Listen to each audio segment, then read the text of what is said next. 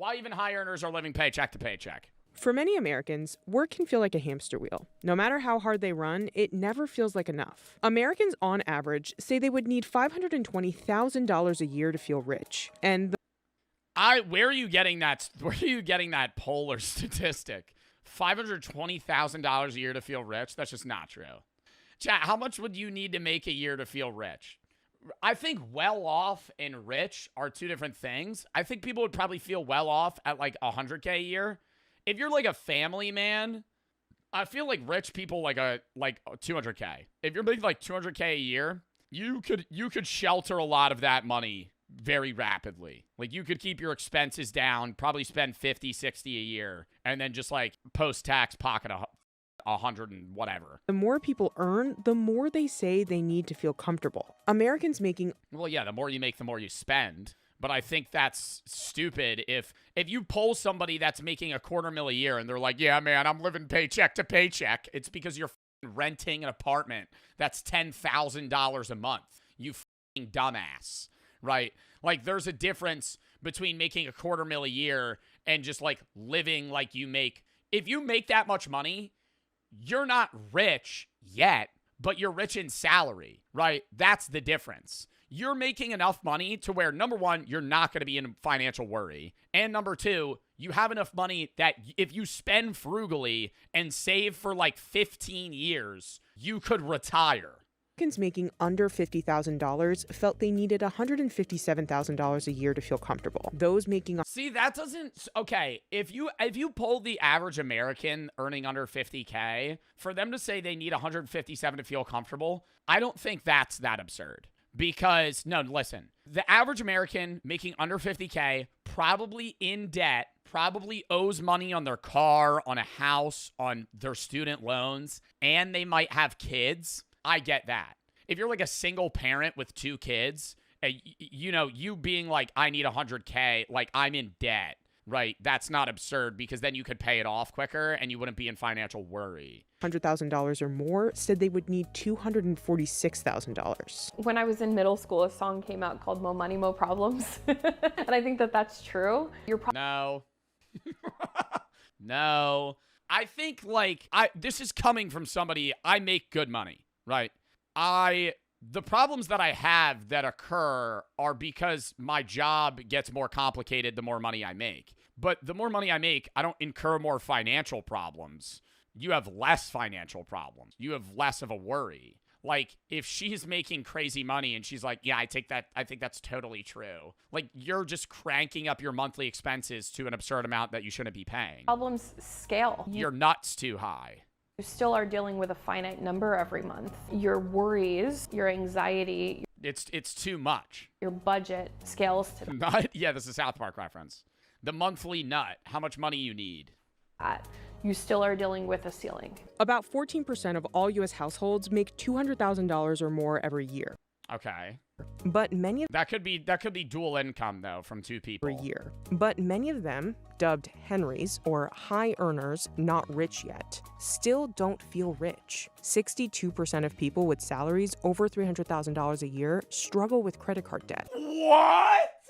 60? Okay, bro, these people are fucking idiots. I'm sorry. I'm actually about to start crashing out. If you make over 300K a year, how are you struggling to pay off your credit card debt? Are you fucking kidding me? What are you buying? What are you buying? That you're like, damn, man, I gotta fucking Klarna this. Could I segment this Uber Eats order? Brother, you make almost $500,000 a year. Earning doesn't actually make you feel rich, spending it does. If most people spent 99% of their paycheck, they'd feel quite rich. And it's the paradox here, when we're in accumulation mode, it's very difficult to feel rich. It can be pretty easy for someone to feel like I'm making really good money, but I don't have a lot of discretionary income. Earning more and feeling like you're still on a hamster wheel is what a lot of Henrys experience. And that's because... because they upgrade. Stay in the shit-ass apartment that leaks from the ceiling. Lock in the fucking rat race for 10 years and you're goated. Say you make crazy money out of college. Let's say you're somehow making fucking 80K right out of college. You get a pay bump. 8 years into your career, you're making fucking 250K and you're in your early 30s. The reason your nuts going too high is because you're fucking going, oh, let me get like a 3-bedroom apartment. Oh, let me own 2 cars. Because now you're paying that. They're not living within their means. They may have Nothing I say here is financial advice. been living above their means when they weren't nearly making as much money, and now they're just continuing to add more and more and more. I earn Yeah, I think the biggest thing you see of stupid rich people is they finance shit, use it, sell it before they've paid it off, and then do the repeat of the next thing. So they're constantly just losing money because the resale value of the product they bought is so much less than what they got it for. And then they use the resale to pay off the majority of the debt that they've accrued or whatever they owe on the product left. But then they're ending up paying way more, selling it for way less, making way less, not really getting much out of it, and then buying another thing. Like, rich people, I'm not saying rich people. If you're making like $250,000 a year and you buy a car and you have that car for 3 years and you're financing it, and you still have 3 years left to pay on it, and then you sell it, pay off the financing, and buy another car immediately after, like, that's where you're fucking yourself. Because then you're just now you're just like constantly just burning cash for the sole purpose of being perceived as wealthy.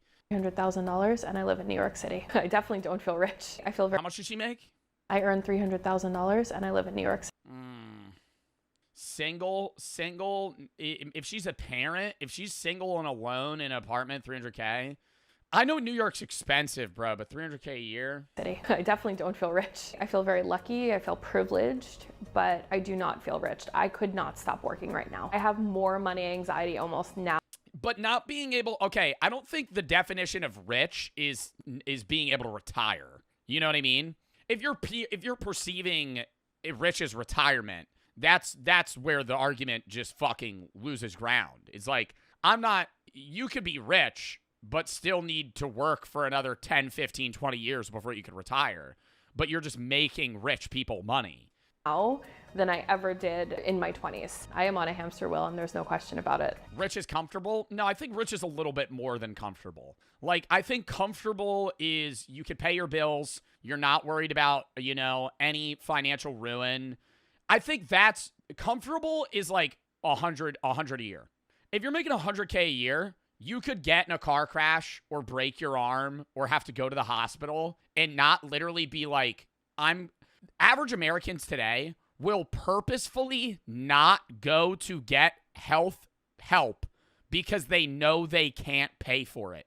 That's why rich people live longer, because they will just go get help.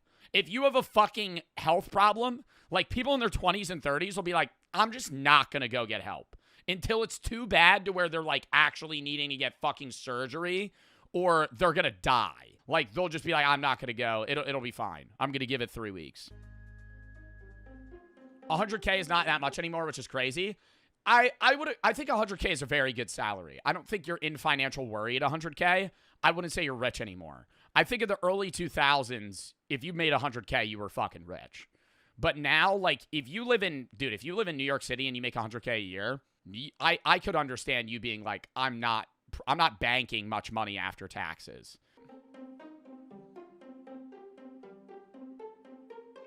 Henrys often don't feel rich compared to others. Many Henrys are cash rich and asset poor. So they're typically people under 40. They don't have childcare hours available. They're first-time home buyers in the housing market. They're paying off student loans early, hopefully. And their income usually hasn't hit a career peak. So they're very much in that not rich yet bucket, but they very well could be in the future. Oh, I 100% feel like a Henry. Marian Contreras was a professional composer, band leader, and pianist who started her virtual assistant business in 2016. That year, I started to grow slowly, and I was suddenly earning more money than I had ever earned in my life. And I think the number was something like $35,000 by the end of the year. And I went, wow, this is really great. I can grow this. She then expanded into a digital marketing consulting agency during the pandemic. For the calendar year of 2025, we're just on. I don't want to judge, but she's saying more money than she's ever seen in her entire life. And she said $35,000, which is basically the average American income.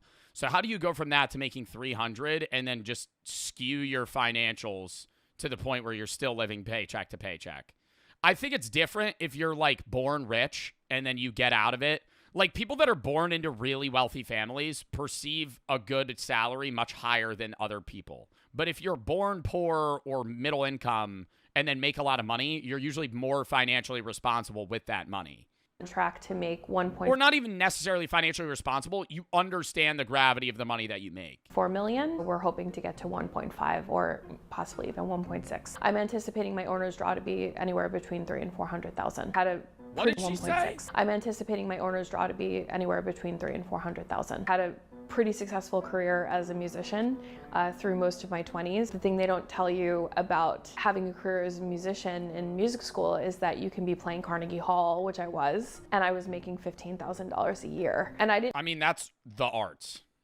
Outside of like music production to where like you're actually selling, like you're selling music and you make albums. If you're like a dancer or an artist or in plays, acting, like, you could be getting good fucking roles performing live and just make nothing. And realize how much freedom money affords you now that I see the kind of freedom that Same thing with real estate agents. I'm not trying to shit on real estate agents right now, but if you're a real estate agent, you're either really successful or like dead broke. You know how many people have real estate agent licenses and make nothing?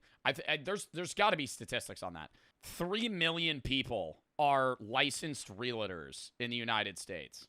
That's like 1% of people in the US. That's so stupid. Why?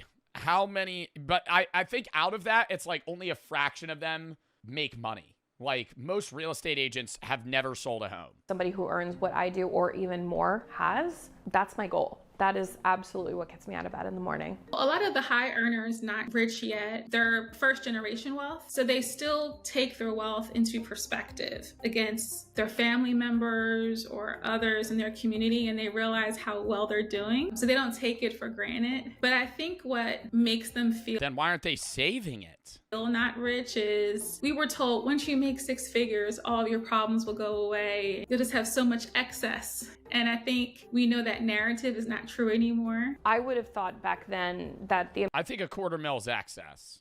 I think more excess depending on where you live. Like if you're in like Utah or fucking Texas versus LA or Atlanta or, you know, New York City. But you're still going to be making crazy amounts of money to put aside. the amount of money that I have in the bank right now, I would be rich. I would have just thought, oh yeah, she's made it, and I don't feel that way. I know that I am on a hamster wheel with my business. I actually really love the hamster wheel. I love what I do, but I also realize that I can't stop.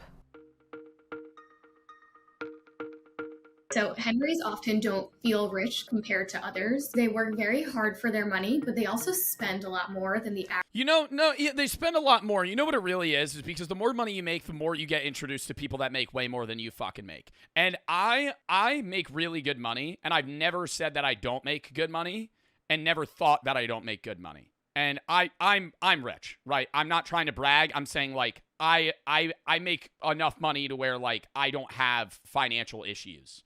But what I will say is once you start making more money, you get introduced to people that tower you, right? If you ever get to a point where you're making $250,000 a year, you're going to start to know people that make $1 million a year, and they're fucking $1 million a year versus $250,000 a year, 2 different ball games, bro, right? Like that guy, $1 million a year is like funny money, right? Not funny money to the point where you're like Aiden Ross or XQC and you could just buy a private jet.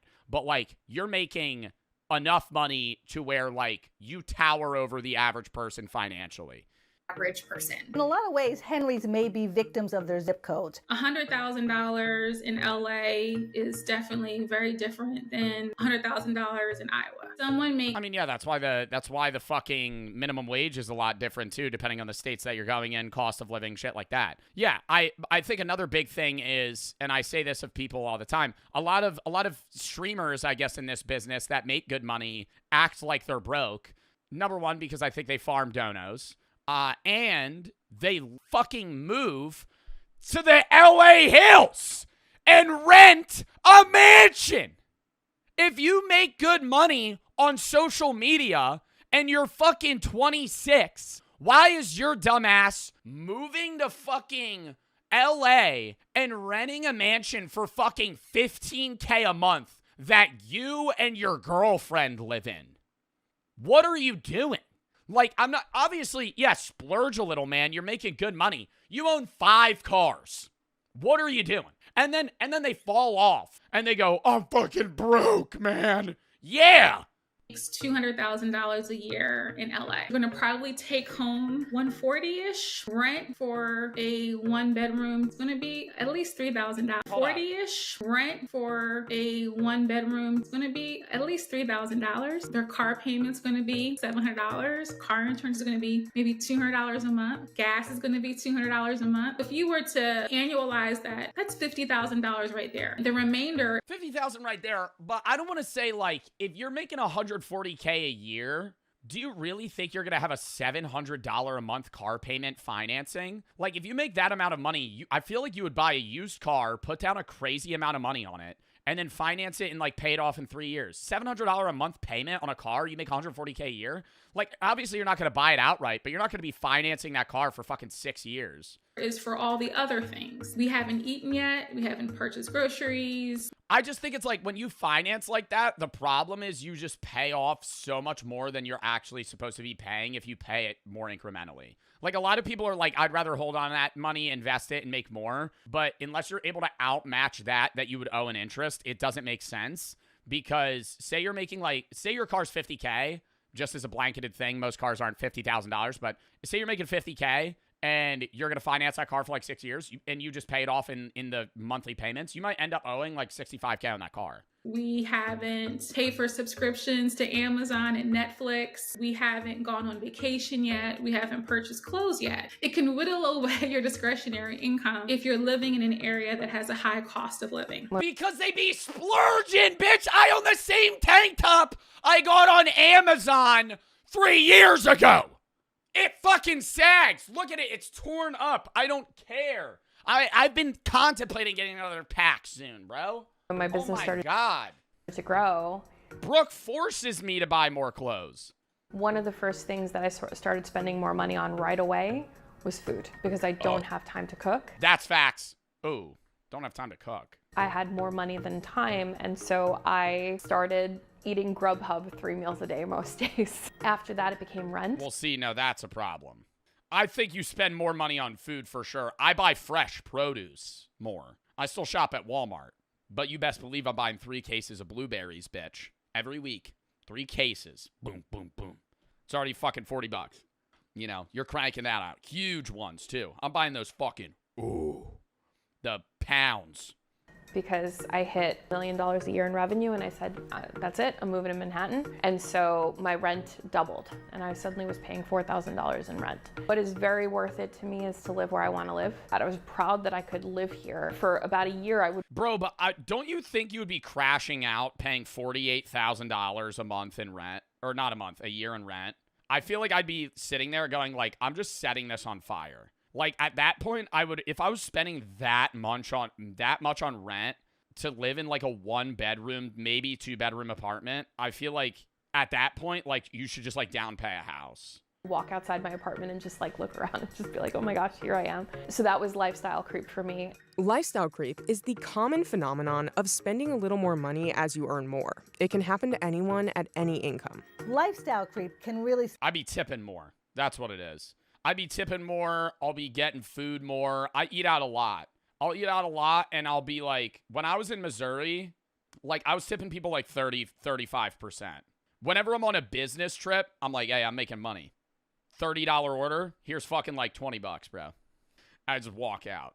Sneak up on you. You start earning more, and then you just... But because it makes me feel good, too, you know what I mean? decide, well, I can buy more things. I need a second car. I need a bigger home. I need to go on this European vacation. I deserve this European vacation because I work hard for my money. The problem is if you're not continuing to increase your savings at the same time, you are putting your financial future in jeopardy. That shift happens everywhere in our lives, from the small purchases to the really big ones. Cars, houses, vacation, and most of these expenses are fixed. Lifestyle creep impacts almost all tax brackets, but it can take different forms. necessities. One 2024 study found that when low and middle income households were given an additional $1,000, no strings attached, every month, their spending increased primarily on basic necessities, such as food, transportation, and rent. However, if it is a steady increase of income, does anybody remember when the stimmy checks hit? Stimulus checks from COVID? This is coming from somebody that, obviously is in New Jersey, so it's different. But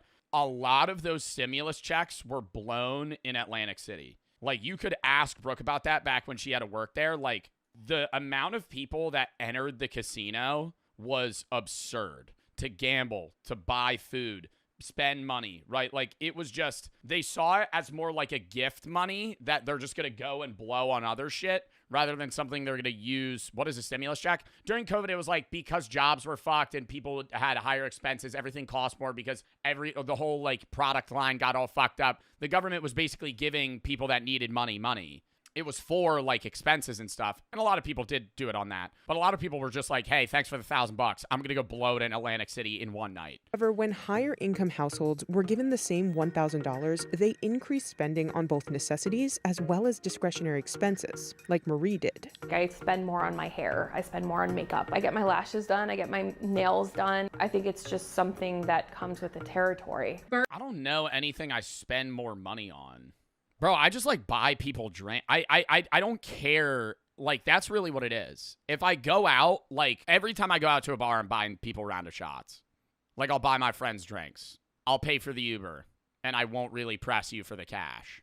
I want you to pay me for the Uber, not for the drinks. But if they don't pay me, I'm not gonna bitch at them. I'm not gonna say it's $20. If they mention it, then I'll be like, yeah, it was this much. Birds of a feather. And then like vlog trips. That's what it'll be. Like vacations. Yeah, I'll spend more money on vacations. Like, I'd rather, you know what it is? I travel Main Plus now. When I fly, if I'm buying the ticket and it's not paid for me by a company, I'll travel Main Plus. Not first class, because that's too much money and I can't reason that amount of money. But I'll travel Main Plus, where I get a free checked bag and I get like 6 inches more of leg room. And it's way better traveling. And maybe like free drinks. Tend to flock on the flight together, and their spending tends to be more, because it's like, it's another, say you're flying like a 4-hour flight, it's probably another like $200, but I'm getting a free $50 check bag, so now it's really only $150 more. Actually only $100 more, because it's $200 more for the ticket, but I'm getting 2 free check bags, one there, one back, and I'm getting better legroom. If you make about $85,000, your friends probably also make about $85,000. So you're doing similar activities in the same economic bracket. Once you have friends that are making $200,000-$300,000 a year, your activities will change. The restaurants that you will eat at will differ and change. They're going to probably be a little bit more elevated. Your vacations are going to be more elevated. Your clothing is going to be more elevated. It's not necessarily spending irresponsibly, but they're spending. All of your spending has increased by 20% just because you buy higher quality goods. Aligned with their friend group and their community. That's why a lot of them oftentimes don't feel rich, because they're spending along with their friends. Well, that's what I was saying, perspective. Like, if you're in a work environment where you're making $300K, all your work friends probably make as much, if not more than you, and then immediately you just feel broke. Emotions are tied so tightly to what we do with our money. It happens to everyone. You get a raise, you're feeling great, you deserve to go out to dinner. In fact, you deserve to book that cruise. But the reality is that money was supposed to be earmarked for a bump up in your retirement savings, or money that you were going to put toward your child's education, or maybe you don't have an emergency fund, or at least not an adequate one, and the money should have gone there. When we allow ourselves to let our emotions overtake what we're doing with our money, we lose sight sometimes of what our goals are and how we have planned to meet them. Henry will sometimes look to the mega millionaires or the billionaires and wish that they had more, but it's really just that upwards comparison for more. Who the fuck is looking at a billionaire and going, I need that. I'm not making good money right now. I'm not making good money right now. If only I had Elon Musk money. That keeps them stuck. More will never. Me, I never wanted that amount of wealth.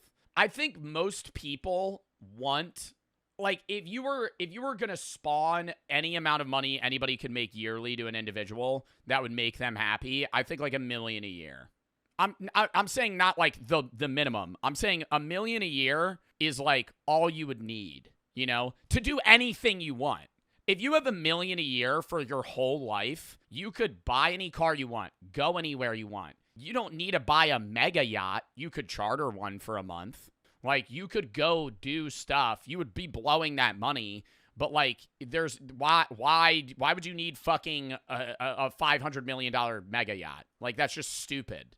Be enough. Most people that are like, if I won the it's like, hey, if I won the lottery, I'd do this. Most of the things they describe that they would do, you could do making $1 million a year for like 15 years. At a certain point, and you have to decide what you have is ultimately enough and start appreciating all that you do have instead of fixating on all that you don't. Experts say the best way for Henrys to start to feel rich and to get off the hamster wheel is by budgeting. Is by buying homes and then raising the rent during holidays. So you go and you see, no, the best way you get off this hamster wheel is you're gonna make a shitload of money. You're gonna start investing into low income areas, and you're just gonna you just skyrocket rent to the fucking roof. And planning for the future. You can't really Become a loan shark. Get into private equity. figure out if you're rich yet unless Start giving out $10,000 to people, but require them to pay you double the next week. you know where you stand right now and where you want to go. You need to know your net worth. Doesn't matter how much money you have. It's not just for rich people. You have a net worth. What you own minus what you owe is your net worth. Everyone has one. Yours may be negative at this point, but you have to figure how to turn that around. Once you know your net worth, then you can start to build on what are your goals? What do I want to have in terms of my retirement I don't think you need to know your net worth to know your financial goals.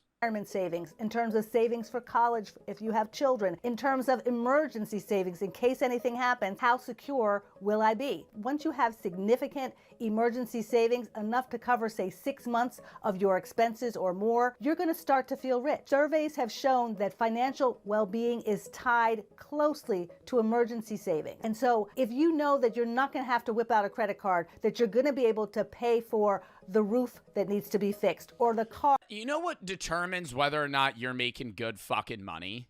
Is if you don't look at the paycheck before you hand them your credit card. I think that is like the definitive. And it like for anybody, if you don't need to look at how much something costs before you pay for it, you're making really good. Like, you're fine, right? Now, and I'm not talking like a flex on a date where you're just like, I got it. I'm saying like anytime you're out at a grocery store buying something, yeah, here's the card. You don't even like, your eyes glaze over when they're like, it costs this much. Car that breaks down, you're going to feel rich. I think wealth is often an emotional feeling. It's a mindset to feel truly secure and not to have to worry about finances at all. Feeling rich, it can feel much more about the bottom line and the dollar amount. So one is more about the tangible number in your bank account, and the other more is a feeling. Most people aspire to reach a level of wealth where they don't have to stress or worry about their finances or even about the future generations, to know that there's a cushion there. One of the things I focus on with my clients is a budget should be a representation of your values. The issue is you can't value everything. You have to prioritize it. And when people see the hard numbers of what they're spending on a monthly or annualized basis, and they see, oh my gosh, I'm spending $5,000 a year eating out, I will ask the question, are you enjoying those meals at $5,000? Is it bringing you that much excitement and that much joy? And most people will Yeah, those Chipotle burritos are fucking banging. I can tell you that. Can't live without them. say, no, Camila, it's not. The food is okay. I'm doing it to be social. Well, we'll talk about other ways that you can be social without spending $5,000 a year eating out. Oh my God. Other ways you could be social without spending $5,000 a year eating out. What is she going to give me? What social event can you go to that doesn't cost money? None. You going to go hang out at the park? You going to post up at the park? A fair? Fair costs money.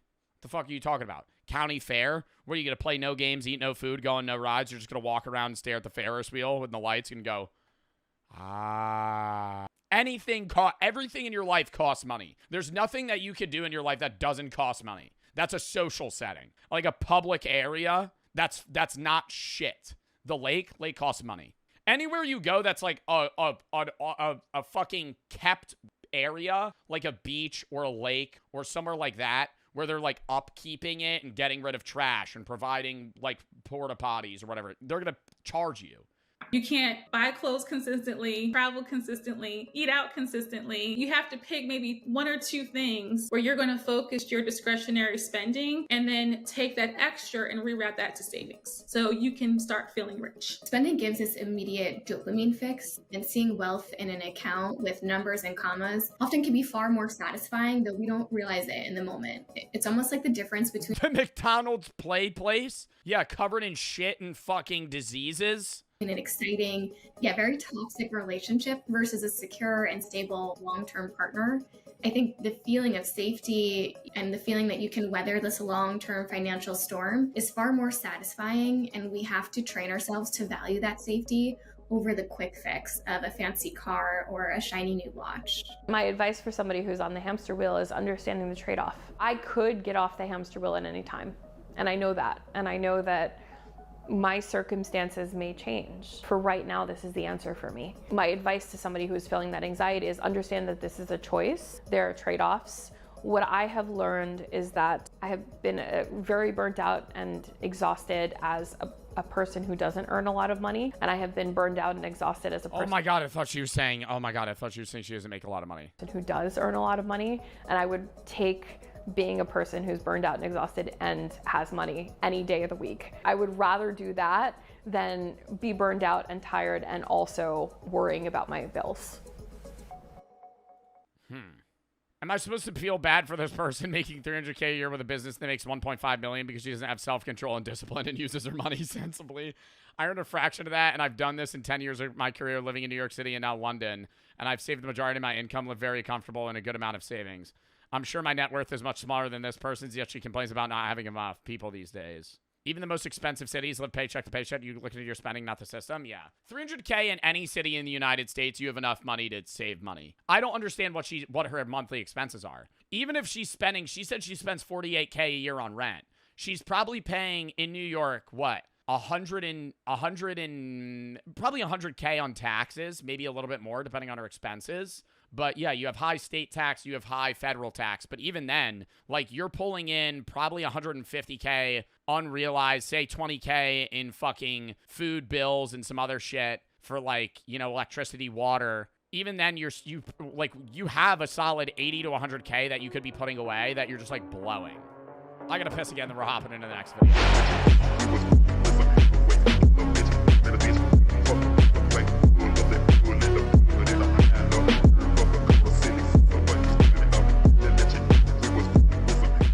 How the Super Bowl really works. I'm excited for this video. I know the Super Bowl just happened, but I went, so I feel like I could give my own personal insight on it too, so it'd be really cool to, like, you know, converse about it. The Super Bowl isn't just a football game. It's a logistical monster. Behind one kickoff is years of planning, billions of dollars, and one of the largest security operations in the country.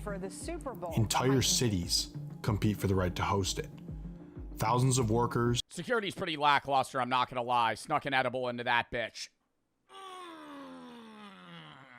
Got in there with weed. Well, I don't know if they were searching for that. They did have drug dogs. But I had that shit in my pocket. You walk through a metal detector and they wave you with a wand too. That's it. But they do have security guards everywhere. They had security guards, cops everywhere. Volunteers, media members, and law enforcement agencies are involved.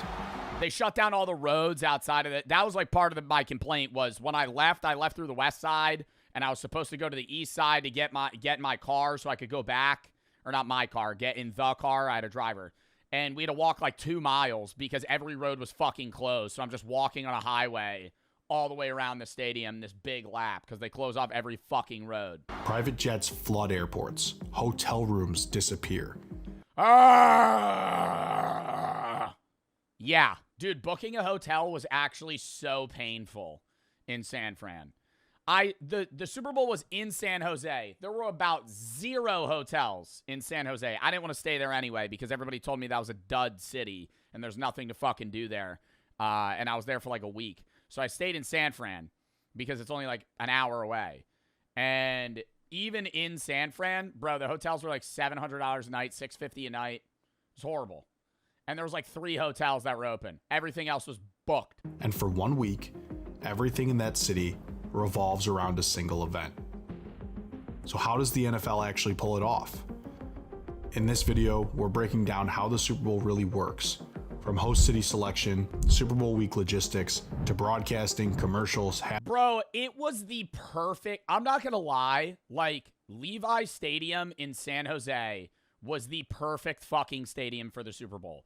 The amount of people that are showing up was not even a problem because there's San Jose Airport and San Fran Airport 45 minutes away from each other, 2 big-ass cities, and Oakland across the water. You could, like, they had no problem holding that amount of people. Like, if they have, when they have the fucking World Cup in New Jersey. Cooked. C-O-O-K-E-D. Cooked. That shit's going to be terrible. Already overcrowded ass state. And then on top of that, we're going to have millions of people flying in. You're on crack. If Newark Airport, the worst airport in the fucking world. Newark Airport, worst airport in the fucking world, dude. We're going to have everybody flying in there. Yeah, that's going to be a problem. Have fun getting to your fucking flight 9 hours early to stand in line for fucking 6. Hell no.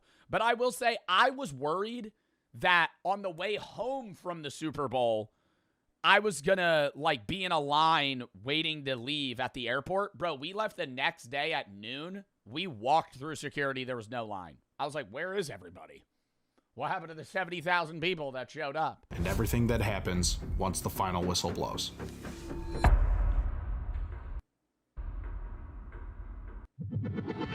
At SFO? Yeah, there was nobody there.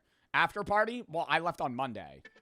Yeah, they used private jets. I was a chud. No, I wasn't, because there was an Eagles player on the flight with me. The planning for the Super Bowl start with the selection of a host city. To host a Super Bowl, you first have to place a bid, which normally starts about 4 years out, and the NFL considers a multitude of factors to select a host city. The NFL... I thought if you're the host city, you can't be in the Super Bowl. Am I wrong? When was the last time the Super Bowl was held in the city of a competing team? Yeah, in 2022. Oh, no, it's 2022. When the LA Rams... Yeah, the LA Rams hosted at their own stadium. And then the Bucks. Oh, shit. I didn't know that. Well, I haven't been paying attention. Considers stadium quality and capacity, obviously, but also many other factors like hotel inventory, airport capacity, the climate of the city if the field is in a dome, security on hand, and corporate infrastructure. To get the game, host cities will come up with intricate plans that cost millions of dollars to prepare. This may seem backwards, but it's actually an investment. For example, Las Vegas spent roughly $60 million preparing for the Super Bowl. But the return was massive, with an estimated economic boost hovering around $600 to $700 million, a 10x. They made $700 million in their city in the fucking, like, 2 days that the Super Bowl, like, shit took place there. I'm not gonna lie, they were hyping it up all over San Fran. Like, when I was in San Francisco, I was there, like, a week before, and every business, every restaurant had, like, Super Bowl specials, Super Bowl themed things, Super Bowl this, Super Bowl that. There was, like, special events that were being held at Pier 39. Like, they had stuff going on just trying to rake money in. And it was working, dude. Everyone was going to that shit. Return. These investments are in a number of different things. Host cities will often renovate stadium locker rooms. I didn't know the NFL doesn't pay for the halftime show. I knew that, like, I learned that, like, 3 years ago. That the artist has to pay for it. Or their sponsors, but they get the money back. It's still, you're still in set. The idea is like, hey, we're not going to pay you to perform, but when you perform, your music's just going to fucking spike, you know? Like when Usher performed, I'm using Usher as an example because he's kind of like an older artist that, you know, regained popularity. When Usher performed, his music like tripled. Like motherfuckers start listening. Yeah, people start listening to you again. Like Ludacris and Lil Jon and all those people when he performed. Broadcast capabilities by adding new cabling for cameras and a host of other things. Cities will tightly map out traffic plans, trying to find the most efficient ways for fans. How much do you think Kid Rock got paid to do the All-American halftime show? To reach the stadium. Another important probably $10 and a wet napkin. Consideration is airport availability. there are plenty of commercial flights that will be arriving for the big And he went, oh yeah. game. But an even bigger consideration is being able to house all of the private jets. The Super Bowl obviously is just as much a social event as it What a problem to have. We have too many private jets coming in. is a sporting one, with thousands of celebrities, Suck a dick. Fly Spirit, bitch. athletes, and business You moguls gotta be kidding me. Oh, we have too many private jets coming in. Some of our clients, all of our billionaires aren't able to come in. Fuck off. given this. A ton of private jets arrive every single year for the Super Bowl. For Super Bowl 58 in Vegas, approximately 882 private jets flew into the city for the big game. The year before that, in Phoenix, a record 931 private jets. Insane. The Super Bowl is labeled as an NSSE, short for a National Security Special Event. This means that a multitude of different security groups need to work together to ensure a smooth, safe event for everyone. That means a group effort and collaboration between the Secret Service, FBI, Department of Homeland Security. Yo, I don't know if they had to do with it. There were so many homeless people in San Fran the day before and the day of the Super Bowl. None. I'm telling you, I would walk down an alley where there would be 9 homeless people on the sidewalk. When it was the day before the day of the Super Bowl, they were gone. I don't know where they were, where they put them, if they moved out or something. I moved out. I don't know where they moved them. State police, and local law enforcement. The exact number is tough to pin down, but it is estimated that the FBI, DHS, and Secret Service contribute anywhere from 500 to 700. State and local law enforcement between 1,200 and 2,000, and roughly another 200 to 400 from the National Guard. All told, well over 3,000 plus security members help secure the Super Bowl. To house everyone visiting, hotels work overtime. In New Orleans, it was estimated that 43,000 hotel rooms were roughly 90. Yeah, hotels working overtime. Meanwhile, my hotel has one plunger that they pass around for each person when a fucking toilet clogs. I mean, you gotta be goddamn kidding me. Oh, we're really hyping up the Super Bowl here. Why do we not have a plunger in every fucking hotel room? I mean, what type of stupid shit is that? I have to call you? I call the guy. You'll see it in the vlog. I was getting mad. Like, I clogged my toilet. I try unclogging it with my foot. It doesn't go, okay? It doesn't go. And this is like a 20-minute process, right? I'm giving the double flush, the triple flush. We're on the brim, right? Like, the water's almost spilling over. So it goes down a little bit. And, I end up getting a hanger, and I try mushing it down with that. It does nothing. And chat, keep in mind, the poop's gone at this point. It's just toilet paper. And I ended up washing my foot. It was fine. So I jam my foot in the toilet. Does nothing. So I end up calling them, and I go, hey, I clogged my toilet. There's no plunger in the room. And they go, oh, we'll bring up a plunger in a minute. I get a knock on the door, and this guy comes up. He's wearing a suit. He doesn't even look like a janitor. And he's holding the plunger in a trash bag, and he's like, can I come in? And I go, no. I don't say that. I go, I could do it. And he goes, are you sure? I'm like, what do you think? There's something alive in the fucking bathroom, dude? No. I'm a grown-ass man. I don't want you to fucking unclog my toilet. What the hell is this? So I go, give me the plunger. So I take the plunger, and I fucking shut the door in his face. I go unclog the toilet, and then I bring it back. I go, here you go. And he goes, thanks. I go, thanks. And then he walks away. I go, hey, this is an interaction we could avoid. All you got to do is put a plunger in the room. How much is a plunger? $5? $10? $12? And I tell Brooke this, and Brooke's standing there. She's listening to me talk to this guy. I go, who the fuck would want him to plunge their toilet? And she was like, you'd be surprised. And, I ended up thinking about it, and I was like, yeah, there probably are some, like, really, like, richy people that are like, could you unclog my toilet for me? Fuck out of here. I want to unclog. I don't want somebody, like, you know how weird that would feel if I let this guy in my hotel room, and then he's just sitting there just mushing. I know that looked weird. 3% occupied. Gross. In Vegas, that number was tenfold. 413,000 hotel rooms were booked between Friday and Sunday, the week of the Super Bowl. Although, this is expected for a city like Las Vegas, where many people probably visited to enjoy everything Vegas has to offer during America's biggest sporting event. Who makes up many of the people attending the Super Bowl? Volunteers, of course. 10,000 plus volunteers help every single year with the Super Bowl. This includes everyone from airport greeters to fan experience staff and traffic coordinators. Concessions. I don't think I saw a single person he just mentioned. And traffic coordinators. Nope. Traffic coordinators, yes. None of the airport greeters.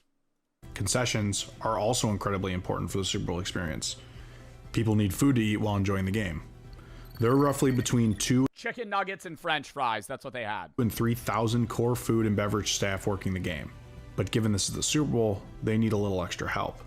To handle this, an additional 1,000 to 2,000 workers are brought in to help serve people food and drink. Most interestingly, the revenue gained from concessions alone is astronomical. It is estimated that anywhere between $6 and $8 million is grossed on concessions alone. That is I feel like that's majorly from alcohol too, bro. They were charging fucking 19. Dude, no, it was $20 for a 19-ounce beer. I was like, wow, I'm paying $1 an ounce. $1 an ounce for fucking piss. For piss water. a lot of food and drinks. Lastly, the most important attendees of the big game are, of course, the coaches and players. This includes the 53-man roster, plus 2 to 4 additional reserves, 20 to 25 coaches, 15 to 20 medical/training staff, and another 25 to 30 operations personnel, totaling 115 to 130 people per team. And believe me when I tell you this, their schedules the week of the Super Bowl are crazy. Super Bowl week is hectic, to say the least. Teams normally arrive Sunday before the Super Bowl to get settled and have a lengthy week of activities ahead of them. On Monday, the festivities begin, most notably opening night. On opening night, individual players and coaches from both teams are at podiums. Thousands of media members gather around them to ask questions and record viral moments, like this interview between Deion Sanders and Marshawn Lynch several years back. You look good. Shit, you do too. The event is also commonly open to fans as a ticketed event. The host stadium. Do that many people watch opening night? I think I've only seen clips of opening night like once or twice ever. Will often play hype videos for each team. Yeah, clip farming night. That's what I'm thinking, bro. I'm like, I don't think anybody taps into opening night the week before. Music and entertain with team mascots. In total, it is about Joe screening out. I'm just sitting here. I'm like, you just see me pass out. 90 minutes and gets most of the media obligations out of the way early, allowing teams to focus on football later in the week. Tuesday through Friday are much more football focused. Teams hold full practices and media events are limited. While coaches and players will still conduct individual interviews on these days are way more tame than opening night and allow players to focus on what's important. Saturday is when things really tighten up and calm down. The teams normally hold light walkthroughs and media sessions are at a minimum, with only key players and coaches holding brief interviews. Most of the players' time is spent in hotels, reviewing film and mental. Bro, Joe Burrow be getting injured so often. I could so see Joe Burrow making it to the Super Bowl one day, and then the day before, they're like, he has the stomach virus. Joe Burrow has contracted the Black Plague. And then every Cincinnati fan goes, you gotta be fucking kidding me. Prepping for the But Joe Burrow somehow got a new case of Ebola. next day. He's gonna be out for the rest of the season. On Super Bowl Sunday, everything is tightly scheduled and feels like it is timed down to the minute. Players are required to be up and at breakfast around 7 hours before kickoff. Teams will often hold a few additional meetings for position groups and then head to the stadium 3 to 4 hours before kickoff. For travel to the game, teams obviously have police escorts and NFL security to ensure a safe arrival, and teams have a fixed window of arrival set by the league. Upon entering the stadium, players will get additional treatment needed and then begin warm-ups 90 minutes before kickoff. After warm-ups, players will head back to the locker room for some last-minute speeches by captains and coaches before being introduced for the big game. I feel like that's not that different from a regular game, though, no? Like, he's talking about how the Super Bowl really works. I feel like how teams, obviously it's a lot more serious because it's the Super Bowl, but how teams are treating their Super Bowl game is like a playoff, like any playoff game. Like, I think there is a little bit more rest probably in between because you don't want to be, like, at all lethargic and then you're going to put it out all out on the field, you know, because it's the last game of the fucking season or the postseason. But still. And then the show really starts. To showcase the spectacle for those not in attendance, a broadcast is needed, of course.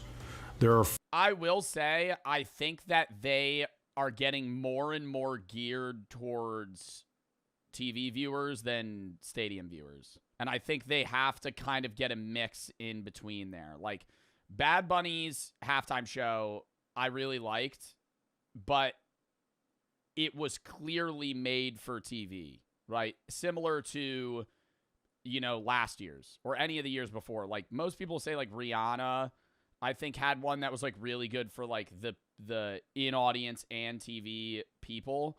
But it's, like, all of it's around TV-focused TV stuff. So it's, like, they do, like, fan shit. But, like, if I'm being honest, outside of the halftime show, the Super Bowl felt like any regular season game.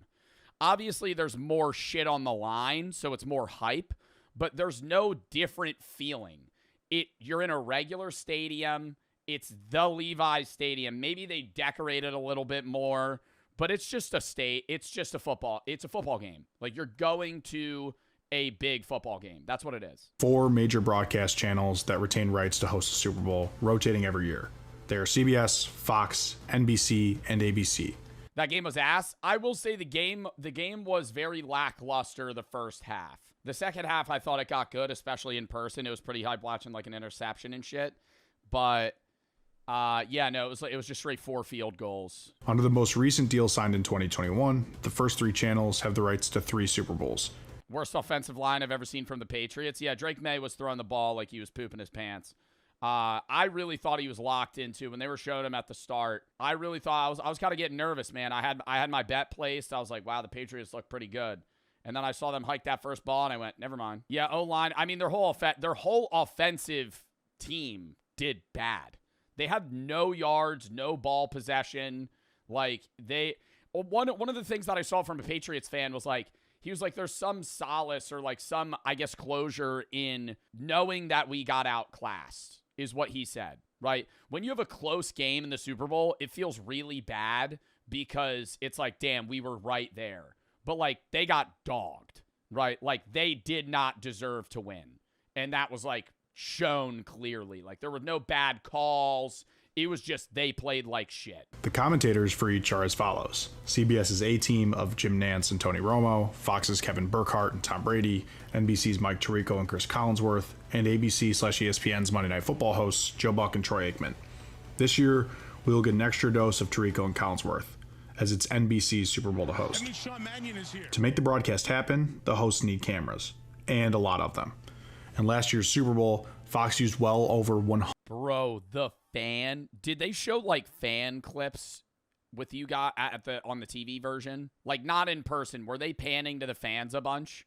They have, like, 100 cameras at all times. 3 rows down from me, they gave a kid a sign and kept a camera on him for 30 minutes. And he's just holding the sign, watching the game, waiting for it to cut to him. Never cut to him. And I saw the same shit, like, sprinkled around the crowd. Like, every section, they had a camera guy, like, panning between. They were showing a kid that was a Patriots fan and a kid that was a Seahawks fan. Kid that was a Patriots fan, kid that was a Seahawks fan. Never showed either of them on the screen. Like, they deadass. Like, you would think that they have, like, 4 guys that are just, like, kind of running around the stadium just showcasing a few people. No, they have, like, somebody every section.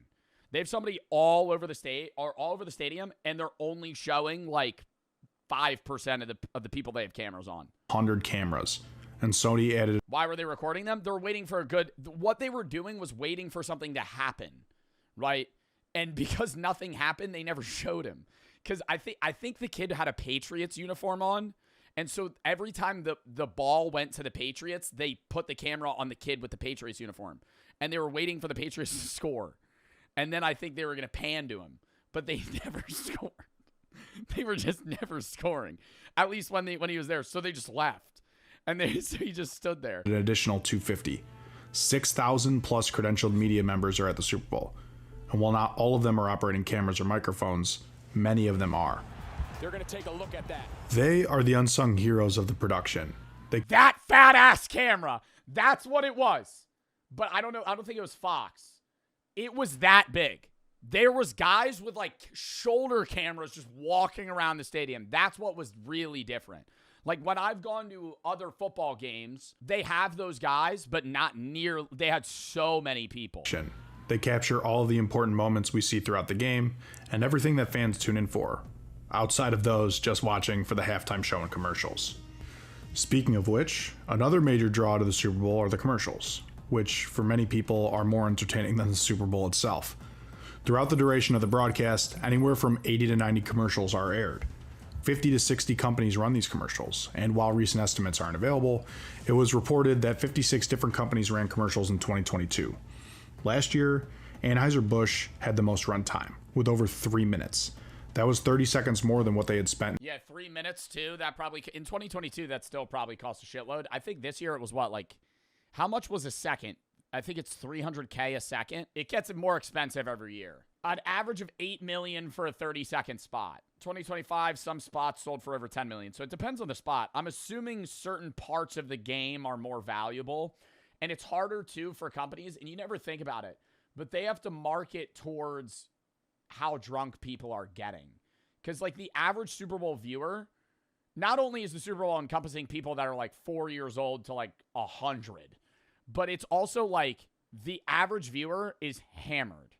So you have to, like, somehow captivate their view and also assume when you want to have your... Do you want your ad shown when they're more sober or more drunk? You know? Are they going to be paying attention or are they going to be, you know, kind of tapping out? You know? Because near the end of the game, people are really locked in if it's close, but you also have to guess if it's not a close game, people might actually just turn it off. There's so many, like, things involved. In 2024.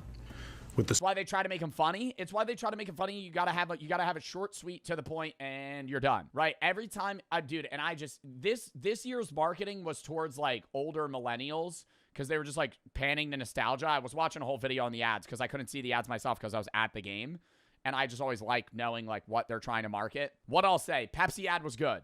Michelob Ultra ad was good. The Dunkin' commercial, vomit, throw up. It did well for, like, the age demographic they were going towards, but it was literally just like, hey, remember us? I'm CGI'd so I don't look old as shit. Remember me? Yeah. Ugh. Yeah, and I saw the Svedka commercial. I mean, fire whoever.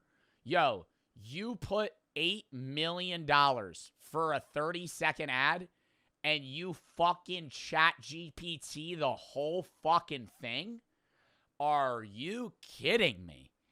It was dog shit. I saw that, and dude, I ended up going on Svedka's account before, and they were marketing that for weeks before. I gotta show you all the ad.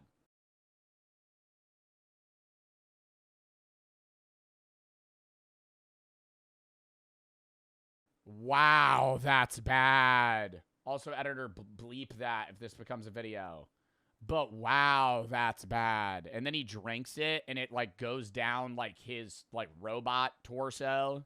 Spend in mind, what do Super Bowl... Like, you can promote AI as a useful thing and a useful product, but, like, no one likes watching AI commercials.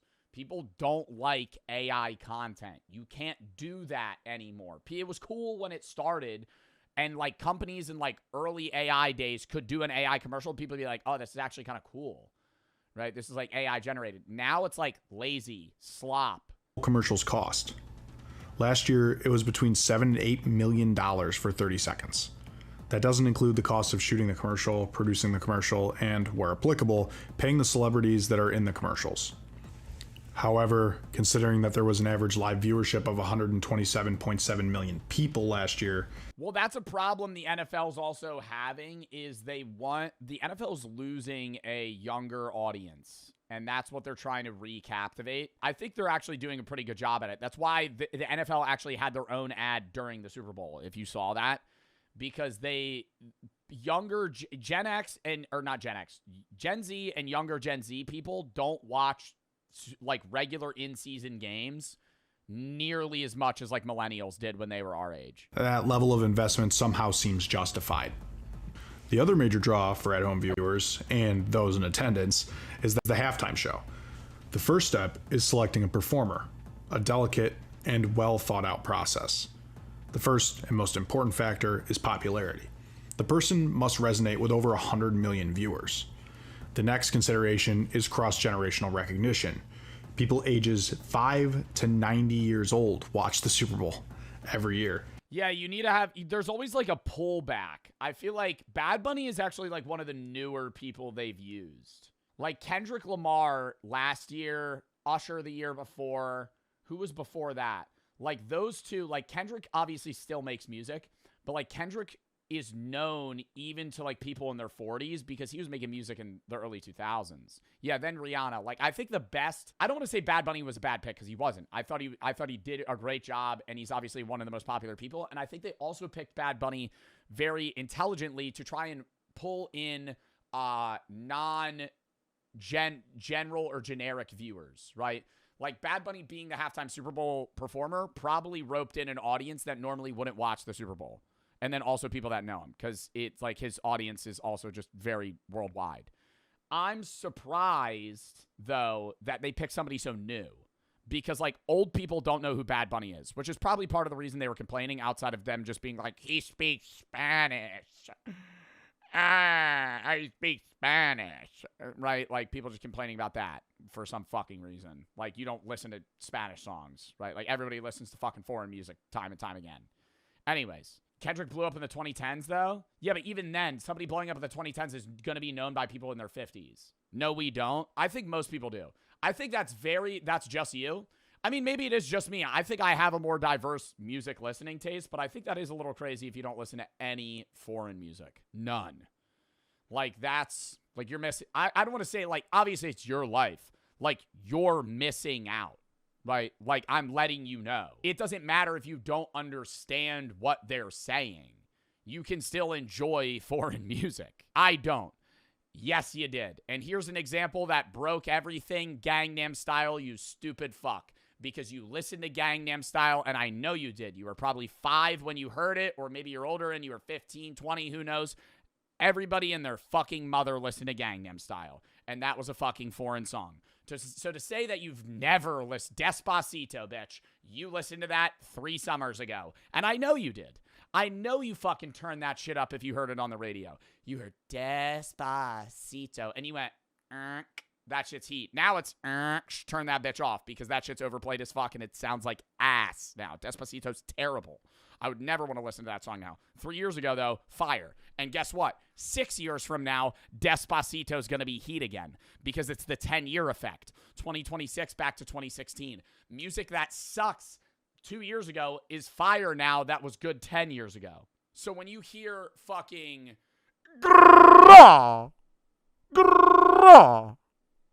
you go, Panda.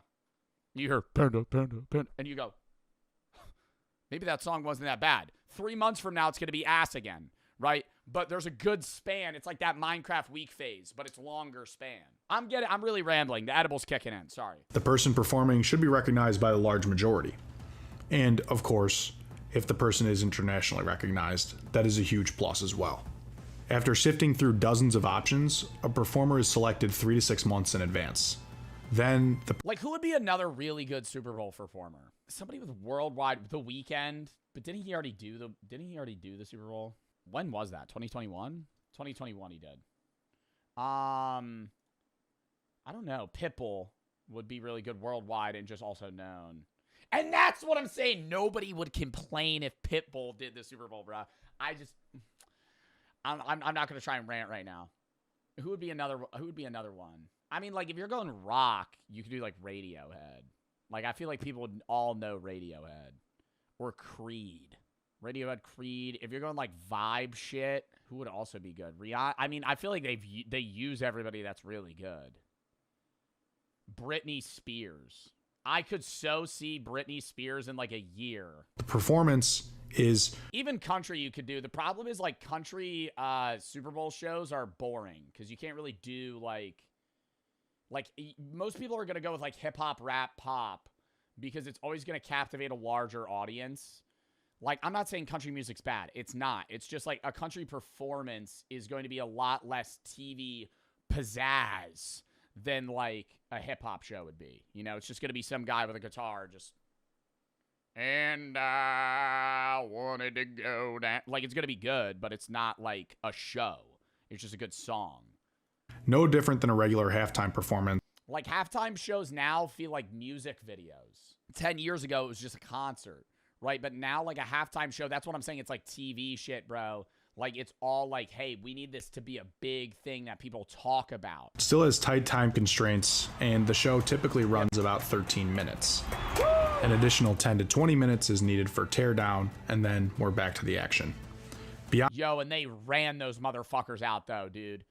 They, right when halftime was called, it was dead ass 15 seconds, and I heard a guy, because it was like quiet, some guy was like, go, go, go. And they all started running, all the Bush people that were like literally, you thought they were just props, but they were people wearing Bush outfits. Fucking, dude, you saw them, and in unison, they all ran in a line, like, just sprinting, full speed. All got lined up. Then they had to fucking assemble that house or whatever. They disassembled that house in like 30 seconds. Like, right when it ended, they just got everything off. That was the coolest part of the halftime show. Watching them haul ass to set up a movie set, film live for fucking 12 minutes, and then put it back down. Beyond the timing, the cost, however, is where things get really crazy. The shows can cost anywhere from $10 to $20 million to produce, and we have seen a ton of great performers. This year's performer is Bad Bunny, but icons like Michael Jackson, Prince, Madonna, and recently Taylor Swift, who set the record for most costume changes last year with 7, have at one point graced the stage. The wild thing about selecting a performer is almost no one gets selected twice as a headliner. Only Gloria Estefan, Beyonce, and Justin Timberlake have headlined multiple times. It's an exclusive club. Be a Justin Timberlake halftime show. That motherfucker just gonna be holding the mic up to everybody. You see him do that shit? Dude, the amount of artists, the amount of, like, white guys in their 30s that, like, sing, and whenever they do a concert now, they just get the audience to sing the whole thing. I'm like, yo, we paid to see you sing it. Hey, if I wanted a listening party, I'd just get in a room with, 10 of my friends. Like, what are we doing? I sing the song. Or like rappers too. When rappers do that, like, I get you doing it for like a popular line, but like, I mean, maybe once or twice. Twice as a headliner, and a true testament of a performer's popularity. The game and the halftime show are obviously the major draws of the Super Bowl for those in attendance, but the Super Bowl is a one-of-a-kind experience. And how much does it cost? The cheapest seat last year on resale markets just before the Super Bowl started was anywhere between $2,200. That's what it was this year. I saw a TikTok of a guy, he got one for like $2,205. The average cost of a ticket this year, I'm not sure about average, but like a normal section, like non-nosebleeds, was about like $5K. And $2,600. Like day of. Weeks before, maybe like $8K. The average resale ticket price last year was $8,076. Tickets for first row in the 50-yard line, upwards of... That's not that bad. Oh, no, it's extremely overpriced. It's extremely overpriced. It's because resellers know they can get that value, right? It's like the average person that's getting those tickets isn't reselling them for, like, they didn't get those tickets for that amount. The NFL's not making the money on that. Like, they're not the resellers. The NFL is not making the money on the ticket sales. Like, the NFL's not getting the 8K. Josh, with 3 kids that's reselling his tickets, is getting the 8K, right? It's like somebody that's reselling the ticket. $56,000. Insane prices. But they are nothing in comparison to the suites. The tiers are normally as follows. Upper Bowl run around $2,500. Lower Bowl can run between $4,000 to $10,000. Club level tickets are between $8,000 to $15,000 and offer super unique experiences. 50-yard line and sideline tickets range between $5 and $20K. And yeah, anything directly behind an end zone is going to be a lot cheaper. than I think corner views actually might be the cheapest. Most people want to buy seats on the sides here, and then you have club level. Then people do like being in the end zones to support their team on, one of the halves. And then just nosebleeds nobody wants. The Super Bowl suites are crazy. Super Bowl suites last year ranged between $750,000 and $2.5. Well, and a lot of the Super Bowl suites they're not getting bought by individuals a lot of the time. Like, you might have a Super Bowl suite that's just owned by, Morgan and Morgan. Like, a bank or a brand or a company is going to reserve this for $2.5 million and invite investors and invite famous people and invite things like that. So a lot of the people that are in these suites aren't actually paying to be there. They're getting bought by a company or brand that's then sending, 30 people to be in this suite. Million. Like, I'm pretty sure, Speed and Mr. Beast were in the same suite or some shit. I wasn't in a suite. I was in the stands. Section 231. That is one expensive game. Of course, there are a lot of perks that come with it. At least we'd hope so, for the price. Suite seats are definitely the best way to view the game, in my opinion. I think outside of being on the field, I think being on the field is a better fan experience. But the best spot to watch a game is the suites. You have your own fucking it's the all-encompassing aspect. It's not just the view. The view, I think, is one of the best. You have your own fucking bathroom. That's everything. Not only do you have better seats, like more comfy seats, you have probably a fucking open bar. You have your own fucking bathroom. The suites include anywhere from 15 to 50 seats, depending on the size. They also come with buffets of gourmet food prepared by expert chefs, multiple flat screen TVs, service staff. TV shit's stupid, dude. If you're watch the fucking game. Why are you watching on the TV? Only spot, you know where they need to put the TVs? The fucking bathrooms. I think the problem with that, though, is then people would stay in the bathroom and not miss shit, and then that would cause, clutter. Only spot where I was watching the game on the TV was when I was in line to get a drink. Yeah, two Bud Light seltzers. Tap my card. Yeah, thanks, boss. Many packages offer meet and greets with players, field access before the game, and exclusive parties only for suite holders.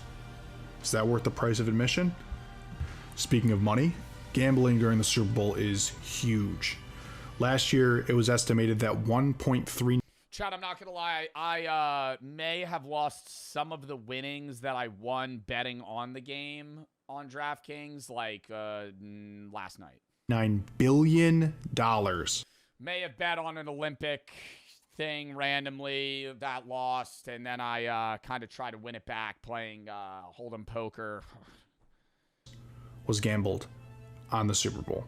According to the $1.39 billion was gambled on the Super Bowl? According to the American Gaming Association. Other estimates indicate that overall gambling was a lot larger, totaling over $6 billion. Who placed the largest bet? And how much did they place? Mattress Mac, who you may have heard of, still holds the record for... Okay. There was an old man that looked just like him who got fan of the year this year. Ed Callan. Oh, no, it's not him. Ed Callan was on my plane. Or Ed Callahan. Oh, he was the Eagles fan of the year. Yeah, this guy and the Eagles player was on my flight home. He sat right behind me. What a guy. Not Mattress Mac. I was going to say Mattress Mac is worth about $10 billion. Some bullshit. For the largest bet, when he waged $5 million on the Cincinnati Bengals to win Super Bowl 56, breaking the previous record of $4.9 million set in 2002. That bet is still a drop in the bucket compared to the $1.39 billion that was gambled. So there's definitely a higher bet than $5 million. I think $5 million on record. There's guaranteed been people that have put 50 mil on a game. For sure. What are all these people gambling on? No, there isn't. Yeah, there is, bro. I feel like there's got to be... Bro, you're telling me some billionaire's never been y'all put 50 mil on this?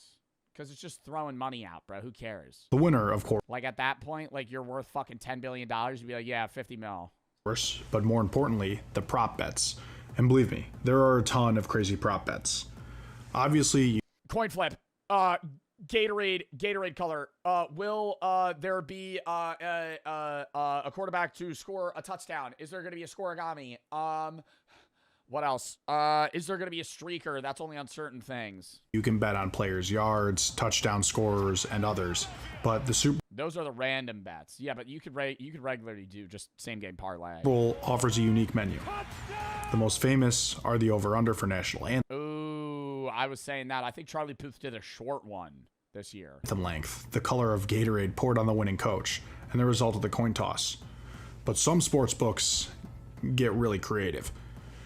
Props offered on some sportsbooks in the past have included crazy things like whether or not a player will propose after the game, whether or not an octopus, a touchdown and 2-point conversion by the same player will happen, if there will be a power outage, this happened during Super Bowl 47, if there will be a wardrobe malfunction, also happened before, and a host of others. The craziest prop bet that actually hit was whether or not there would be a streaker during the Super Bowl, although this one was removed for hilarious reasons.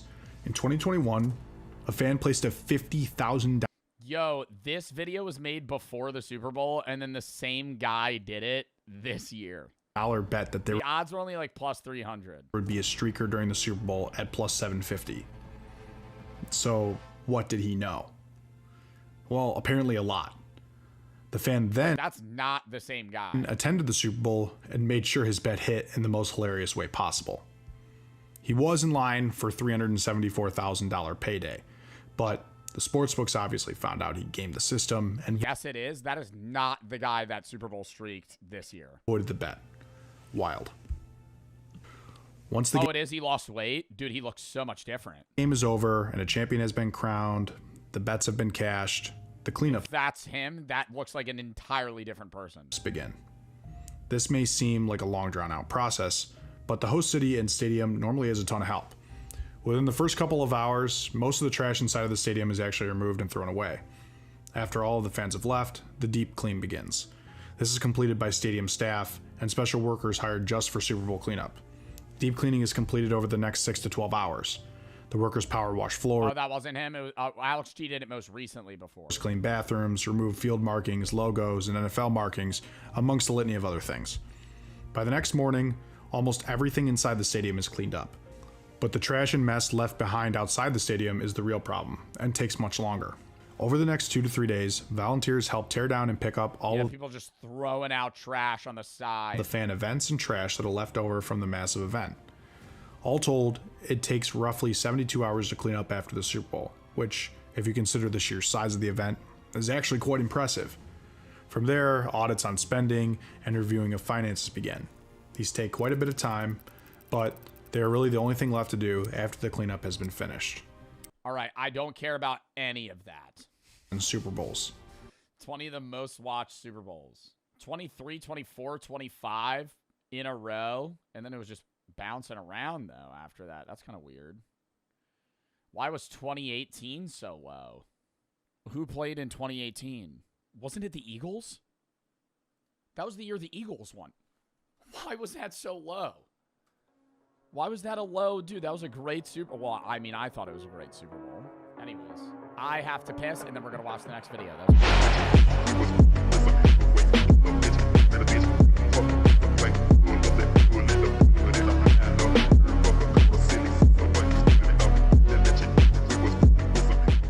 They only have one day to catch food for the entire winter. Monka ice fishing in Yakutia. It's November now. Aryan and his family are getting ready to go traditional ice fishing known as Monha.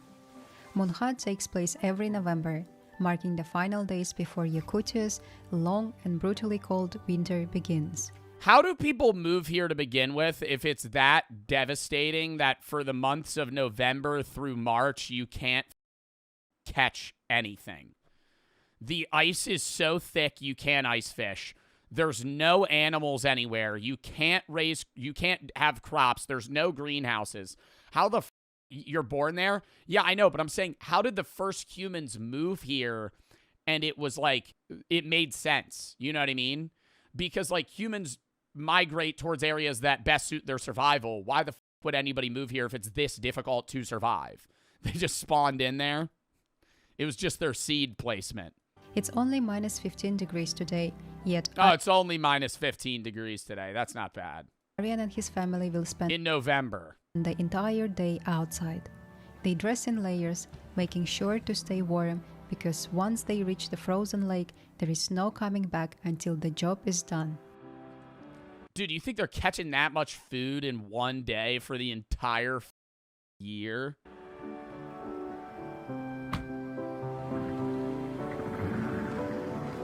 No, that's what I'm saying, dude. What do you, they're going to be out there for 20 hours. They're going to be ripping fish every 3 seconds. I get how they just keep the fish because it's like so cold outside, you just keep it outside, the fish stay frozen. You think they feel a difference between negative 15, negative 30? I actually had a conversation with one of my friends that lived in a cold area before he moved to New Jersey. And it wasn't this cold, but he did say the difference between like 0 to 10 and like negative 15 is drastic. It's like you instantly, the way he described it to me was that when you walk outside in like 0 to 10, it's just cold as fuck.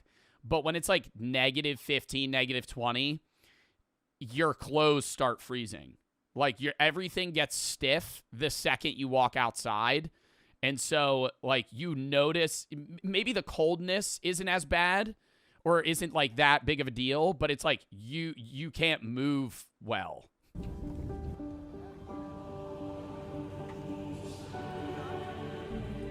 Today is a big day for the whole village. It's the day when the locals hope to catch several tons of crucian carp, enough to feed families through the long winter month ahead. Bro, they're outside like it's a regular fucking Tuesday in the winter. Enough to Are they not? How do they not get frostbite? It's negative 15. Their entire fucking head is out. feed families through the long winter month ahead. Like, the kids all wearing the beanies and, like, they're covering their mouths and shit. Like, I'm like, okay, that makes sense. It's negative 15 degrees Celsius. Isn't that even worse in Fahrenheit? Oh, no, that's 5 degrees Fahrenheit. Okay, that's not that bad. That's bad. It's not that, but it's bad for November. Before fishing begins, the leader and most experienced fisherman performs an ancient ritual feeding the spirits of the forest, waters, and hunters. Negative 15 is not that bad. Bro, what? What temperature in Fahrenheit would you say is cold? I mean, I would say like 40 degrees is cold, but like what I would be like, if for me to walk outside and go, oh, fuck, I feel like it'd be like 20. 20 and windy.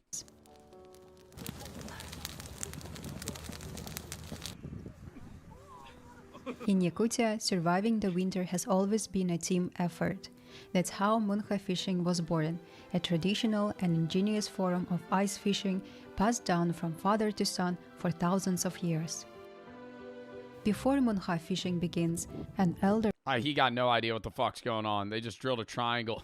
They just Of the drilled a village. triangle into the fucking ice. What are they going to just throw a big net down there? There's no way they're using fishing poles to catch food for the entire year. carefully chooses which lake will be fished this year. This decision Oh my god, they're just throwing a big net. Okay, I think they'll catch enough food for the year. They're about to just net up the entire fucking lake. it's made with deep respect for nature and the local ecosystem. How the hell did they get that under the ice?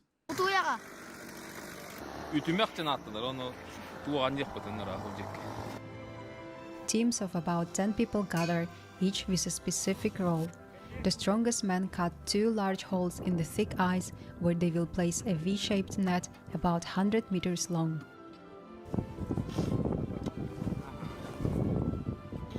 You think they got restaurants? It's not even, okay, this is going to sound like such first world shit. It's not even like, oh, they don't have DoorDash, they don't have fast food.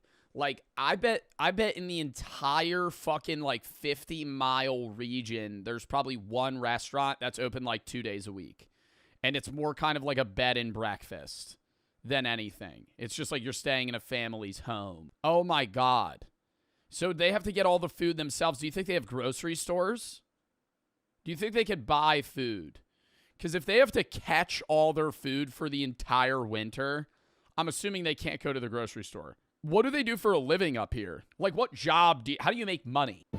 Then they drill a series of smaller holes between them to guide the net underneath the ice, using long wooden sticks with hooks. Slowly, the net is pulled from one side of the lake. Selling fish? They need the fish for the year. They export stuff? I feel like they gotta be like selling like lumber. To the other until it covers nearly the entire perimeter.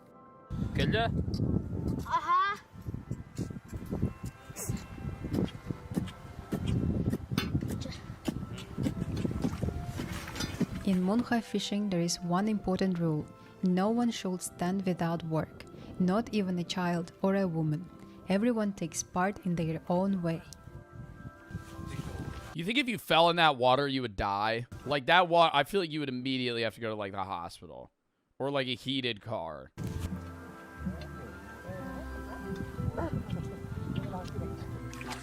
Not right away. If you can't swim, no, I think you would get hypothermia almost instantly. I think if you fell in that water, and immediately got out, you'd be so cold that the water would start freezing on your body. Years, Munha has become more than just fishing. And this is like the warmest part. This is the last warmest day they could do this. The true festival. People love, talk, and enjoy the little limbo. Last relatively warm day before the deep cold sets in. Children play outside, the boys are wrestling, the national sport of Yakutia, and a big part of the culture. In Yakutia, wrestling's the national sport. I feel like some of these guys got to be like, do you think there's any UFC fighters from fucking Yakutia? Just some fucking hardened people, dude. Some guys that just don't feel pain. Boy wants to become a strong wrestler.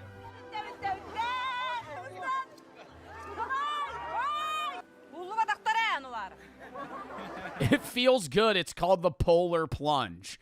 The polar plunge is when you're on the shore in like New Jersey and you run into the fucking water in the dead winter when it's 30 degrees outside. This is like northern Russia. This is so much colder. Like, this is so much colder.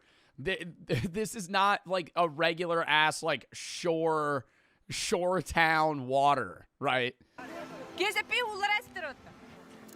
They're almost on like the North Pole. Now it's time to eat. Today's menu is nutritious soup with fresh meat and potato. Eating often is essential to keep up energy in the harsh Arctic cold. You ever think like people here have allergies? Because I would always wonder like if you had like a gluten allergy and you lived in like Yakutia, you're fucked. Like you're like I don't want to say like you're dying, but you're not going to be able to do. Are you joking? Yeah. No, I'm not joking. Like, I feel like the rate of allergies is probably higher in the U.S. than here. With, like, artificial foods and other shit. Allergies are fake. Do you think the Earth's flat, too? What are we fucking doing there? What do you mean? What do you mean allergies are fake?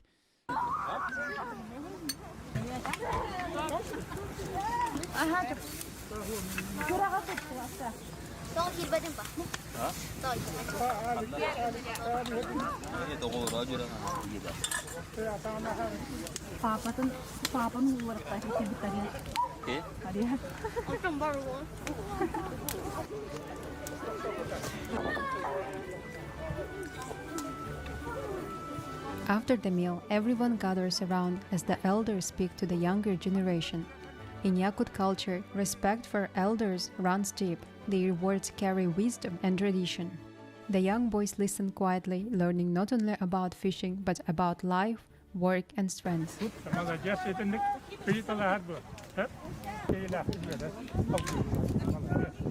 This kid just wants to go home and play Fortnite. At a funeral within 40 days, or pregnant women are not allowed to join the fishing. Locals believe that the lake can sense their tense energy and therefore will not give its gifts. Aryan's father Kirill prepares long wooden sticks for his son and wife. Together they will I want to see how many fucking fish they catch. Use them under the ice to drive the What if it's just a bad day for fishing? Or then what's the backup plan? Because I've gone fishing before. I've never gone ice fishing with nets, but I've gone fishing before where it's like, you're out there for 6 hours, you catch fucking nothing. You're just sitting there, sun beating on your fucking chest. You're like, oh shit, this sucks. I also have never walked on a frozen lake, but even in an area as cold as this, I would have that imminent fear that I would just fall through the ice and die. Like, I don't think I could run out to a frozen lake. I fell in one. I mean, I've fallen in like frozen puddles before of like the shore of the lake I walk out on, and then I fall in and I fall like a foot. But like, dude, they fall in. This shit's probably like 40 feet deep. What are they doing?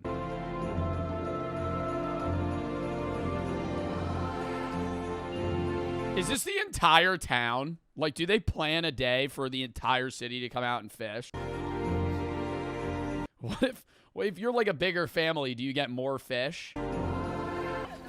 Wait, what? So they're scaring the fish with the sticks to go towards the center of the net. They're not moving the net right now. They're like baiting the fish to move. Who the hell comes up with this? I understand this is like yeah, they're fish herding right now. That's so smart.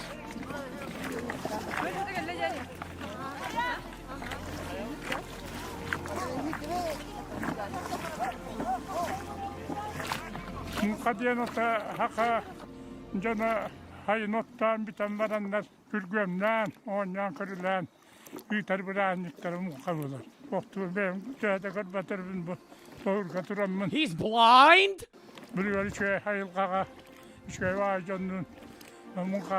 In the middle of a frozen lake?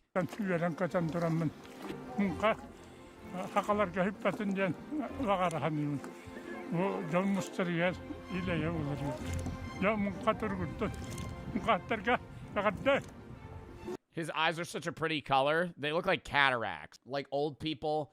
Like you see it with your dogs or like your grandparents, where it's like their eyes get a little more gray.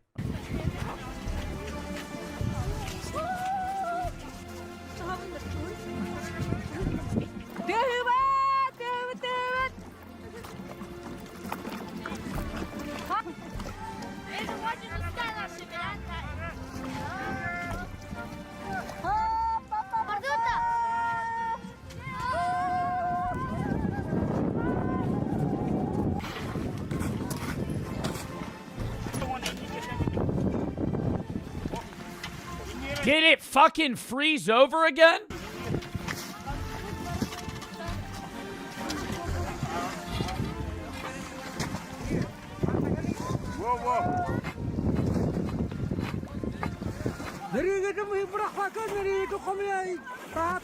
They dig 2 holes? I know, but they already did that.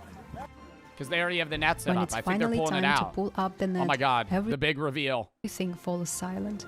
Okay, wait, let's take our guesses. Do we think it's going to be small fish or big fish? I think they're going to be like this big. 10 pounders. 10 pounders. That or like a metric ass ton of small fish. Like it's going to be like sardine level small or like big. Time seems to stop. Everyone holds their breath, wondering if there will be enough fish to feed their families through the long winter ahead.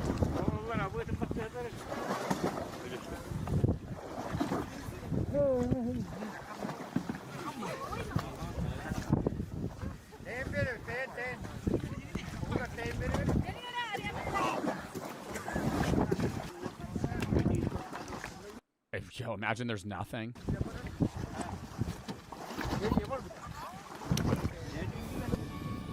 Oh, then they're small. The first silverfish appears, followed by hundreds Silverfish? more. Oh my god, yo, I respect that survival. I use silverfish as bait fish. I'm almost sure silverfish. What are the bait fish in Florida? Are those pinfish? No, those are pinfish. What are silverfish? Cheer rises. Holy shit, they have a lot of them. Across the lake, this year has been a great success. Oh my god!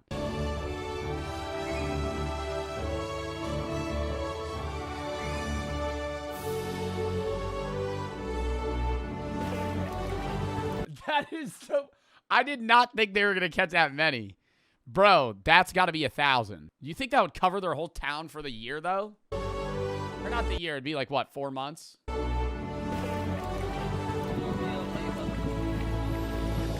Oh my god, there's more. Oh my god, there's more.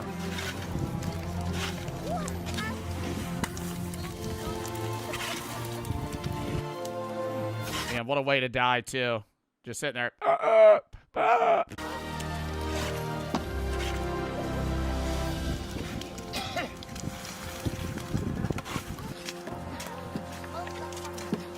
A fucking grizzly bear comes out of nowhere.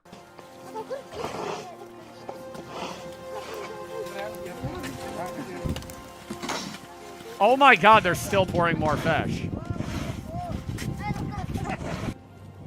Traditionally, Munha begins in early November, when the ice is already thick enough to hold dozens of people. But in recent years, because of rising temperatures in Siberia, the ice has become thinner and more fragile, making this tradition increasingly dangerous. Yet the people can— Yo, they're just loading that shit into a trash bag. But they're walking down the street.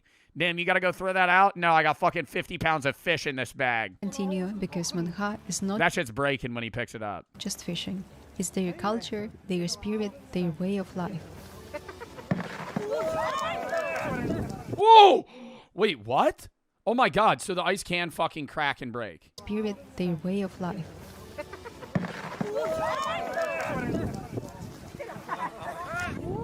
During the long Arctic winters, the ice grows so thick that oxygen can't reach the water.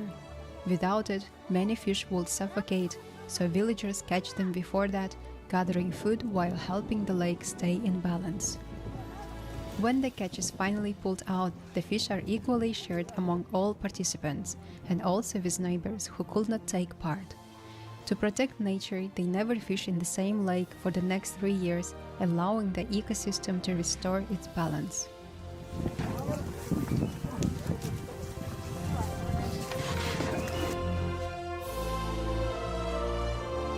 Where do you think they put him? Do you think they leave him just leave him outside? There's no way. They gotta have like a closed room. I don't think they need a freezer, chat. It's cold as shit outside. What animals? There's probably bears. You don't think there's bears up here? There's bears up here. There's animals that would fucking eat those. After a long day, tired but happy, Aryan and his Oh my god, it's just soaking in blood. family are ready to return home. Holy shit. Oh my god, you think the smell would be bad on the way home? Fucking 30-minute drive home, it just reeks. Driving with the windows down.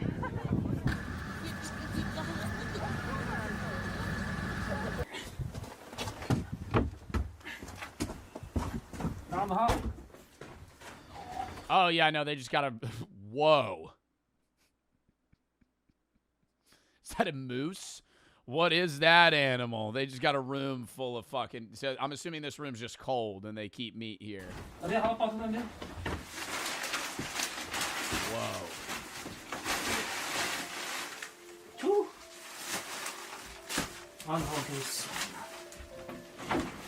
Are they still alive?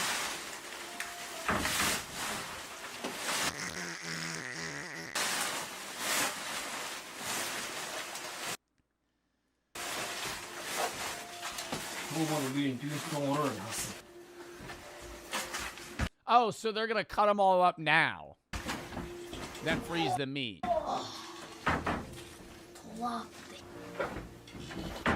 Yo.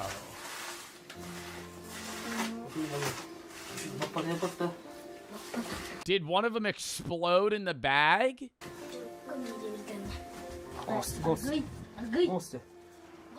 Oh, that dog foaming at the mouth.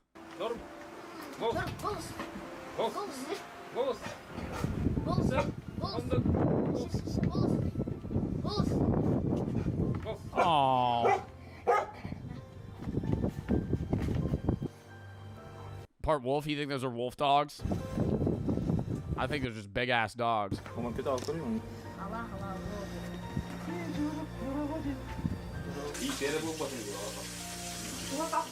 Oh, now we're cooking. We gonna deep fry them? All right, that looks pretty good. Oh, the breading on them too. Filet o fish. I don't think it's gonna be like a filet o fish.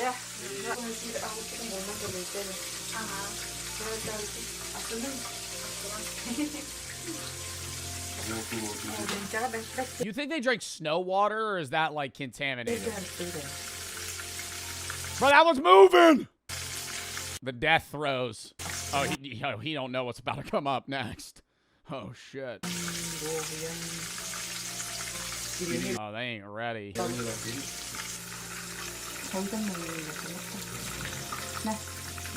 Yeah, they probably boil it. Muscle memory, yeah, it's the same thing with like frog legs and salt. Like, even if you have like not even newly dead, like way old dead frog legs, you pour like salt in them and they start kicking.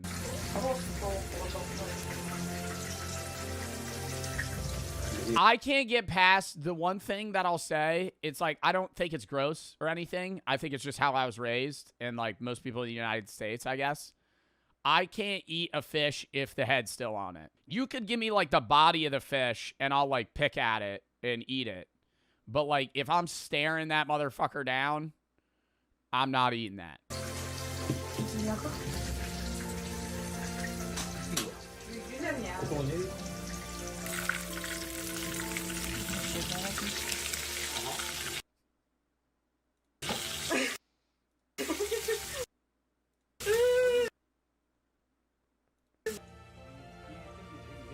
As you already know, Adrian loves fried Crucian carp, lovingly prepared by his mother. Did they take the organs out of the fish? Life in Yakutia is truly unique. Harsh. He said they were prepping them, so I'm assuming so. Through Munha ice fishing, you can see how people here remain united with nature and with each other. Even in the coldest Yeah, I don't know. I think I'd get a bad bite there and probably throw up on the spot. and with each other. Even in the coldest inhabited place on earth, life is filled with love, light, and joy. Oh, no. I love that they fucking love doing this, too. How we prepare minus 71, negative 95. What? What? Meet Georgi. We gotta watch that another day. Or should we watch that right now? I don't know. I love watching this shit. Negative 95, bruh. Negative 95. That is insane. Right now, do a poll. Negative 95. So that's when that shit's getting even colder. That's how they prepare, bro. They probably just chop a shitload of wood. How we prep for negative 95. I didn't even think, what's the coldest it could get on Earth? In the East Antarctic Plateau, it gets to negative 144. The coldest permanently inhabited place is Oymyakon, a village in northeastern Siberia. Where is Yakutia? Oh, no. Oymyakon is a village in Yakutsk. How we prepare for negative 71, negative 95 winter in Yakutia. Meet Georgi, a resident of a small remote village in Yakutia, one of the coldest inhabited Bro, they got a tough-ass house, though, for this being, like, how they build that. places on Earth. This year, This cold, they probably only able to do, like, oh, they probably don't have plumbing. I was going to say they could probably only do, like, digging and plumbing work in the summer, but I don't even think, they probably have outhouses. If it gets that cold, the pipes would freeze. winter arrived a month early for Georgi and his family. By September, the first snow had already covered the land, freezing In the September. quiet village streets. In just a month, winter will return in What temperature is it right there now? Hold up. It's negative 28. full force, with temperatures dropping to By the government. How is this like preschool nursery making money? They have 4 students. 4 people. And they probably have like 2 teachers. cold it gets. Parents wrap their children in layer of warm clothing and life goes on. Because in Yakutia, the cold is I'd be sweating so bad though, bro. I know I'd have the cold sweats. in a tiny village of just 60 people, hidden deep in the Siberian forest. There are no supermarkets, no hospitals, and no police. No supermarket, no hospital, no police, bro. You could go to your neighbor, shoot him in the head, and nobody would know for a year. If something happens, families must rely entirely on themselves. That's why Something happens, bro. You start going into like, what if you have like fucking appendicitis? You need to get your appendix taken out. You gotta fucking drive 5 hours to a hospital? autumn, everyone prepares carefully, stocking up on firewood, food and supplies, and insulation. Why would you think about that? Bro, I'm saying that's just scary. Living in an area with no grocery store, no supermarket, no hospital, no police. They have no like it's like a hunter-gatherer society effectively. Insulating their homes to survive the long, bitter cold. They have Wi-Fi. They have fucking telephone cables. Oh.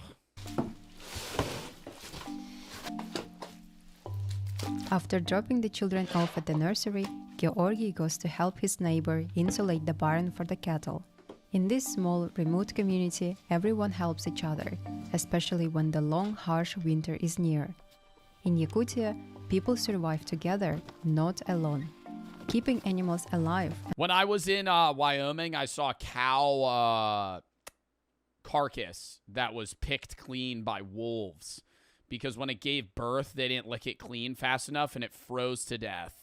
And then animals ate it almost immediately after. And warm through the winter is hard work that few could handle. The barn like they could live in those temperatures, but it's like when they give birth, bro, they're sopping wet. Must be sealed tightly against the frost.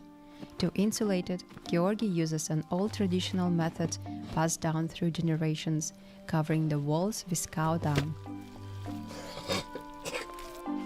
To many people, and that insulates it, so he uses the cow's shit to insulate the fucking the warehouse. This may sound unusual, but once dried, cow dung becomes completely odorless, solid and highly insulating.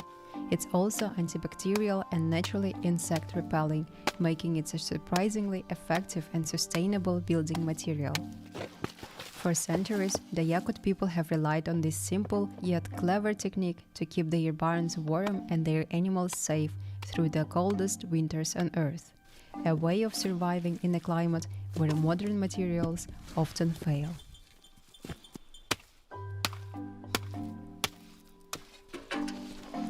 Bro, I mean, he's just got to paint it on very casually, though. Like, there's no, like, building plans. He's just kind of smearing shit on the walls. Like, is it all just eyeballing it? Oh.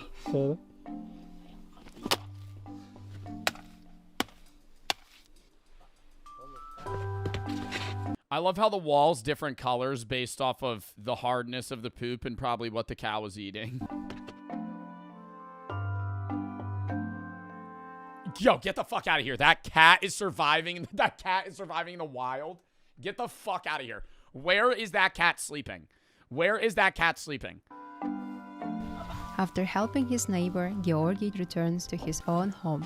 The family doesn't live here yet. The house is still under renovation, and he wants to finish before the real cold sets in. Today, Georgi is insulating the roof with soil. He carries heavy bags filled with dark soil and spread it across the top of the house. It may look unusual, but this is an old Yakut method that works perfectly in the Arctic cold. When the temperature drops, the soil freezes and forms a thick, solid layer. It traps the worms inside and blocks the freezing wind from getting through the roof. The frozen earth becomes a natural armor that protects the house from the... Bro, I'm more so like, the worry that I'm saying is like, say like their window breaks or something shatters, you know, collapses, and it's the dead winter. Like, do they just have to go to like live in their neighbor's house? Like, because there's certain things that they couldn't immediately just fix. Cold. Georgi also pours soil around the foundation to keep the floor from freezing. If you look closely, you will notice that between the logs, people in Yakutia use moss or jute fiber to seal every tiny gap. With no central heating, the family uses an electric convector, spending about $250 a month in winter. That's why good insulation is so important. It helps reduce heating costs and keeps the bills from going sky high.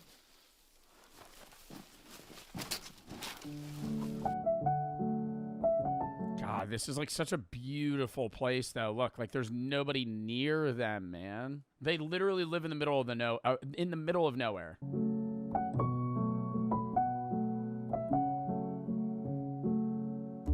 It's like Alone. It's way worse than Alone. Alone, they'll drop you off in Alaska, bro. And it'll get cold there, but it's still reasonable. If they ever did an alone season here, dude, half the contestants would fucking die. Finishing the work around the house, Georgi and Tatiana drive 120 kilometers to the nearest town. Was that just a free roaming cow? The only place where they can buy proper winter clothing. In this part of the world, an ordinary jacket or pair of city boots simply won't survive. Are they open fucking 3 hours a day? Oh, wait, no. No, 3 hours a day. 3 hours a day on one of the days, 3.5 the other, and then 1 hour.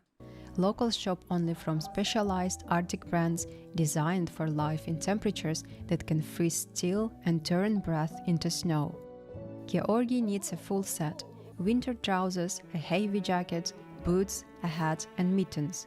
But even this gear will only last through early winter. When January and February arrive and the temperature drops to its lowest, people switch to fur clothing because no synthetic material can truly stand against Yakutia's brutal cold. But warmth here comes at a price. A full fur outfit can cost up to $5,000 per person, and locals often save for years to afford one. What the fuck? Why would anybody live here? I just for $5,000 and they're gonna have to constantly. I thought he was gonna say $500. I really thought she was gonna say $500. $5,000 for them to have 1 year of winter clothes. And then they're still going to have to get, they were saying the custom wool sets too. So they need regular athletic like gear like this that they're able to like have more motion in. And then they need like hand woven wool clothing. Today, Georgi spent about $800 on his new set of winter What does he do for a living? How do they make money? clothing, enough to face the coming weeks of frost. After returning home from the town, Georgi and Tatiana don't rest for long. It's time to think about food for the day. Living deep in the wild, people here rely on hunting and fishing for their food. In October, Georgi uses an old fishing method called charokh, the same one his father taught him when he was a boy. First, Georgi and Tatiana go to a small lake to catch minnows, tiny fish used as a bait. Georgi places a raw dough inside a basket and leaves it in the water overnight. The next day they return to collect the catch.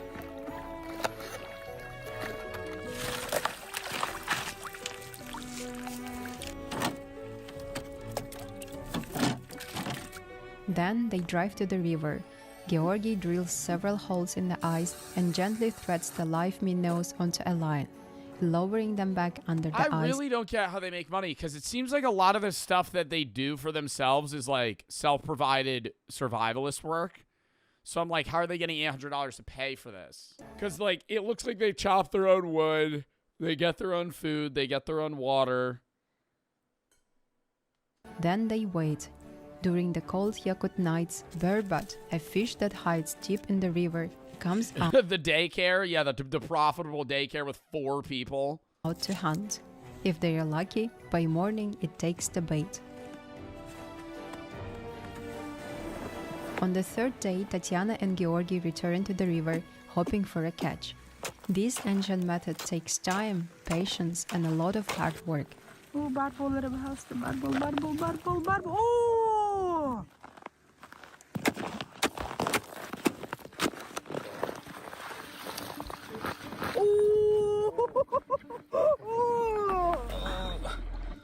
Oh my god, is it biting his fucking finger? Yo, they're catching fish like crazy.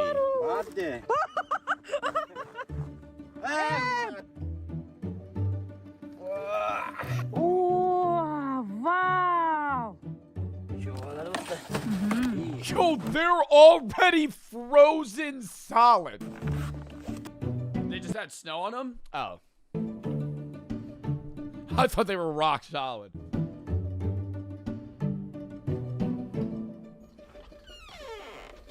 October is also the time when farmers butcher their cattle for Bro, they got a volleyball. winter. It's an old Yakut tradition. Families buy fresh meat, divide it into portions, and freeze it for the month ahead. Georgi just brought home a large piece of meat, which Tatiana will store and freeze it for the winter. How you even start cooking that shit up, you know what I mean? Like, if you were like, I think I could, like, hand butcher, like, fillets, but if you just handed me that slab of meat and you're like, all right, cut this up. Where the hell you even start? Just start hacking at it. Yeah. Tatiana and Georgi have been together for 12 years. Prices are often higher than meat. Oh my god, bro. A case of fucking fruit probably costs like $30. Locals rely on what nature... Yo, something just cracked the shit out of this windshield. Now, Georgi and Tatiana are heading on their daily mission to collect water for drinking and washing. For drinking water, they drive about 8 kilometers to a natural spring where they fill large containers with crystal clear water. What happens when that freezes? They do this while it's still autumn before the river freezes. In just a few weeks, the water will turn the solid ice, sometimes up to 2 meters thick. Locals then harvest ice from the river, cutting it they chunk blocks of ice out and melt them into large blocks and storing it outside. Later, they melt it for drinking and cooking. Yeah, I would die out here in a day. I think I would die out here. In their village, there are no water pipes or running water. Building such systems in Yakutia is almost impossible. The land is frozen for most of the year, and laying underground pipes through permafrost is extremely expensive. Yakutia is also huge, almost the size of India, and many villages are simply too remote for centralized utilities. So people here still live in a traditional way. Georgi and Tatiana use river water for cleaning, washing, and daily chores. I don't know. I'm just like, do you think... I would have to ask them. I feel like they have to enjoy the lifestyle. I'm pretty sure the story of the person that makes these videos is that they used to live in the area. Because I remember we used to watch Kiyun. And I feel like she used to live here. She explained it or something. Or somebody that does these documentaries that used to live here left. And I feel like whenever we see these documentaries, a lot of their kids move away. And so I feel like this is probably like a dwindling city / tradition. Because it's just, I guess, like, this is a hard life. Like, to fucking, it's not even just like, oh, like, financially. Like, it's not that they're struggling financially. Like, they don't have, like, they have to fucking not freeze to death.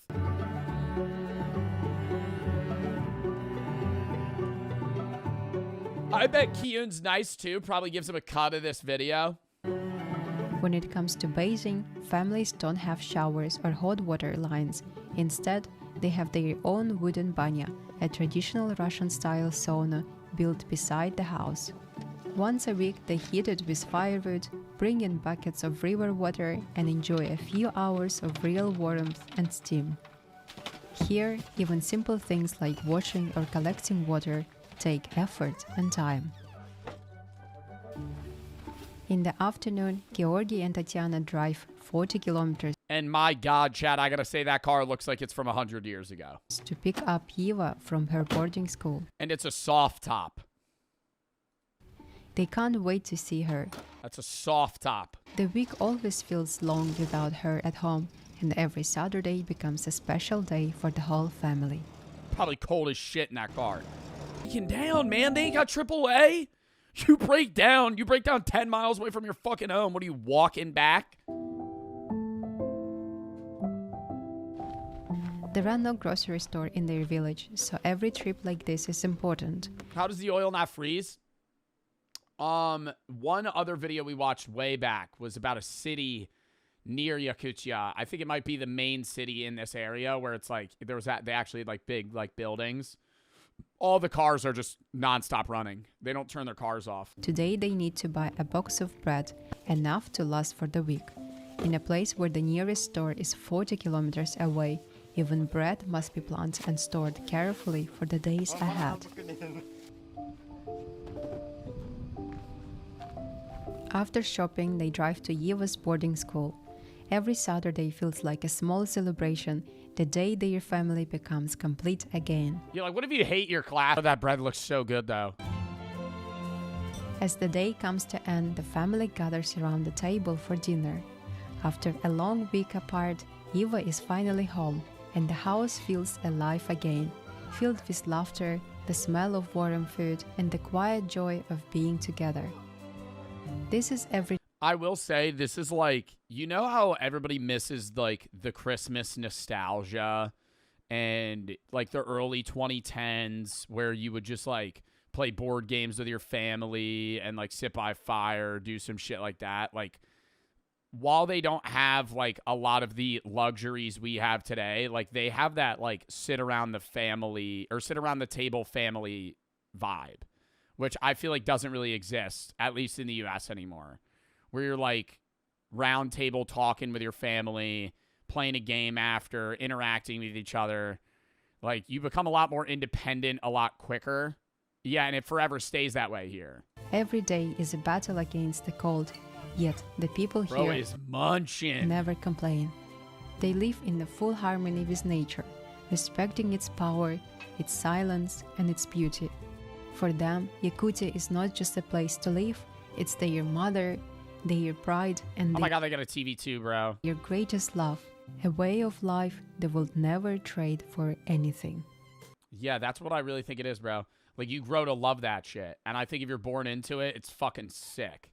But it's just like, if you're not, it's the same thing, man. It's just like the culture and the tradition of your family. Like, you wouldn't want to give that up.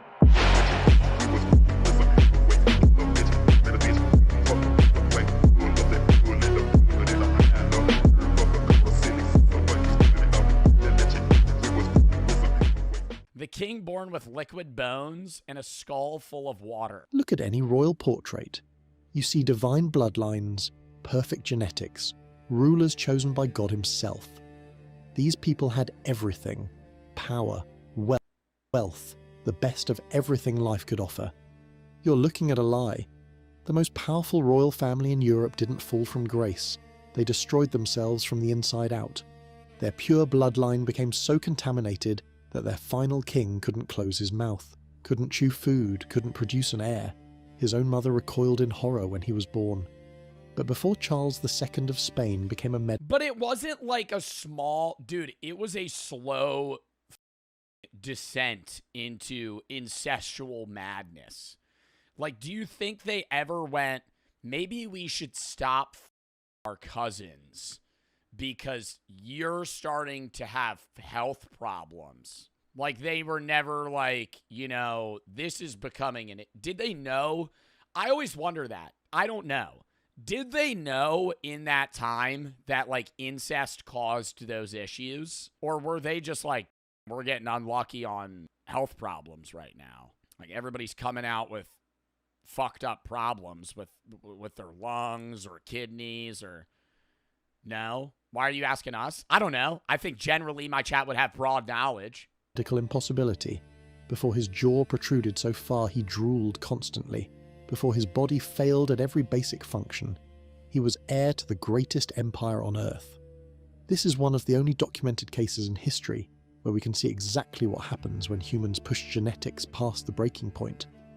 Modern scientists who analysed his DNA found something that shouldn't be possible. He was more inbred than if his parents were siblings. What you're about to see is both tragic and terrifying. How is he more inbred than if his parents were siblings? That doesn't make any fucking sense. What? How can you be more inbred than if your parents are siblings? Like you're fucking your mom or some shit? Like, what is that? What do you mean? I'm sorry I turned away there. I did not expect this very fully generated image to show up where he's just staring. You're about to see is both tragic and terrifying. It's the story of how the most powerful dynasty in the world turned their own bodies into a biological nightmare. Let me take you back to November 6th, 1661, to a dimly lit chamber in the royal palace of Madrid. The midwives have just delivered the heir to the Spanish throne and something is terribly wrong. The baby's head is grotesquely large, his breathing laboured. But here's... I'm not trying.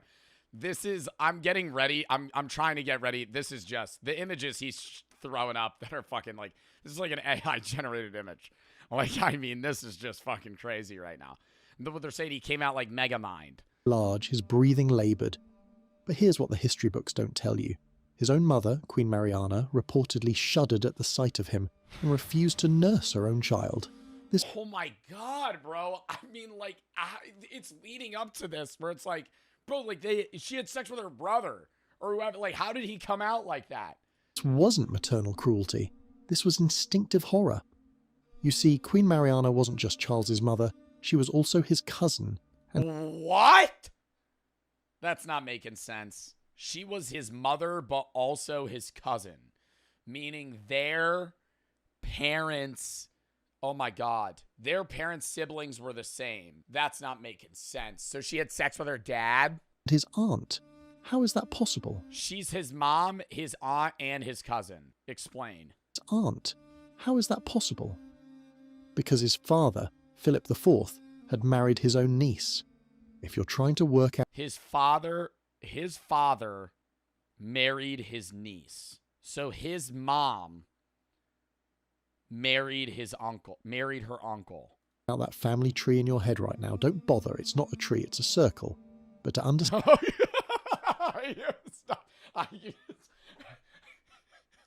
You just like fully just tried to encapsulate what I'm thinking. He's like, it's not a tree. It's just fucking, there's a loop going on. Okay. Understand how we got to this moment, to understand how a baby could be born so genetically compromised that his own mother recoiled. Oh my God, dude, it's just like random generations of being like, this person's with their cousin, and then their cousin ended up getting with their mom's sibling, their aunt. We need to go back further. Way back to when the Habsburg dynasty first discovered the dark magic of keeping... I hope he shows like a full lineage of the Habsburg family. Where were they kings of? Spain? When, though? They ruled from the 13th century until 1918? So like World War I? Power in the family, literally. The Habsburgs had a saying, "Let others wage war, you, happy Austria, marry." It sounds romantic until you realise they meant marrying each other. For almost 200 years, the Spanish branch of the Habsburg family had been marrying cousins, uncles, wedding nieces, and in some cases double first cousins uniting in matrimony. They called it maintaining the purity of blood. Scientists now call it genetic suicide. Here's a number that will blow your mind. Over 80% of Spanish Habsburg marriages were between close relatives. Not distant cousins you might meet at a family reunion. Not like a third cousin. Wasn't it legal in the United States to marry your third cousin? Because you're so distantly related that the odds of genetic issues are low. Shared grandparents, or in some cases, parents. They shared parents, so you're saying they're siblings. By the time Charles II was born, all 8 of his great-grandparents descended from the same couple, Philip I and Joanna of Castile. Wait, what? Of his parents. This always fucks me up, dude. I feel like this whole video is going to feel like when somebody tells you a story and they're like, yeah, my brother's girlfriend's sibling's friend. Lost me. Don't know what the fuck you're talking about. By the time Charles II was born, all 8 of his great-grandparents descended from the same couple. Philip I... All 8 of his grandparents had the same parents. How is that fucking possible? And Joanna of Castile. Every single one. Modern genetic analysis has calculated Charles's inbreeding coefficient. That's the percentage of his genes that were identical copies from common ancestors, at 0.254. To put that in perspective, children of brother-sister incest have an inbreeding coefficient of 0.25. Charles II was more inbred than a child of siblings. How is that possible? That doesn't even make fucking sense. That's like literally you're trying. Wait, now I'm gonna ask a really crazy question. What would the inbreed coefficient be of fraternal twins? It says 0.25. Full siblings and fraternal. Oh, are fraternal siblings not? They're not identical. Can you have identical siblings that are not? Identical siblings are always the same sex, right? Almost always. How could they not be? But numbers don't capture the human cost. Let me paint you a picture of what this meant for a living, breathing child. Baby Charles couldn't suckle properly. His mouth was already showing signs of deformity. His skull bones hadn't fused properly, leaving his head misshapen and swollen. The court physicians noted he had a weak suck and struggled to feed. In an era before formula, this was life-threatening. The wet nurses hired to feed him reported something disturbing. The infant rarely cried, not because he was content, but because he seemed to lack the energy. He would lie there, pale and still, his oversized head lolling to one side, his breathing shallow and raspy. The physicians, the best in Spain, were baffled. They'd never seen an infant so fundamentally broken. As months turned to years, the true extent of Charles's condition began to reveal itself. And this is where... Yeah, as he aged, dude, he probably got way more problems. Where the story gets truly disturbing. At age 4... I'm not laughing. Stop looking at me. Don't look at me right now. Do not look at me right now. ...years old, Charles still couldn't walk. Not wouldn't, couldn't. It's not the fucking story that's making me laugh. It's the fucking imagery. Like, what the fuck is this? What is this? What is this image that I'm staring at? They just like, why is the kid fucking blue? Charles still couldn't walk. Not wouldn't, couldn't. His legs were thin as sticks, bowed from rickets, unable to support even his small body weight. Servants carried him everywhere in specially designed chairs. The future king of Spain had to be carried like an infant. But wait. I mean, they weren't going, maybe we gotta try again. Like, I'm actually asking this. If you are the king of Spain and your child needs sticks wrapped around his legs, he has to get walked everywhere, his skull didn't fuse, and you're going, yeah, it's because I fucked my sibling. Like, maybe you're probably going, maybe let's take it out of the family for this go around, right? Maybe we'll put him to the side for this. He's gonna rule Spain? Like, that's insane. It gets worse. At 4 years old, Charles also couldn't speak. Not a single word. His tongue, already showing signs of abnormal growth, filled his mouth. His jaw, that infamous Habsburg jaw, was already protruding. When he finally did speak his first words, sometime after his 4th birthday, they were slurred, wet, incomprehensible. The court... What is this image, bro? I'm actually...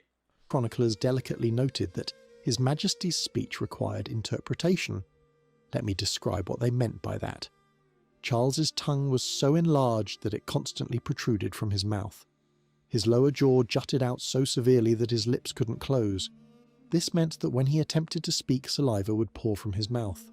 Royal attendants stood ready with silk cloths to constantly wipe the drool from the chin of the boy who would be king. The workers had to be talking to each other about it. If you're one of the fucking midwives and you're sitting there going, dude, this kid is fucking... Like, I mean, bro, they're fucking siblings and they're having children. I mean, like, this is what's happening. Habsburg jaw. If you've never seen it, imagine a normal human skull, then grab the lower jaw and pull it forward several inches. Now imagine... So, like, my jaw already sticks out. Out there? Get the fuck out of here. Get the fuck out of here. It's all the way out here. Like a...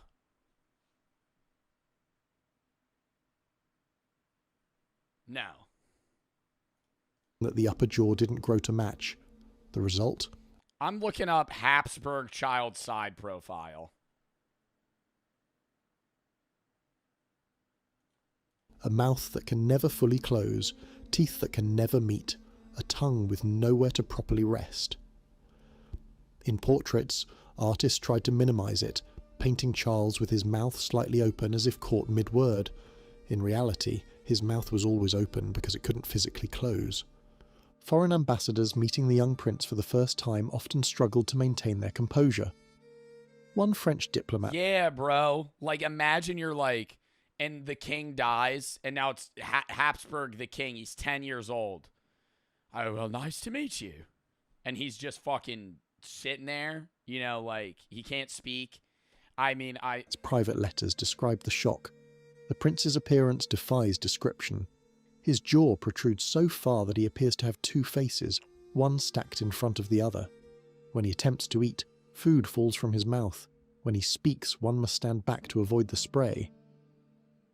And eating God, the eating. Charles couldn't chew. Think about that for a moment. Every meal, every day for his entire life, Charles II had to swallow his food whole like a pelican. His How the fuck did he eat food? They didn't have blenders then. Did they mush it up before? teeth, upper and lower, were separated by such a gap that they never met. Court dining became an exercise in creative cuisine. Meats had to be cut into tiny pieces, vegetables were pureed, bread was soaked in wine until it dissolved. The English ambassador, Alexander Stanhope, wrote one of the most visceral descriptions.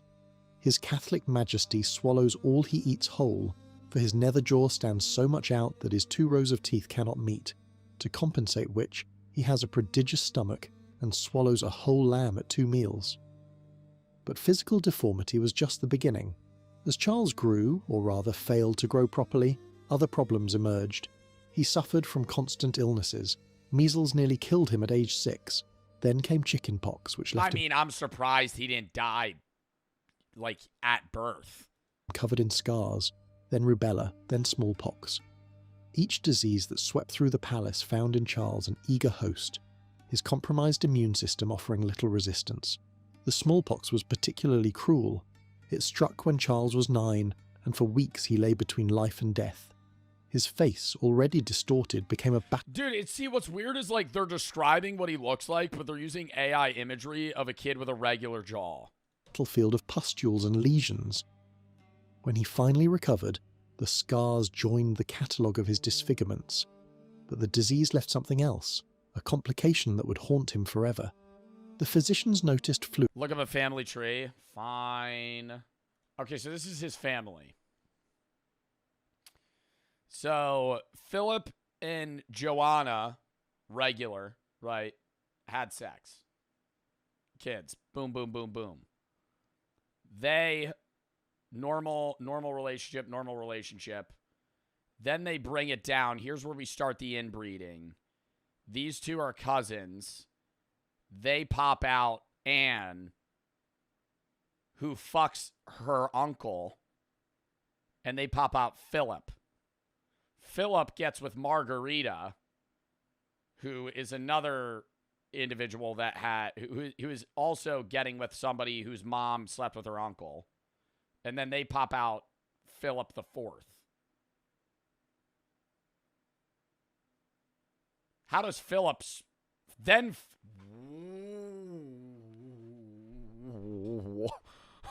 Philip has a kid. Wait.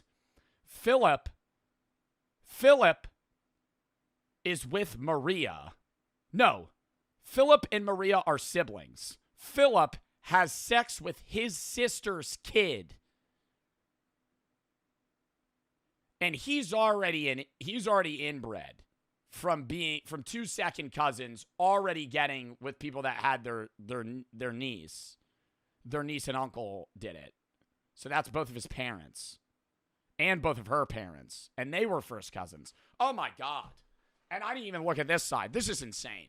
This is actually insane. That would haunt him forever. The physicians noticed fluid building up in his skull. His already large head began to swell further. Today we call it hydrocephalus, water on the brain. In the 17th century they called it another curse upon the prince. The pressure caused blinding headaches, vision problems, and possibly contributed to the seizures that would plague his later years. By age 10, Charles's education was a source of palace scandal. Not because he was rebellious or lazy, but because he simply couldn't learn. Tutors reported that lessons had to be repeated dozens of times. Basic mathematics was beyond him. Latin, the language of royalty and diplomacy, might as well have been ancient Egyptian. His handwriting, on the rare occasions he attempted it, looked like the scrawls of a much younger child. One tutor's private notes, discovered centuries later, paint a heartbreaking picture. His Majesty tries with great effort but retains nothing. I explain a concept, and by the next day, it is as if he has never heard it. His attention wanders. Sometimes he stares at nothing for long periods. When asked what he is thinking, he cannot say. But here's where the story... I love how this AI image has this guy dressed up in like a suit with like a very notable world map, like detailed. These images suck. Takes an even darker turn. As Charles entered puberty, or what should have been puberty, His body betrayed him in new ways. He grew, but barely. While other royal teenagers shot up in height, Charles remained stunted. His voice, instead of deepening, stayed high and thin. Body hair? Barely any. The characteristics that marked a boy becoming a man simply didn't happen. The court physicians were consulted. In hushed conferences, they discussed what they observed but dared not put in official records. The prince showed no interest in women, no interest in men. They were going to try and get him to have a kid? They were going to go, well, I mean, he's going to have to. What? They were like, he has to have a kid. They were going to try and get him. What would his kid? His kid wouldn't even make it out, would die. His kid would die in infancy. There's no. And either, for that matter. He seemed to exist in a strange, childlike state. Neither boy nor man, but something in between. This terrified the court because Charles had one job above all others, to produce an heir. The entire Spanish Empire, stretching from Europe to the Americas to the Philippines, needed the royal bloodline. Bro, they're cooked. We looked at the family tree. Even if his parents, the only chance is if one of his fucking parents got with somebody that was fully unrelated. Continue. But how could a man who couldn't grow a proper beard father children? At age 18, they decided to find out.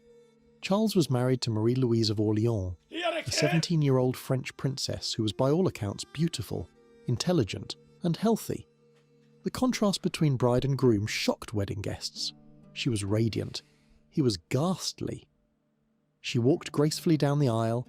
He shuffled, supported by attendants. When it came time for the kiss, observers noted that Marie-Louise had to steel herself visibly before leaning in. The wedding night So she did not want to be with him at all. was a disaster. Not the kind of disaster that makes for funny stories later, but the kind that determines the fate of empires. Charles, it became clear, was completely incapable of consummating the marriage. Not unwilling, incapable. His body simply didn't function as a man should. Marie-Louise, raised in the sophisticated French court, tried everything. She was patient. She was kind. She even, according to palace gossip, tried to instruct her husband in the basics of marital relations. Nothing worked. Years passed, no pregnancy. The Queen underwent humiliating examinations to determine if she was the problem. The physicians declared her perfectly fertile. Are you fucking kidding me? Are you fucking kidding me? Are you fucking kidding me? This is happening, and they're going, let's take a look at the woman. Maybe she just can't get pregnant.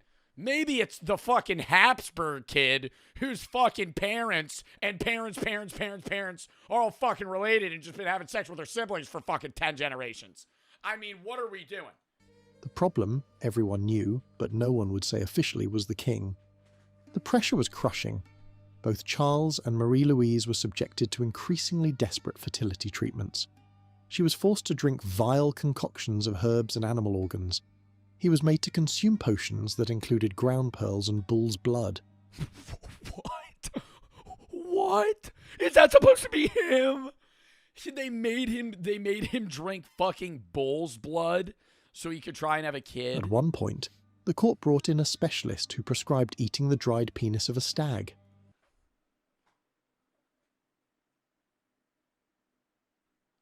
Nothing worked, because nothing could work. Charles's reproductive system was as malformed as the rest of him. But wait, the story gets even more bizarre. How does it get more bizarre? You're just telling me the doctor came in and said, hey, you gotta eat this dried horse dick. Hey, sorry you can't get it up. Maybe this will help. Charles's mother, desperate for a grandchild to continue the Habsburg line, consulted with mystics and holy men. One suggested that Charles was cursed and that sleeping next to holy relics might break the spell. When that failed, she escalated to something that still shocks historians. She had her son sleep next to corpses. Yes, you heard that. What? She made him sleep next to dead bodies? Bro, they're not even using him to rule. They're just going, we gotta skip this gen. Right? That's what they're saying. Which is so weird to me. Like, why wouldn't they just try to have another kid? They're going, nah, we're still gonna have Charles II have a kid. But he's not going to rule. We're just going to try and fast track this so we could skip him. Right. They had him sleep next to dead bodies. Queen Mother arranged for Charles to spend nights lying beside exhumed bodies of saints and former kings. Oh my God, exhumed bodies of saints? So they were pulling like fully fucking decomposed bodies out of the ground so he could sleep next to them, so that would make his fucking sperm work. Including his own father. The theory To sleep next to his... dude, talk about not even ever being able to be aroused again. Hey, sorry you're not able to fucking have a child. You're gonna sleep next to your dead dad that's fucking decomposing. Babe, you wouldn't believe what just happened. What happened? So I was talking to my friend Mish, and she said her boyfriend took Blue Chew. Blue Chew? And they absolutely loved it. Babe, they went going for it. theory was that the holy essence of the dead would somehow cure his impotence. Picture it, the King of Spain, drooling and malformed, lying next to decomposing corpses in the hope of gaining the ability to father a child. 10 years of marriage, 10 years of failed attempts, 10 years of 10 years of trying to have a kid. So from 18 to 28, he tried to have a kid and couldn't. humiliation. Then, Marie-Louise died suddenly at age 26. The official cause was listed as appendicitis, but rumours swirled. Had she been poisoned? Had the strain of her situation driven her to suicide? We'll never know. What we do know is that Charles was genuinely devastated. Despite everything, he had grown to love his wife, perhaps the only person who had shown him real kindness. Within months, the pressure to remarry began. The council selected... Remarry? Give it up! Give it up! Oh my God! What did they do after this? Maria Anna of Neuburg, a German princess from a famously fertile family. Her parents had produced 17 children. Surely the advisors reasoned such robust genes could overcome even Charles's deficiencies. They were wrong.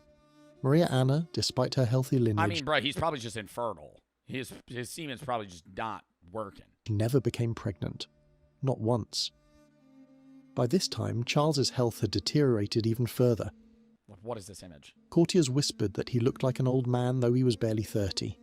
His hair fell out in patches. His teeth, what few could be seen behind that protruding jaw, rotted and fell out. His teeth were rotting and falling out, and he was 30. Shuffled when he walked, when he could walk at all. The seizures started in his 30s. Without warning, Charles would collapse, his body convulsing, foam mixing with the ever-present drool. When he recovered, he often didn't recognize the people around him. He began talking about seeing ghosts, hearing voices, feeling invisible hands touching him. The court was terrified. Was their king going mad on top of everything else?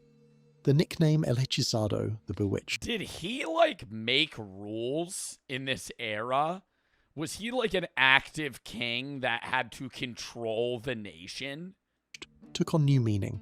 People genuinely believed Charles was under a curse. The Spanish Inquisition got involved. Exorcists were brought in. At one point, the king's own confessor was arrested on charges of using witchcraft to worsen the royal condition. The trial was a sensation, though of course no amount of exorcism could cure genetic damage. Charles himself believed he was cursed. In lucid moments, he would weep and ask what he had done to deserve such punishment. He wore amulets, carried holy relics, and submitted to increasingly bizarre purification rituals. Nothing helped, because nothing could help. His genetic code was his curse, written into every... Dude, I feel so bad. It's not even his fault. His fucking family just kept it in the bloodline for so long that he was the final result. And he's sitting there not even realizing, oh, it's because my family's sleeping with each other. He thinks he's, been cursed by God. By age 35, Charles looked ancient. Contemporary descriptions are hard to read. His skin hung loose on his skeletal frame. His famous jaw seemed to grow even more pronounced as the rest of his face wasted away. He was completely bald, his scalp covered in sores.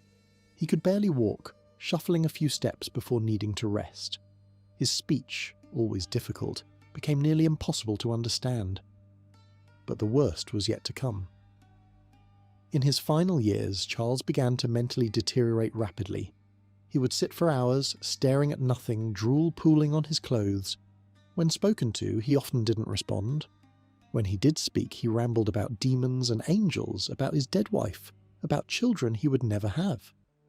The king of one of the world's greatest empires had become a hollow shell. The end came in 1700. Charles was 38 years old, not elderly by any standard, but his body was shutting down.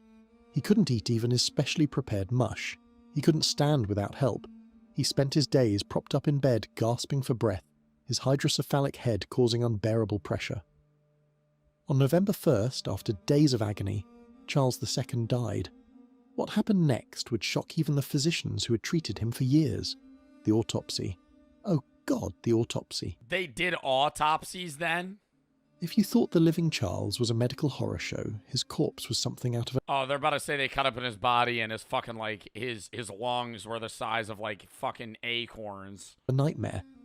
The royal physicians tasked with embalming their king cut open the body and recoiled. Their report, written in clinical Latin but dripping with barely concealed horror, described a body that shouldn't have been able to sustain life as long as it did. His body did not contain a single drop of blood. This wasn't What? He didn't have blood. He didn't have blood in his body. How was he alive?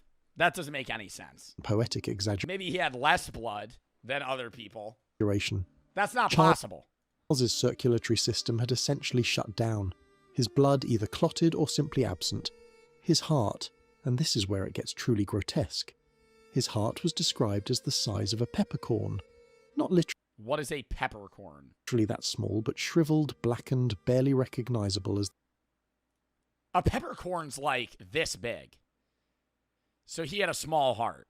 His heart wasn't like a regular, like fist softball.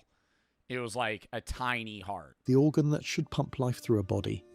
His lungs were corroded, their word for what we might now recognize as massive scarring from repeated infections. Imagine lung tissue that looked more like pumice stone than organs meant for breathing. His intestines were described as rotten and gangrenous. Parts of his digestive system had literally died while he was still alive, explaining the horrific pain he endured in his final years. Dude, he had organs that were dead in his body for years. But the most telling detail, the one that confirmed what everyone suspected but no one had dared say officially, Charles had only one testicle, and it They never checked? They never... Bro, I would be like, yo, we got him. You got any bowling balls hanging down there, boss? I mean, they never looked. They were like, how many nuts you got? was black as coal. Ugh. This single, atrophied, dead piece of tissue was all that remained of what should have been a functioning reproductive system. No wonder he couldn't father children. It's a miracle he survived puberty at all. And his brain, remember that oversized fluid-filled head? The physicians found it was indeed full of water. The hydrocephalus had left barely any room for actual brain tissue.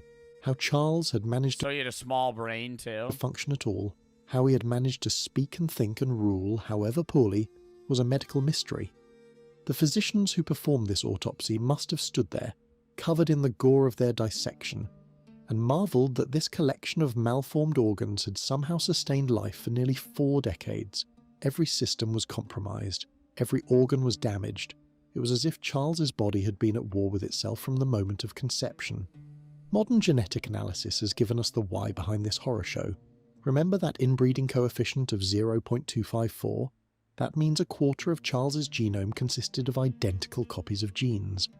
What, so anything that was like a mutation would be brought out more? I always understood inbred mutations as things that would regularly be submissive traits that would be bad for your health are usually not bad because your partner has opposite genes or different genes from you. So a lot of those traits are masked. But if you have somebody that's equal to you, all of those bad traits will immediately come out. Sequences lurk the instructions for his destruction. Scientists now believe Charles suffered from at least 2 major genetic disorders. The first was combined pituitary hormone deficiency. His body couldn't produce the hormones needed for normal growth and development. This explained his short stature, his inability to sexually mature, his muscle weakness, his cognitive problems. His pituitary gland, the master controller of the endocrine system, was essentially non-functional. The second was likely distal renal tubular acidosis. his kidneys couldn't properly regulate his blood chemistry. This caused the rickets that bent his legs, the muscle weakness that left him unable to walk, and possibly contributed to the hydrocephalus that swelled his skull. Either condition alone would have been challenging. Together they created a cascade of failures throughout his body. Add in the Habsburg jaw, itself a genetic condition called mandibular prognathism, and you had... Do you think, like, early humans, they didn't know? Like, when did humans realize... The scientific understanding of why inbreeding is detrimental developed with Charles Darwin, first experimentally demonstrating the negative effects in the 19th century. Get the fuck out of here. So they had no idea. There had to be some cause and effect type shit, though, where it was like people having sex with their siblings usually led to issues. Had a perfect storm of genetic disasters. Some researchers have proposed an even rarer possibility, a lysosomal storage disease called aspartylglucosaminuria. Patients with this condition develop normally for their first few years, then begin showing delays. By adulthood, they have coarse facial features, intellectual disability, and shortened lifespans. The match with Charles's symptoms is eerily exact. But here's the truly horrifying part. Charles wasn't uniquely unlucky. He was the inevitable result of systematic inbreeding. Of the 34 children born to Spanish Habsburg monarchs, more than half died before age 10. The dynasty And they never went, this is bad?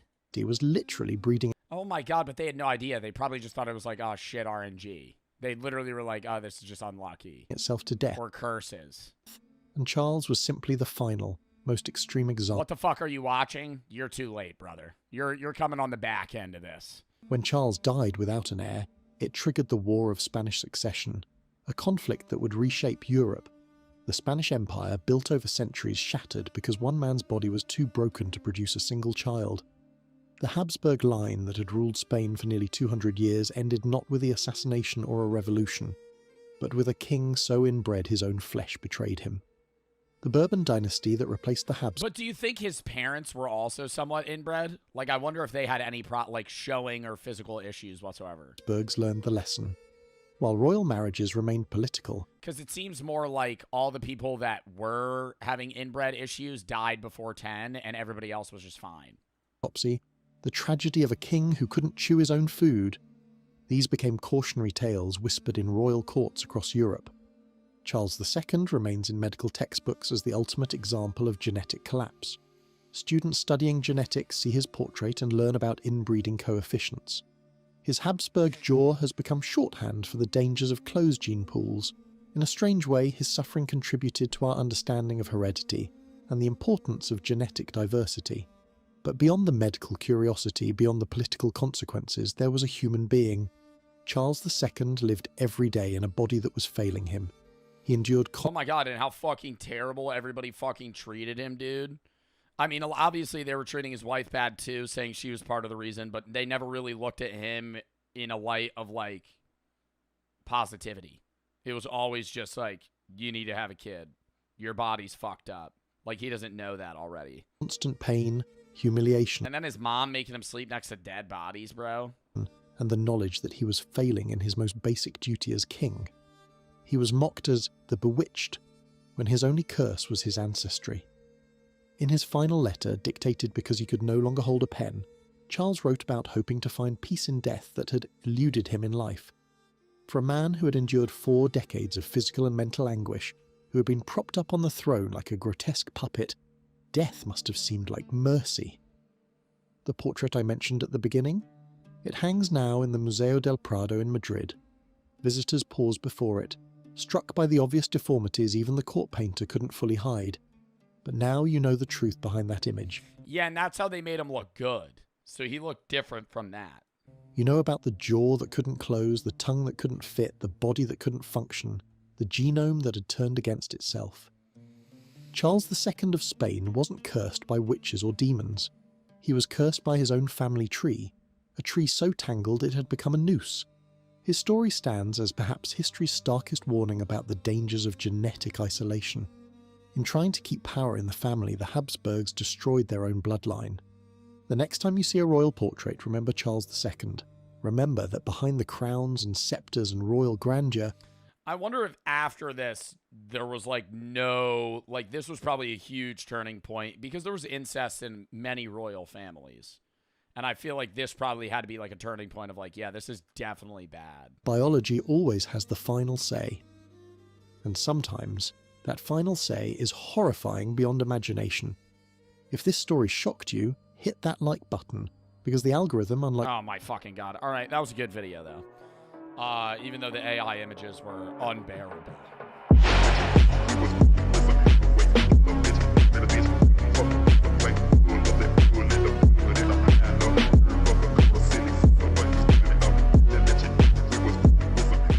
Squid Games, I could easily survive. So I just finished a new season of Squid Game. For the record, 7.8 out of 7.8 out of 10. Better than that, Derek. I would rate season 2 better than season 1. Genuinely. Plot-wise. I would rate season 1 like a 9. Season 2 is like a 9.2. But as I was watching this new season, my mind couldn't help but wander. I couldn't help but think, what if Squid Game was real? What if I lived in South Korea? What if I was in Squid Game? I was talking about the odds that I would survive Squid Games the other stream. I would give myself say it's just a random accumulation of the games from Squid Games 1 and Squid Games 2 combined in one winner. I'd give myself a 4% chance. What percent are you guys giving yourself? Higher than what's 1 out of 456?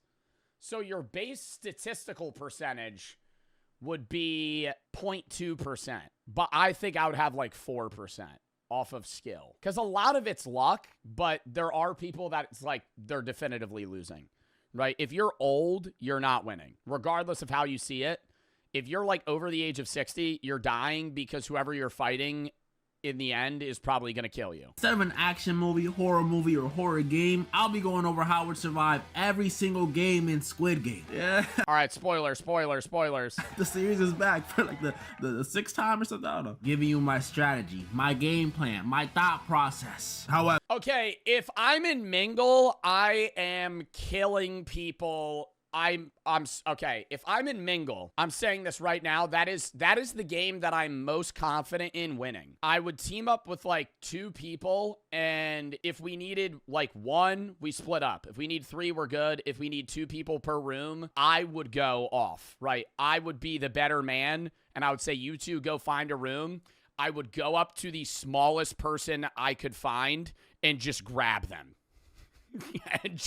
and just throw them in the room, and I'd go, I kept you alive, you're welcome. And then her friend would get shot, or his friend would get shot, and I'd go, sorry, that's how the cookie crumbles. And then we'd fucking go back out. That's the play. Bro, if you're in Mingle and it's I'm not even gonna try and sing the song because that's gonna sound fucked up. I'll play the song. Is it copyrighted? This shit where it's like, and they're spinning.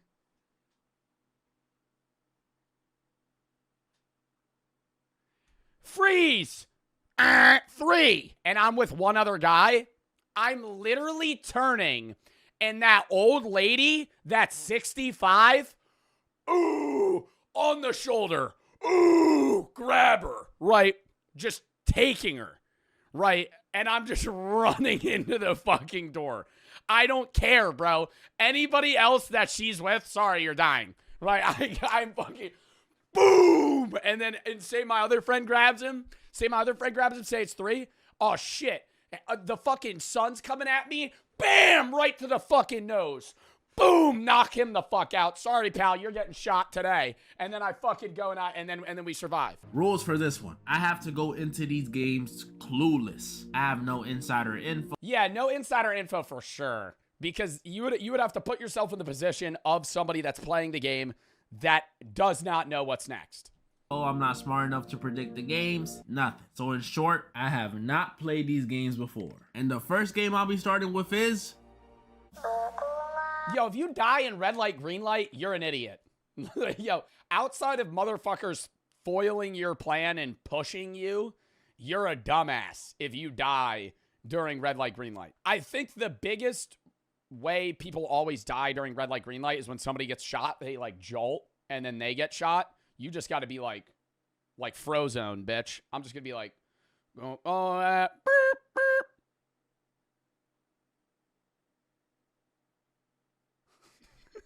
You guys know the game, the most iconic one from the show, the first one they played, and we all played it growing up. This one is probably the easiest of the games I'm gonna go over in this video. What if you push somebody? Well, in red light, green light, they never know they're playing for money. And if I'm stuck playing till the end, and I knew that prior, I would get behind the biggest guys and push them. All we gotta do is make it across the field before the timer ends and stop every time the dog says to. Yeah, they do. They don't know they're playing for money in the first games. Oh no, they know they're playing for money. They don't know that the deaths equal money. In both ones. That's true.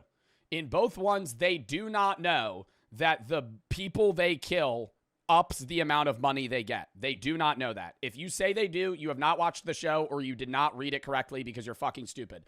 In the show, I'm spoiling it. When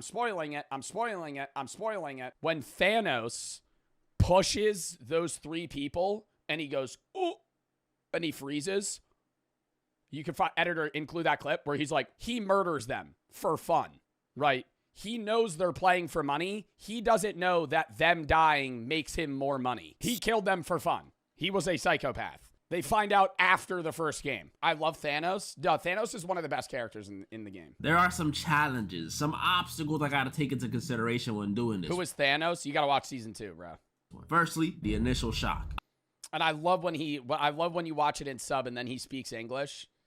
And he goes, oh, what's up? My name is Thanos. And then he goes back to talking Korean. Obviously, at some point during the game, someone's gonna goof around and move. Maybe they tripped, wanted to check the time, had to scratch their ball, something. All I know is someone gonna move and we gonna hear a pop. And when we do hear that pop, it's gonna send a lot of people into a panic. Which begs the question. Yeah, how much you gotta move for them to shoot you?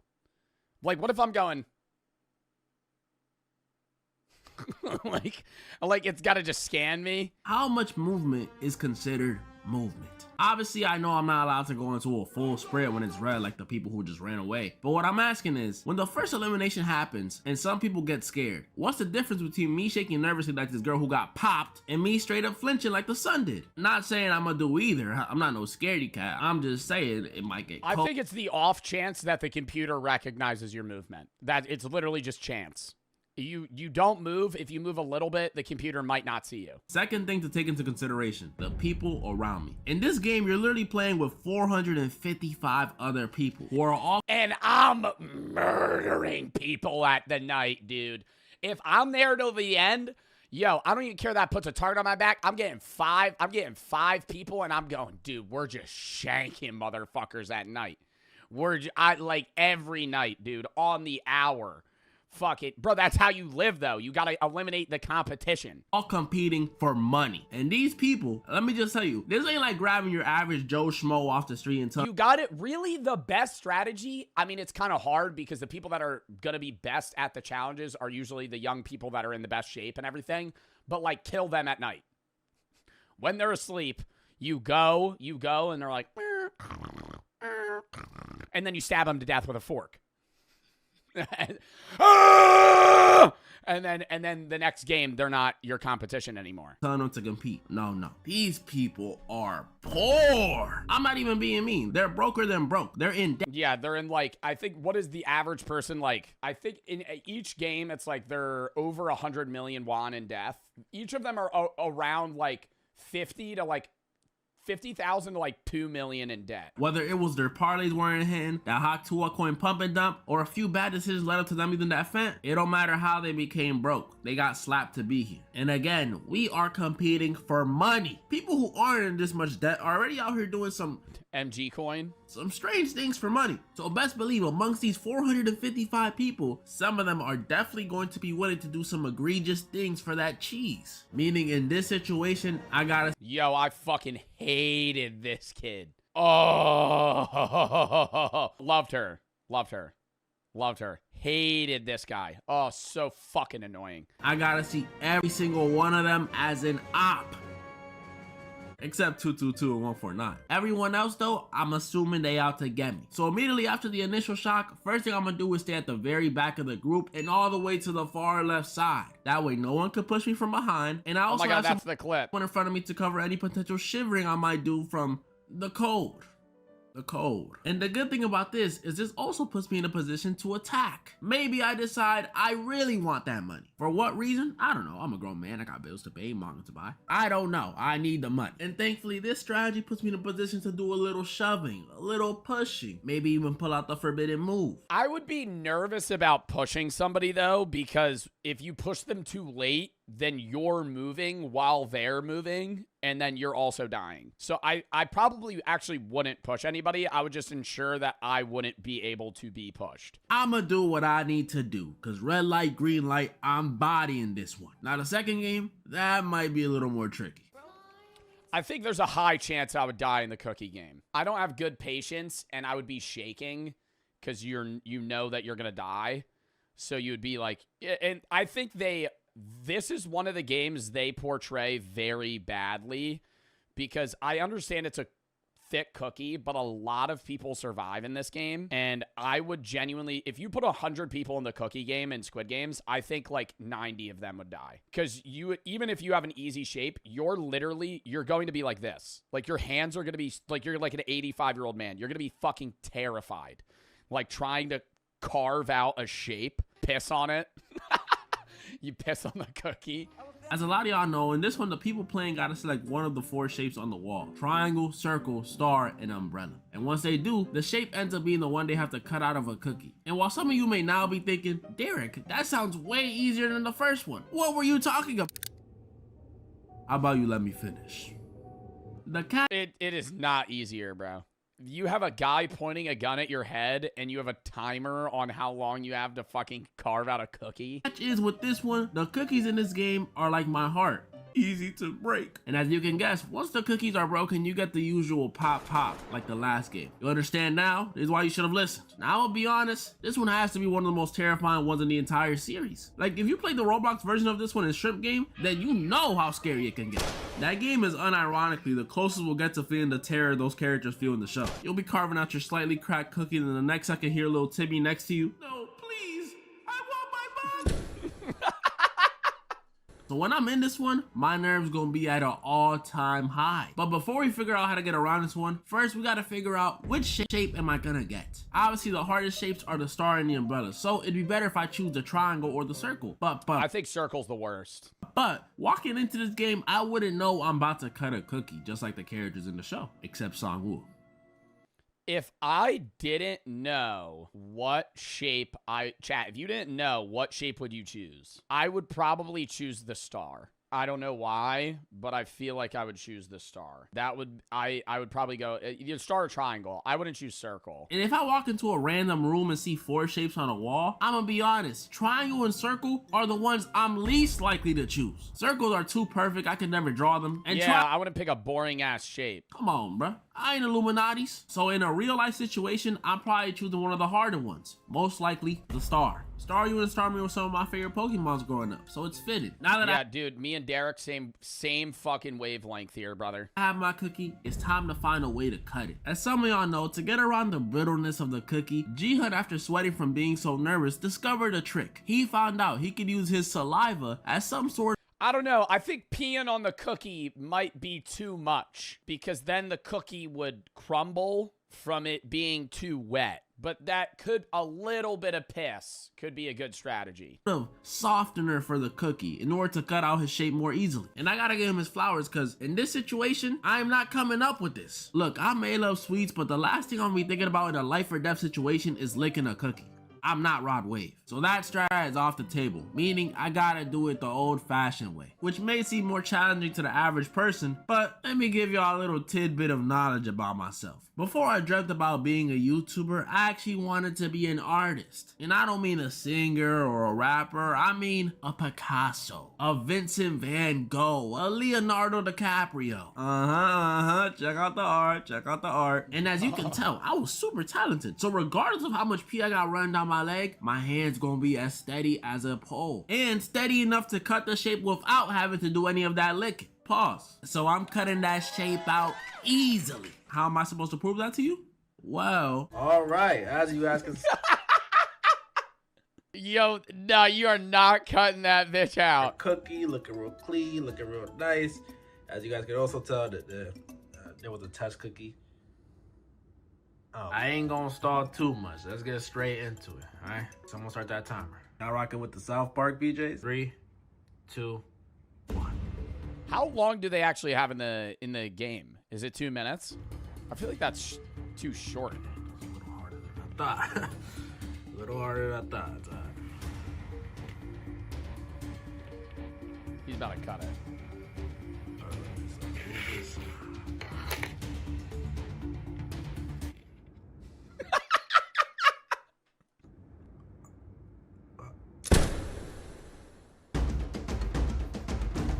Nah, this one would piss me off. This one would piss me off. I mean, maybe not, depending on your team, but the tug of war seems so fucked up because you could just genuinely get put on the worst team. You could just get stuck with a shit team. And that's upsetting. You pick your team. Yeah, but you don't know what challenge is next. So I feel like when you watch the shows, a lot of the guys tend to pick each other, and it's like strong men pick other strong men, and it works for tug of war. Spoiler alert, spoiler alert, spoiler alert. For Squid Games 2, he'll get into that.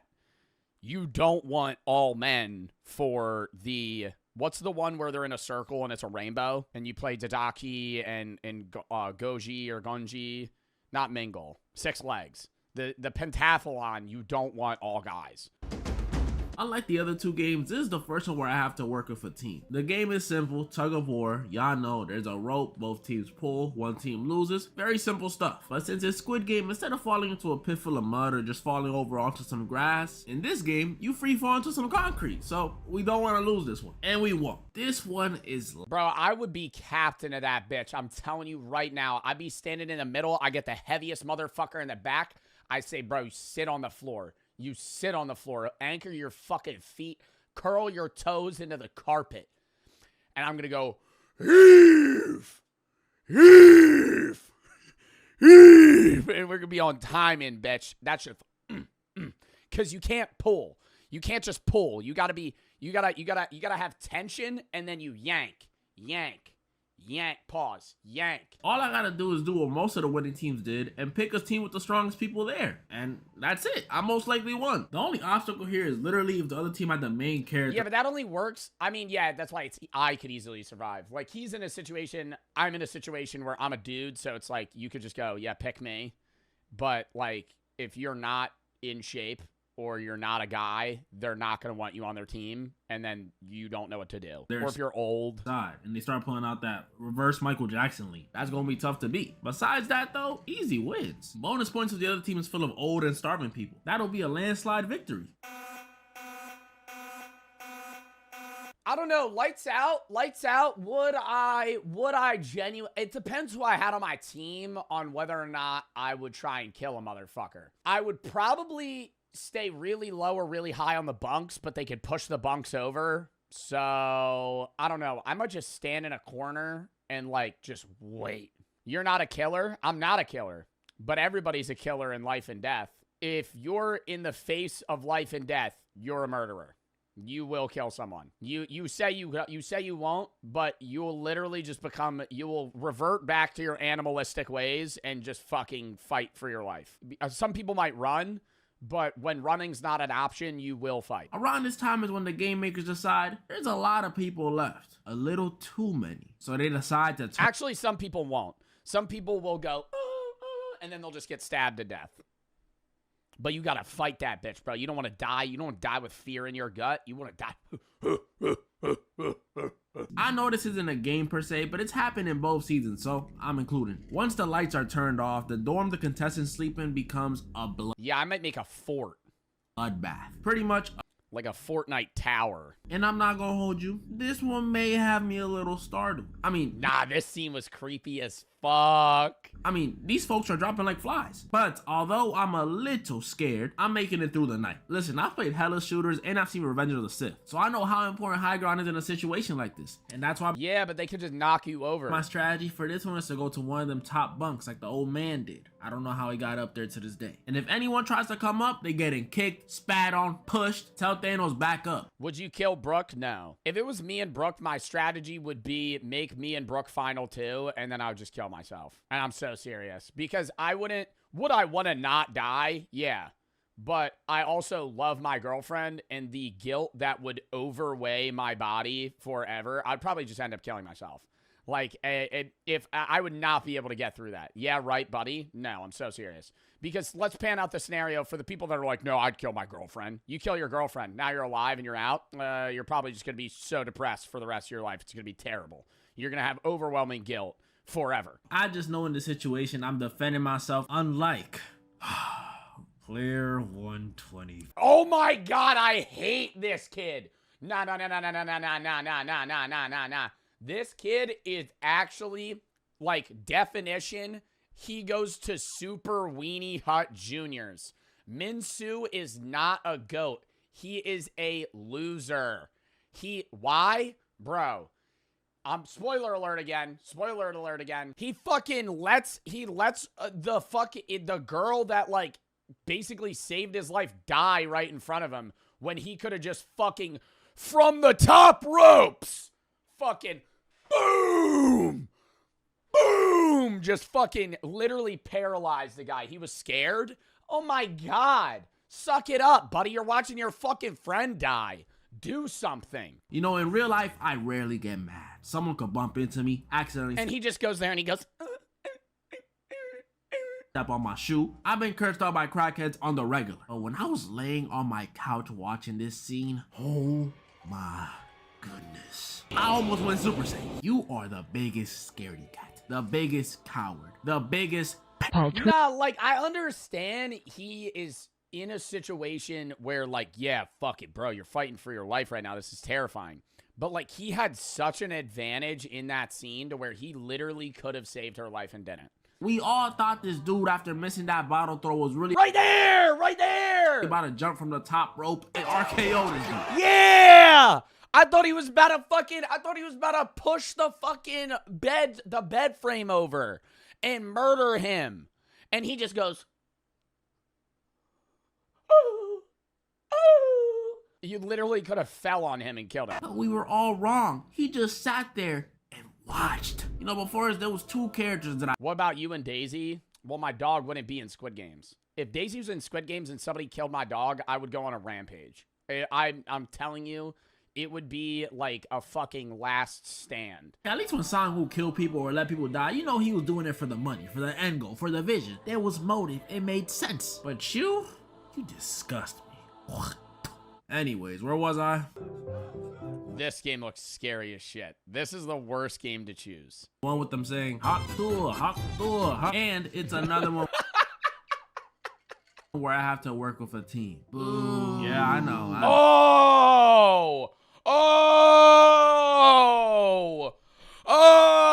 I forgot it. No, dude. Another spoiler alert. This whole fucking thing is spoiler alerts. When she walks up, at one point, this girl is like, for the people that don't really give a shit that I'm spoiling and you're not gonna watch the show anyway, she is like so self-absorbed and thinks that she's like she acts like she's a prophet, right? And that she's like all-knowing. And at some point, she walks up to like the fucking nice old grandma and like the pregnant woman and goes, "You guys are gonna suffer a terrible death."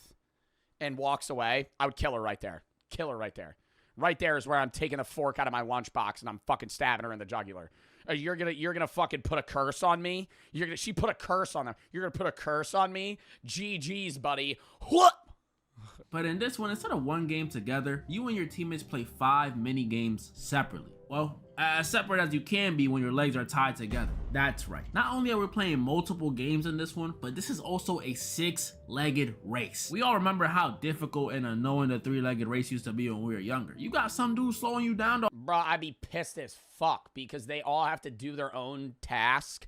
And if they fail, your whole team dies. So this one being double the legs and quadruple the people holding you back makes it at least 2 times harder. The 5 mini games we play in this one are Dachi, Stone Toss, Gongi, Spin the Top, and Jeggy. And thankfully, I don't even know which one I would choose. Okay, Dachi is you just have to throw one and flip the other one over. Stone Toss. That you have to knock over a stone. Gongi. That's the fuck. I don't even know how to explain this game. This is the hardest game in the fucking world. I couldn't do Spin the Top. I don't have the patience for that. Top and I could maybe do this. That's just volleying. You have to volley like a little twirly thing. I would probably do this or the fucking Dajaki. And thankfully, as a team, we at the very least get to decide who plays what. And honestly, I can do any of the games. It don't really matter. But give me Stone Toss. I'll take Stone Toss. You know, I used to play baseball. Nah, Stone Toss is scary because if you miss, your whole team has to go pick up the fucking rock and then walk back. Back in like 09, check out the trophy. But when it comes to throwing, I got it. Except when it comes to throwing the game. All right. After we decide which game I'm gonna do, it really just depends on my team. And if I had to make one, this would be the dream team. I do 120 Hyunju for Motivation and Jeggy, me on Stone Toss, 222 on Dokji, gotta protect her, 149 on Gongi. Now I know Daeho is better at it, but come on, bro.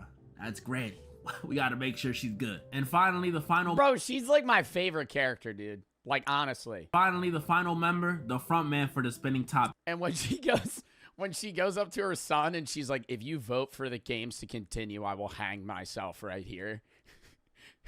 And he just looks at her and goes... So the pentathlon, we're bodying that. Mingle, I'm crushing Mingle. This would be my all-star performance. Because I would get to the fucking areas quickly, and I would have no problem getting the amount of people. If there's too many people, oh my God, I'm saying open that fucking door up. Open that fucking door up. And then say it needs 5 people and we got 6. I'm getting 3 people to go, whoop, whoop, heave, and fucking chuck some dumbass out of the fucking door and then shut the door. Probably the most popular game since the original red light, green light, and it's also the most chaotic. We all sit on a spinning carousel that eventually stops, and when it does, the announcer says a number that me and some participants would have to fill a room within 30 seconds. That is not a lot of time. The number of people in the room has to be the exact number. Can't be too high or too low, because if it is, you get popped. And what happens if you don't make it into a room? Well...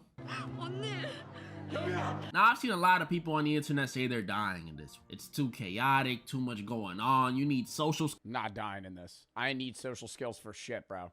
I'm getting in there. You literally have to have 4 people total that you can work with. And you could... Actually, 5 is best. 5 people total because then you could split into different groups. And if it's ever 4... and you have 5 people, you could go 3-2 and have 2 people get 2 people and 3 people get 1 person. And then it just ensures, because then you have the numbers to get people with you. While most people are worried about making alliances and trying to go into... Fuck that! I hope Derek says the shit that I'm about to say. Bro, fuck alliances. Grab a motherfucker by their ankles and fucking pull him into the room and say, I just saved your life, don't bitch. You go with him, I'll go with her. Nah, forget that. I'ma worry about me. My number 1 priority in this one is getting into a room on my own. Like I said earlier, I don't trust anybody here. I ain't trying to get left behind like the shaman, and I ain't trying to have Thanos hit me with the "you out, let's go." So I'm gonna avoid that whole group stuff entirely. And since I'm on my own, I don't gotta deal with the burden of having social skills to team up with people. Now you're probably like, what do you... Yeah, but then you could get fucked over. The problem with being straight solo is other teams can do to you what you would do to them. How are you supposed to win? I got this. Don't worry. Let's say the announcer yells out 10. All I gotta do is look around the carousel for a group that has that exact number and follow them. I'll trail behind them as they search for a room. And then trip one. And right before they go in... Bro, Derek, you're not fucking... Yo, you're not counting the 10, bro. You're telling me you need 10 people and you're gonna track a group that has exactly 10? I'll trail behind them as they search for a room, and right before they go in, I'll pull a player 51 and tackle the last one out the way. Then I'll pull a 3-3-3, lock the door, and secure my spy as but then they might kick you out. Number 10 instead of them. It's gonna be like the Uni scene all over again, but I made it, so... I'm sorry, 120. Oh, but what if they're too big for you to tackle them? Simple. While I'm trailing behind the last one, all I gotta do is pull a... Is that the band New Jeans right behind us all of a sudden, right now, right behind us? And at least one of them last dudes definitely gonna turn around. And I don't blame them. How sweet is a vibe? Then I just repeat that strat for 4 more rounds, and that's Mingle. Only thing that can stop me here is if I get in the hole. I would just pull like that AOT sweep kick. You grab them by their shoulder and put your foot in front of their foot and just push with your hand and pull with your leg, and they face plant. And then you just fucking take their spot. Hey, I was here first. Situation with like the front man or 120. I'm probably not gonna be able to do much with a snap neck. Marbles is fucked. Marbles is all chance. This is another difficult one, but not in the same way the cookie one was. Not at all. In this one, just like the last one, we're on teams, specifically teams of 2. So you gotta make sure you get with someone you trust. The goal of the game is to play mini games, and if you're choosing, that lead to your team eventually taking all of the opposing team's marbles. Pretty easy, doesn't seem too bad, right? But the catch is with this one, instead of another pair of people being your opposition, your partner is your opposition. Ah, come on. This is by far the saddest Squid game of them all. I remember watching this episode for the first time back in Big 21, and it literally ruined my whole day. There was the dude who played with his wife, Ji-hun and the old man, Ji-young and Sae-byuk, Sang-woo and Ali. It was just too much. These characters spent so much time. Yeah, that's what's cooked too, because if you didn't know about it, say me and Brooke were in there, I would so team with Brooke. I would be like, yeah, we have to be on the same team. Ali! And if it hurt this much as a viewer, it's gonna be even worse when I'm in the game. Cause my partner gonna be somebody that I rock with. 149. You gotta go, my girl. It's gonna be hard to... No, yo, you ain't gonna sacrifice yourself or anything. You just gonna be like, nah, I'm cooking you. Work up the courage. But we gotta play. I ain't trying to die. I know it's messed up, but... we gonna have to fleece Granny out her marbles. And since the game is up to us, I'm thinking of a game that requires some steadiness of the hands, like that one throwing game that 101 played. Or Jenga. We're gonna have to see if they got that. Either way, Granny's arthritis gonna get the best of her, and they gonna have to pack her up. It's gonna hurt. Yo, nah, but no, here's the thing that I'm thinking about in my head. If I was in this with Brooke, I would be like, all right, I'll kill myself. But if you don't win, I can't haunt her because she would be dead. That would be hard. I would be hard pressed though. That would be annoying. If I purposefully died, and then like she died the next game, and then I died for no reason. Like if I knew she was gonna make it out, I'd be like, yo, then I'm not even a question. This is definitely the hardest one I've faced yet. Y'all know how it works. We gotta make it across this glass bridge under a certain amount of time. Dude, and this is just scary, bro. Scary. Not even just the shattering glass, bro. You're literally parkouring over like your death. This is the hardest, actually, now that I'm thinking about it, by far. Make it across this glass bridge. Even if you know the path, making those jumps is... ugh.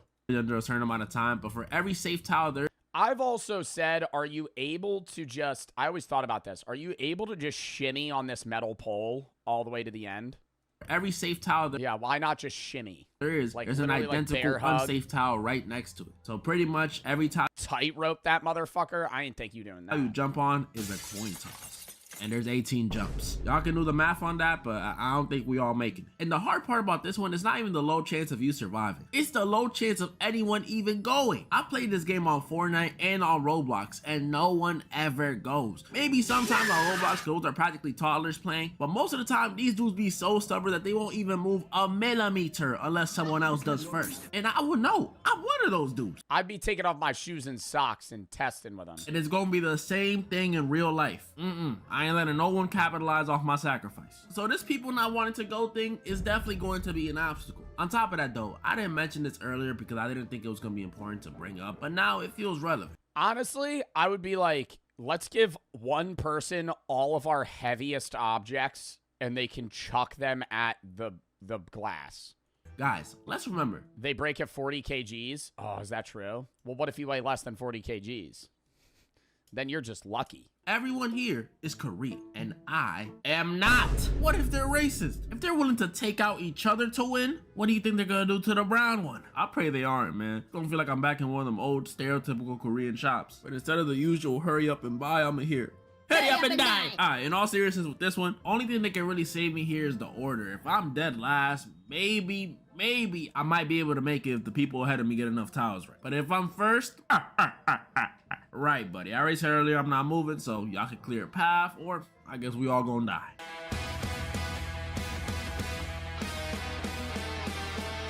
the final game, the most dramatic game, and the most intimate game of them all, because it's a 1v1. In this one, there's a defense and an offense. The offense's goal is to make it to the top of the squid, while the defense has to stop the offense from making it by pushing them out the square. And if neither player wants to do all that, well, you can kill the other guy.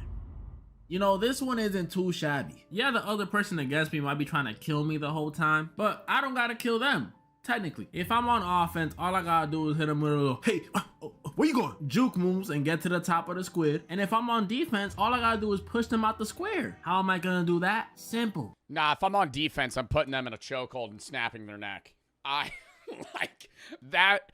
If I'm on offense, I'm doing what he's doing. If I'm on defense and they're like slightly smaller than me, I swear to God, I'm gonna try and like separate their spine from their body. Like I'm like tearing every muscle in my being to just fucking pop their head off like it's a Lego piece. It could be the front man. It could be Jihan. It could even be Legend Thanos. I told you I keep that fork on me, bro. Back up. Point is, whoever's in front of me, they getting that work. They getting juked. They getting pushed out. It don't matter. Because at the end of the day, I'm winning the Squid Game. Probably. It depends on which games we play and what the games are in season 3. And also if my opponent is 2-2-2. I can't kill her. That was pretty much all the Squid Game games I could go over today. I don't know. Opponent's 2-2-2. I might. No. Because she's a kid. But I'm also thinking, from a realistic standpoint, I don't think that kid's living through that. Surely a miscarriage. Surely a miscarriage. You're in a death game and you're constantly under stress, pain, and getting hurt. That kid's dying. I'm just being real, right? Like that's not that you're not giving birth to that kid. People don't understand how realistically hard Squid Games is. Even in Red Light Green Light, one of the easiest games could lead you to die. Insane hard mental you need to have to live and not shiver is very tough. Oh, for sure. If you see people dying in front of you, see what people running to the door, you might join the pack of people as your brain will be tempted to join them. Yeah, your brain would be tempted to join them, or even, like, just chance, dude. If you see somebody running to the door, they might run into you, and if they body check you, you move and die. All right. We'll watch this one, then we'll watch your guys' old YouTube videos, then we'll hop into the other show.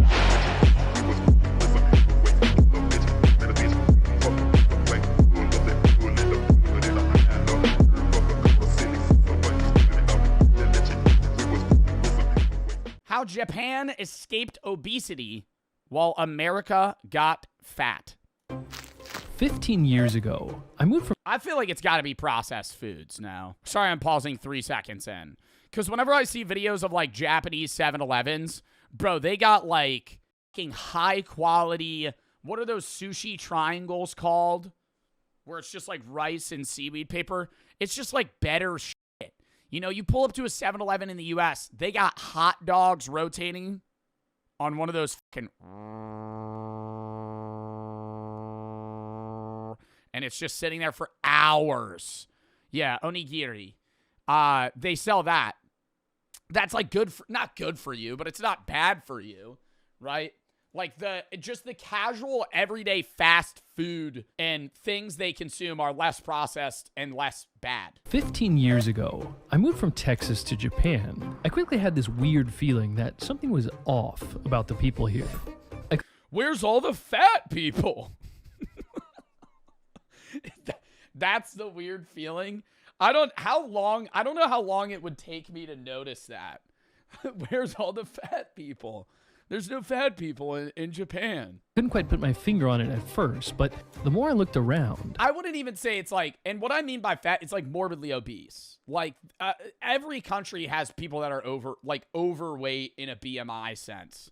But, like, morbid obesity is, like, so casual in the U.S. that, like, if you just go out, you'll see people that are, like, literally, like, so... I'm not making, it's not fat shaming. I'm saying they need help. Like, they're going to die young. Putting it blunt.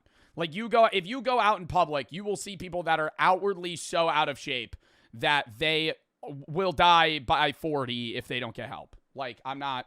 Eventually, I realized what it was. Nobody's fat. I wouldn't say nobody's fat in Japan. Now I got to Google this. What's the rate of obesity? 4 to 5%. U.S. rate of obesity. 43%.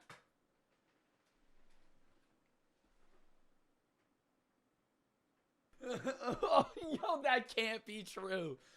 The prevalence of obesity in American adults was 40.3%.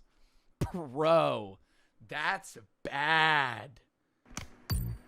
Since 1960, Bro, and it's not even I eat fast food. It's not that. It's the you can have cheat meals and not be overweight. It is a mixture of genetics as well, but it's also like the people that are obese in the United States never work out. They likely have at-home or desk jobs, and they don't cook vegetables. They eat carbs and fatty meats. No one shops in the produce aisle. Like, it actually physically upsets me. When I go to the grocery store, if there's 40 people in the grocery store, maybe I cart watch a lot. I don't know if other people do that. I cart watch. I feel like if you're at a grocery store, bro, a third of your shit should be like plants, whether it be fruits, vegetables, stuff like that. If you cart watch a motherfucker at a grocery store, they have nothing. The vegetable they have is potatoes in the bag. And they're going to fucking, douse them in olive oil and bake them. It's still good. Like, I do that, but it's like, it's not that healthy, right? Like, that's not, I don't know, man. It's just like, you got to that's the problem, bro. People don't fucking eat good at all. It's not just processed foods. You can eat processed foods and not be fat. It's like people are obese in the United States because all they eat is fucking slop. And I eat like shit too. I'm not going to sit here and say I don't. skyrocketed from 12% to over 40% today. That means America's obesity... Look at that fucking spike! Look at that fucking spike! How? What the fuck? 1976 was a 15%, just went... Today. That means America's obesity rate is almost 10 times Japan's obesity rate of just 4.5%. The average American would be considered fat in Japan. You're like even American medium level fat, you are completely fat here. I didn't realize it because I was... And that is a problem. I have heard that there is a level of like, if you are somebody that's slightly overweight, you'll get like fat shamed. And that's fucked, right? I think there's a difference though between somebody fat shaming you and being like, hey, you're unhealthy. Like you should, get, in shape. But the thing that really makes my mind boggle is when we watch these videos, My 600 Pound Life. Like, there's people in your area that are 550 pounds. You don't see them because they don't leave their house. Like, it's not, you see obese people in the United States and you hear that number, 40% obesity rate. And you're like, okay. But you go, when you're outside, out and about in the U.S., even in most states, some southern states it's worse where the obesity rate's higher. But say I'm walking around in New York. There's people that are overweight, but not obese, right? So when you hear that 40% number, you're like, oh, that's wrong. It's not. The people that are morbidly obese aren't leaving their house. So the numbers still seem skewed because the actual people that are walking on the street aren't that obese. Then I noticed that I was fat. It's way easier to lose weight in Japan than in the States. But I agree on that. I think if you're in an area that is serving you better and higher quality, healthier food, it's easier to lose weight. I think it is harder to lose weight in the U.S., but it's not impossible. I think some people make it seem, and I am biased, right? Because when I was a kid, I had borderline like anorexia problems. Like I wouldn't eat. Like I would not eat. And I was growing too quick. I was insanely thin. It was unhealthy. Like I had to force myself to eat over and over and over again to a point where now I can't really gain weight now, but I'm at a point where I'm like, I'm happy with how much I weigh. So I'm at the opposite end of the spectrum of like, I wasn't eating, not I was eating too much. So, take what I say with a grain of salt. But I do think it's very, I don't want to say easy, but it's very doable to lose weight.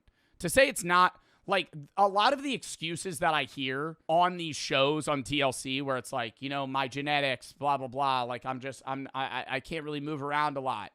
And they're 500 pounds. I'm like, dude, you're eating 10,000 calories a day. You're eating 10,000 calories a day. You're eating 4 times what the average person does. Like, that's why the majority of losing weight isn't even exercise. Like, you can't use the idea of like, oh, I can't be mobile, right? Like, you're just eating like shit. Because the more you weigh, the more you have to eat to stay that weight. Why? What's Japan's big secret? Why Japanese people? There's a million things it could be. Maybe it's green tea. Or maybe it's cigarettes. Cigarettes. Oh my God. I didn't think about that. People that smoke cigarettes are usually always skinny because it curbs your appetite. Nicotine. I mean, how many people smoke cigarettes in Japan, though? That's not the whole population. lower smoking rates in Japan. Actually, no. Smoking rates are higher in Japan. 25% of Japanese men smoke, but only 13% of Americans do. Maybe more people go to the gym here. Actually, no. Only 3.3% of people have a gym membership here, while 21% of Americans do. Maybe it's because everyone eats fermented soybean. Bro, yeah. Okay, I don't think it's the working out. As I'm going to say, I think it goes to diet. But that statistic is skewed. 3.3% of Japanese people have a gym membership. 21% of Americans have a gym membership. Of that 21% of Americans, I would say 80% have not gone to the gym in 4 months. Planet Fitness. They buy a gym membership at Planet Fitness. It's like $8, $10, $15 a month. They fucking pay for it, never go, and they just don't cancel it. So they just pay because they don't want to cancel it because then they're giving up mentally on working out. So they keep the gym membership because it convinces them that they still have that motivation to get healthier. And when they do find that motivation to go, they will, but they'll only go for a week and then they won't go again for 3 months. Like most people, all gyms, whenever you go to a dead gym and you're like, how does this gym make money? Bro, they have members. They have members. None of them go. That's the thing. Like, they're getting just passive income for a building that's sitting there. It's for breakfast. Actually, it's way simpler than that. The whole food environment is just different in certain key ways. In Japan, you actually cannot make excuse to gain weight. Right. But maybe in the States, maybe it's not the case because you're surrounded, by lots of, kind of trouble. When I came to Japan all those years ago, I basically just ate whatever looked good, and I was losing weight. So let's say you wake up, you get ready for the day, and you're off to get a good breakfast. What are your options? You're just eating less calorie-dense foods, bro. Less fried food, less saturated fats. You're eating more lean proteins and plant carbs. Well, per person, there are 15 times as many fast food establishments in America. Rice, I think that's another big thing, too. I think that's just, like, a lot of Asia as well. Like, when the base carb is rice, I think that you're usually, I'm just guessing. I think usually the population is a lot healthier. Compared to Japan. So the average American's breakfast options might look like Hotcakes and sausage, our own Egg McMuffin. The breakfast burrito. For breakfast at Denny's, the Super Slam. Single-handedly, the worst croissants I've ever put in my mouth. Bro, Americans eat fucking cinnamon buns for breakfast. Cinnamon, I eat that shit out of Dunkin' Donuts. But I would get a turkey sausage, egg, and cheese. See, that shit's unhealthy as fuck. Like, we eat, bro, motherfuckers wake up and eat, like, strudels and shit for breakfast, bro. You're waking up and consuming fucking 9 grams of saturated fat and 40 grams of sugar to the fucking dome. Just on wake up. McGriddle. Ooh, it's sweet. What the f? All of our favorite foods. So there's plenty of McDonald's you can go to here in Japan, but Japan also has over 4,000 rice bowls. Roasted ostrich meat.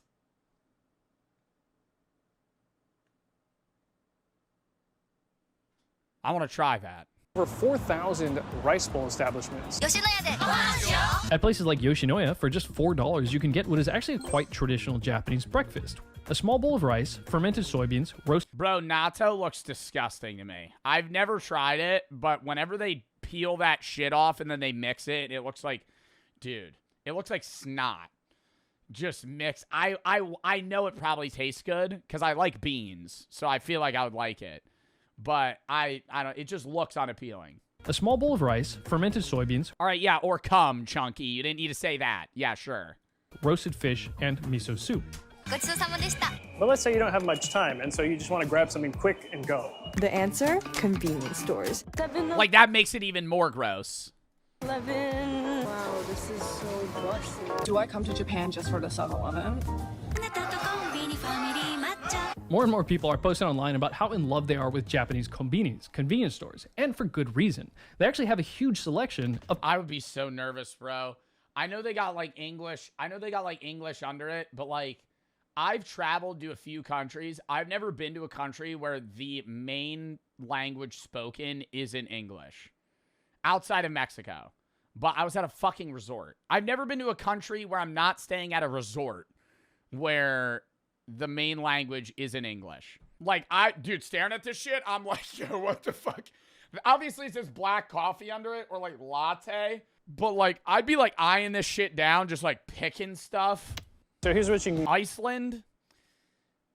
Yes, the main language spoken is Icelandic. 98% of Icelandic people speak perfectly fluent English without even an accent.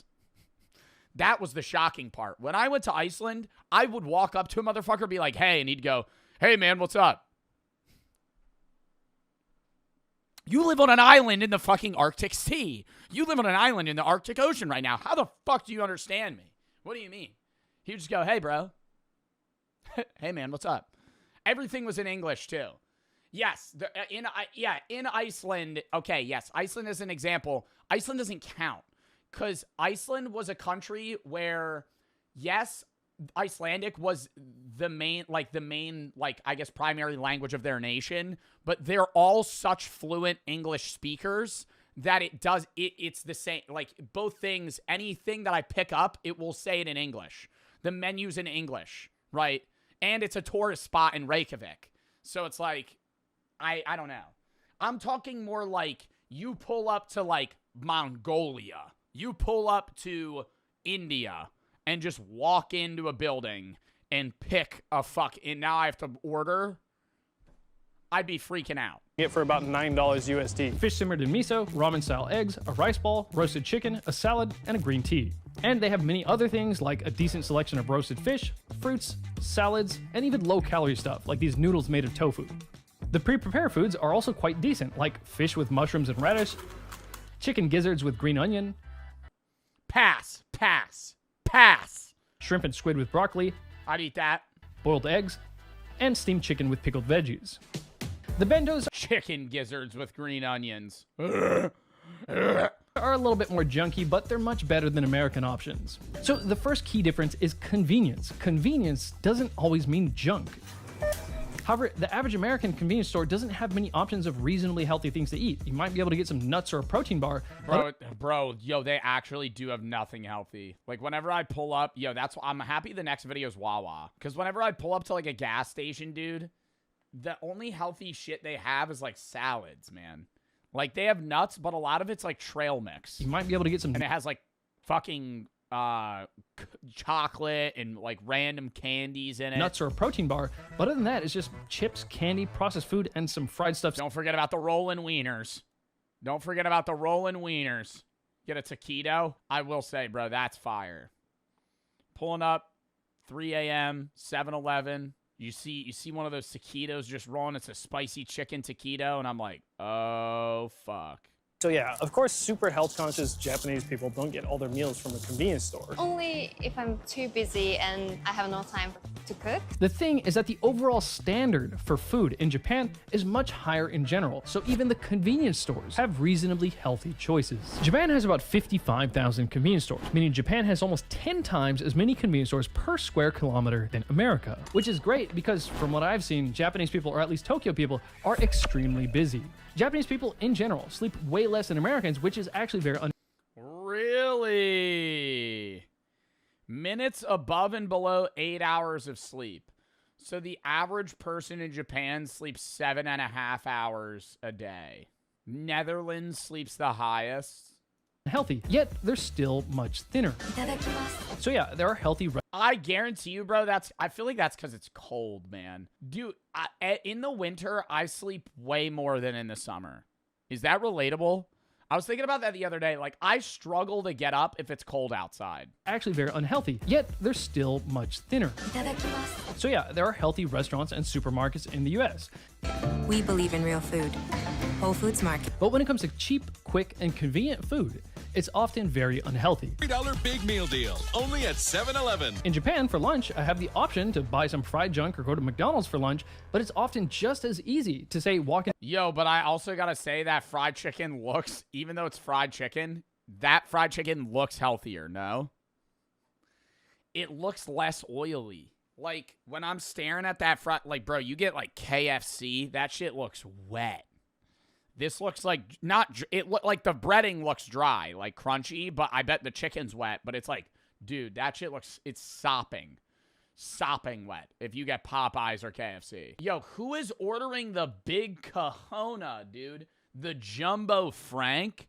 Somebody's throating that down? That looks like it weighs a pound, dude. That's an entire brick. That looks like fucking bologna. Buy some fried junk or go to McDonald's for lunch, but it's often just as easy to say walk into Matsuya and get something like a bowl of rice with some stewed beef, a half-boiled egg, some kimchi, and a bowl of miso soup, with plenty of pickled ginger, of course. Matsuya! Even if you're getting some actual sweets here, they're just not as sweet as Americans. If you go to any one of these cake places around here, an American would be like, wow, why is it not sweet enough? Whereas a Japanese person will go to America and go, why is it so sweet? I think that's my complaint with a lot of processed, artificially flavored drinks. Not even sodas, but just like random juices and shit, dude. They're so sweet. So sweet. Like a lot of energy drinks too, like the one we're gonna do that review later. Bro, like one example, like some Celsius flavors. Dude, I feel like I'm just licking like just straight sugar, but like not even real sugar. Like I'm just eating sucralose packets. Like stevia. When I first got to Japan, I thought most things weren't. Yeah, C4, the bombsicle. If you chug that, dude, it's not even the caffeine. You just be like, sweet enough. Now, after sitting in your stomach. living in Japan for more than a decade, when I visit America, most things taste way too sweet. A lot of things are sweeter. Way too sweet, bro. Way too sweet, and the sour shit ain't sour anymore. And that's what pisses me off. I feel like maybe when I was a kid, you know, I just thought it was more sour. They probably haven't changed the fucking recipe. But, like, sweet shit, I don't like candy much anymore. Like, the candy that I used to like was gummy shit. I used to love sour gummies, and I still love Sour Patch Kids, but, like, most gummy candy isn't even sour anymore. It's just unbearably sweet. You have, like, 3 of them, and you just feel, like, gross. I'd rather eat, like, chocolate or, like, a Reese's Cup. Sour Strips, I've had Sour Strips. Those are pretty good. Sour Strips are pretty good. Yo, I had Ryan Trahan's fucking, what are they called? Joyride the other day. Not bad. Not bad. Had the Joyride for the first time. It tastes artificial, but it's because, you know, it's like there's fucking less sugar than normal. I mean, that's just like, you can't really have an artificial candy and not have it taste like it's real. Japan, for example, like yogurt. You can't have it taste real. It's very sweet, too sweet. Like it was like a dessert level. According to 2021 statistics, the average Japanese person eats half the sugar of Americans. Americans eat 33.7 kilograms of sugar per year, but Japanese people only eat 17.7 kilograms. I'm telling you right now, I eat more than 33 kilograms of sugar. Like, I'm fucking fully confident. I don't know, maybe I just feel like the amount of fruit I eat plus just sugar in general, bro, I am definitely eating more than like 75 pounds of fucking sugar a year. The thing with sugar is that the reason people eat too much sugar is that they want a lot of sugar because they... No, I do have a lot of artificial flavored things that are just sweet. So it's not sugar. Eat too much sugar. This 2016 study found that after just 2 months of people doing a low sugar diet, cutting their simple sugar intake by 40%, they started to rate sweet foods as significantly sweeter, as much as 40% sweeter than before. That's exactly what happened to me. At first, Japanese sweets didn't taste sweet enough, then I got used to it, and now they taste plenty sweet. So I think the Japanese just... Oh, okay. Eat less sweet, less caloric things, and they eat less of it. The soda cups are just smaller here in Japan. This is a large cup, which pisses me off. I don't fuck with that. I think the American Big Gulp cup, I consume a lot of liquid, right? And they're filling that shit with ice. When I see like foreign larges from like the UK and they're like this big, oh my God, I get frustrated. Like that, dude, that's a medium. I don't think they should be as large. Some of them are like a McDonald's large is way too big. I think a large should be like what, like 30 ounces, 24 ounces? McDonald's in Japan. 2 beers. This is an American small. The American small is actually slightly larger than the Japanese large. And of course, the American large is about twice as big. A large should be a large Coke. No, that's what we should do as the metric. This is fucking stupid, Japan, okay? This is stupid. That's a mini Coca-Cola. That's one that you're given when you're done playing a sport or you're at a fair or some dumb shit on a field trip, okay? Nobody drinks those. That's a small. They should kick out medium, have small, large. Only small and large. And the small should be that, and the large should be the equivalent size of the big one, which is what, a liter? As the Japanese large. How big is a large Coke? The bottle. 20 ounces. A 20-ounce bottle. 591 milliliters. That's how big a large should be. American large is about twice as big as the Japanese. See, that's too much. Japanese large. See, that's too much. 887, bro. Even the milk is way smaller. You thought you meant a 2-liter? Yeah, you get fucking handed a 2-liter of Sprite through the window. This is the standard size of milk here. Next, take a look at this. The selling point of this sweet drink is actually that it's small. It says nomikiri saizu, meaning a size you can finish. And these half-size drinks are in most of the vending machines. Hey, why'd you get this small one? I think this size is too much for me, so I can finish. But that one has Shohei Ohtani on it. Shohei Ohtani's a famous baseball player. That means if I drink that, I'll be like him. But this one's only 10 yen more. You could have gotten like, yeah. This one's like twice as big. It's too much, and I don't want to waste it. You don't want like a giant drink. You don't want to get like as much drink for your money. No. Oh my God, he's on everything. Oh my God. We watched the whole video about how Shohei Ohtani's like everywhere in Japan. Yo, literally, this is just a different video. He's just in the background. No one in Japan drinks a big gulp. You can't even get it anywhere. Now that's what I call a large.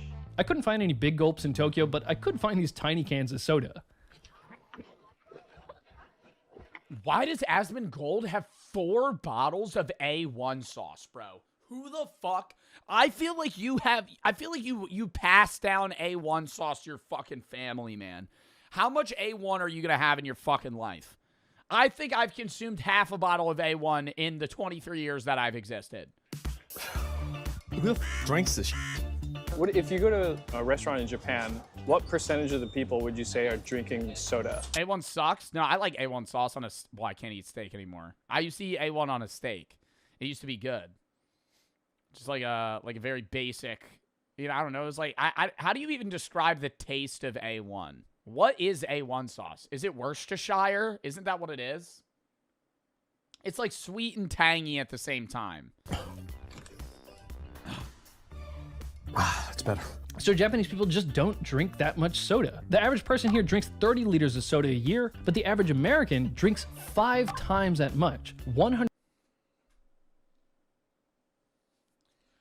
I don't think I consume 154 liters of soda a year, bruh. That's a lot. 154 liters per year. So for example, with this vending machine, if you didn't want anything sweet, 5 different types of unsweetened tea, you can get water, and then there's... What's the average life expectancy of a Japanese person? 87? 87 for women, 81 for men. U.S.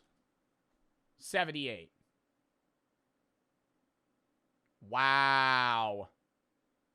That pisses me off. By the way, these vending machines are everywhere. Japan has the most vending machines per person on the planet, around 4 million, or 1 for every 30 people. Next is key number 3, school lunch. The Japanese approach to feeding their school kids is completely different from America. Oh, not like stale cheeseburgers? Teachers even eat this stuff? No, they don't eat school lunch. They don't touch it. So I'm half American. I went to elementary school in both Japan and the United States. Teachers in the U.S. Oh, no, we don't eat the school lunch. Teachers be eating weird-ass shit, bro. Coming in with fucking 9 hard-boiled eggs and a bottle of A1. That's what a teacher will eat. Yeah, don't worry, guys. I have this for lunch today. Take it out. It fucking smells like piss. States. In the United States, the food was just junk food. We had tater tots, we had sloppy joes. It was like everything bad for you. Sloppy Joe day was a rough day. Chocolate milk. In middle school, we would get chocolate milk. Chocolate milk for what? Just the stuff that comes from brown cows. Bit of a racist here. Okay. It's like if you, all right. If you want chocolate milk, go ahead. Serve for lunch at a high school. Students in Woodbridge, New Jersey say the food is inedible. That's actually the New Jersey lunch, bro.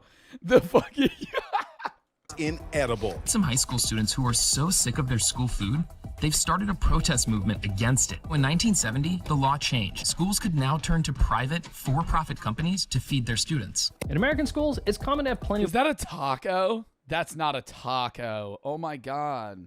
It's just like a handful of shredded cheese and like a teaspoon of ground beef, strawberry milk, and a cheese stick, and cheese Doritos. Can we not see? Yo, I'm gonna fucking take a shot yet again. Get the fuck out of here. It's the sugar shit, bro. It's big fucking milk.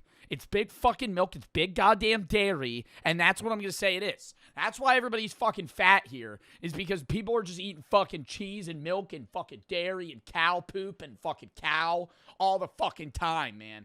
And I'm not saying that because I have alpha gal, bro. Cheese Doritos, cheese taco, stick of cheese, fucking milk. Are you kidding me? American schools, it's common to have plenty of processed foods on the menu. You cut back on everything. Salaries, supplies, the food. Actually, my point is immediately... Well, I mean, there are outliers. My point's immediately disregarded by Chris because my friend Chris Koshard eats mac and cheese as like 80% of caloric intake. So I gotta be wrong. I gotta be wrong there. But if we go over and take a look at Japan, school lunches are planned out by the school's... Isn't he lactose intolerant? Yes, that's why it's really funny. ...designated nutritionist. And they are made from scratch every single day. Every meal is meant to be healthy. Vegetables, there'd be rice, some fish, some meats, and a little bit of pickled vegetables. So that by the time, that you're 16, 17, 18, you're not going to be fat. It's going to be very rare that you're going to see it. Yeah, I will say, I think, like, what you're feeding your kid is really going to transition into adulthood. Because, like... It's usually pretty rare that... I would say if you're in shape in your 20s, you usually don't get obese later in life. Like, most people that are obese were obese when they were a kid. You got, like, a nutrition education that actually worked. Yeah. The fourth key is portion sizes. The portion sizes are generally just a little smaller wherever you go. Normal size, like meal size in Australia, is usually big. I couldn't finish eating them, but then I got used... Ruined it. Whatever fucking weird chowder shit size in Australia they just put on that fish and chips... It's usually made big. That is not garlic sauce. That's gravy or tartar sauce. No, that's like tartar sauce. Oh. But then I got used to it, and I actually gained 12 kg there. So that's like 25 pounds. Double tacos, designed to keep your stomach and your wallet full. I'm full! America's biggest breakfast for only $9.99. I think there's two big reasons why Japan doesn't take the American approach of giving you huge portions to make you feel like you got your money's worth. First off, don't do this in Japan. A big concept here is mottainai, or wasteful. Elementary school, middle school, if you cannot finish the meal, you don't have like lunch break. So you just have to sit there. Yeah. Okay. Yeah, like I remember some of my friends couldn't finish eating and then like crying and eating. The idea came from like mottainai. You cannot waste. Damn. So maybe it's just like they bring less home too, because I feel like most people like. Chat, what percentage of the time when you go out to a restaurant do you box something and bring it home? I would say like 40% of the time I go to a restaurant, I'm probably bringing something back. Food, because that's the life of plants and animals. Yeah, leaving food is considered bad. It's kind of bad manners to leave unfinished food and especially rice scattered about on your plate. All right, I think leaving like 5 grains of rice on your plate, this would be wasteful. But like, bro, I don't think you need to pick that up. Rice scattered about on your plate. Next, it's not really a thing here to get a container to take leftovers home. You're expected to finish your meal at the restaurant. So the average so they don't give you leftovers, they'll just throw that shit out, you don't finish it? Restaurant serves people reasonably sized, not too big portions that most people should be able to finish in one sitting. Most packages of snacks here are sized so that you can comfortably finish them without feeling stuffed. Like, look how small all these little packages of chocolates are. If you eat the normal American diet, you'll get fat. In Japan, if you just eat what everyone else eats, then you get thin. Yeah. Do you think that's pretty accurate? I think it is the mental thing of the packaged snacks, man. Like, if you only eat things that are technically one serving per package, you're gonna eat less naturally than if you have something that is like a big bag of chips that's like 15 servings, and then you kind of just guesstimate a serving out, but you actually ate like 3. Yeah, I think it's accurate. If there are some people who are, you know, maybe starting to get a little bit overweight, and I suspect they're eating too much junk food.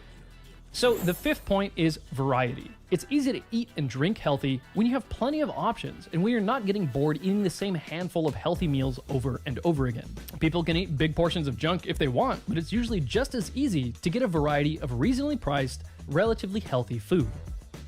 What I like about Yeah, I mean, bro, in this video alone, I've seen more dishes than I could fucking count, and I feel like when you go to a restaurant or just like any place in the US as well, they have like every restaurant has the same 10 things and then like 5 of their own unique things.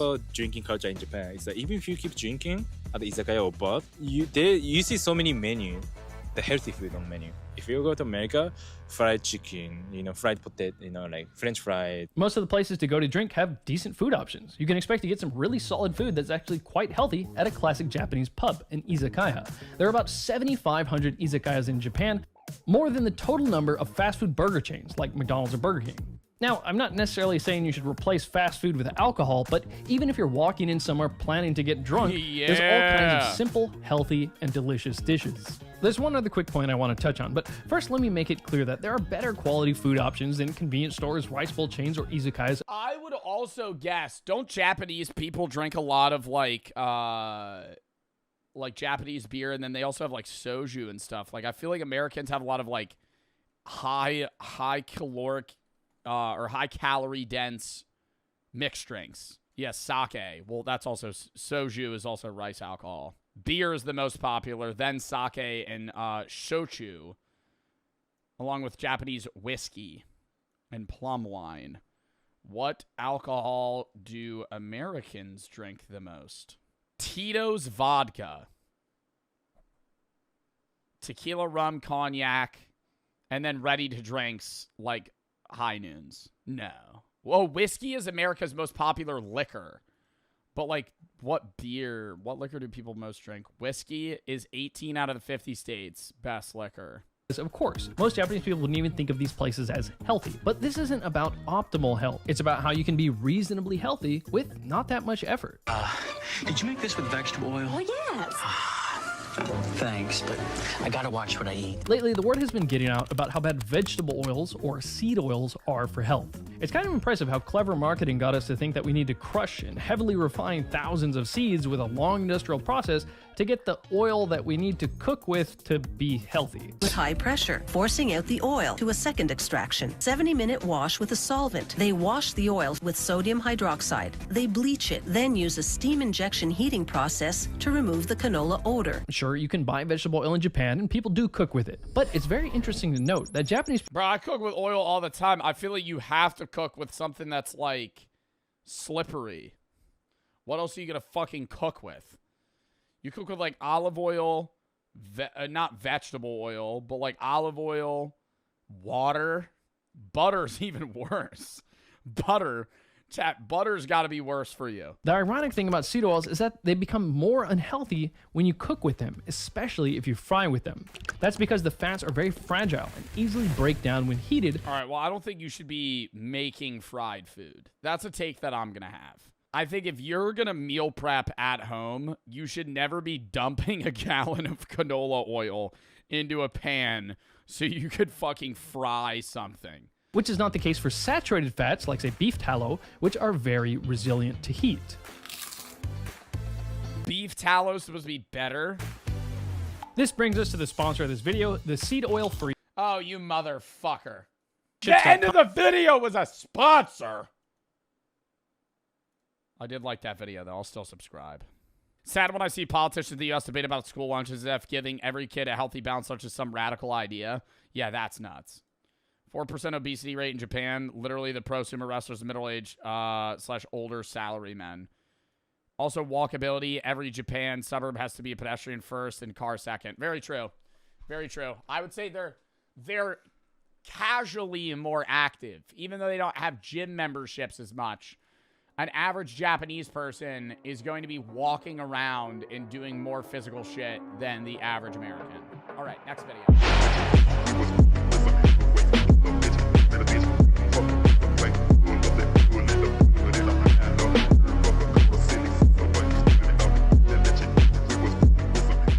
Chat, next video.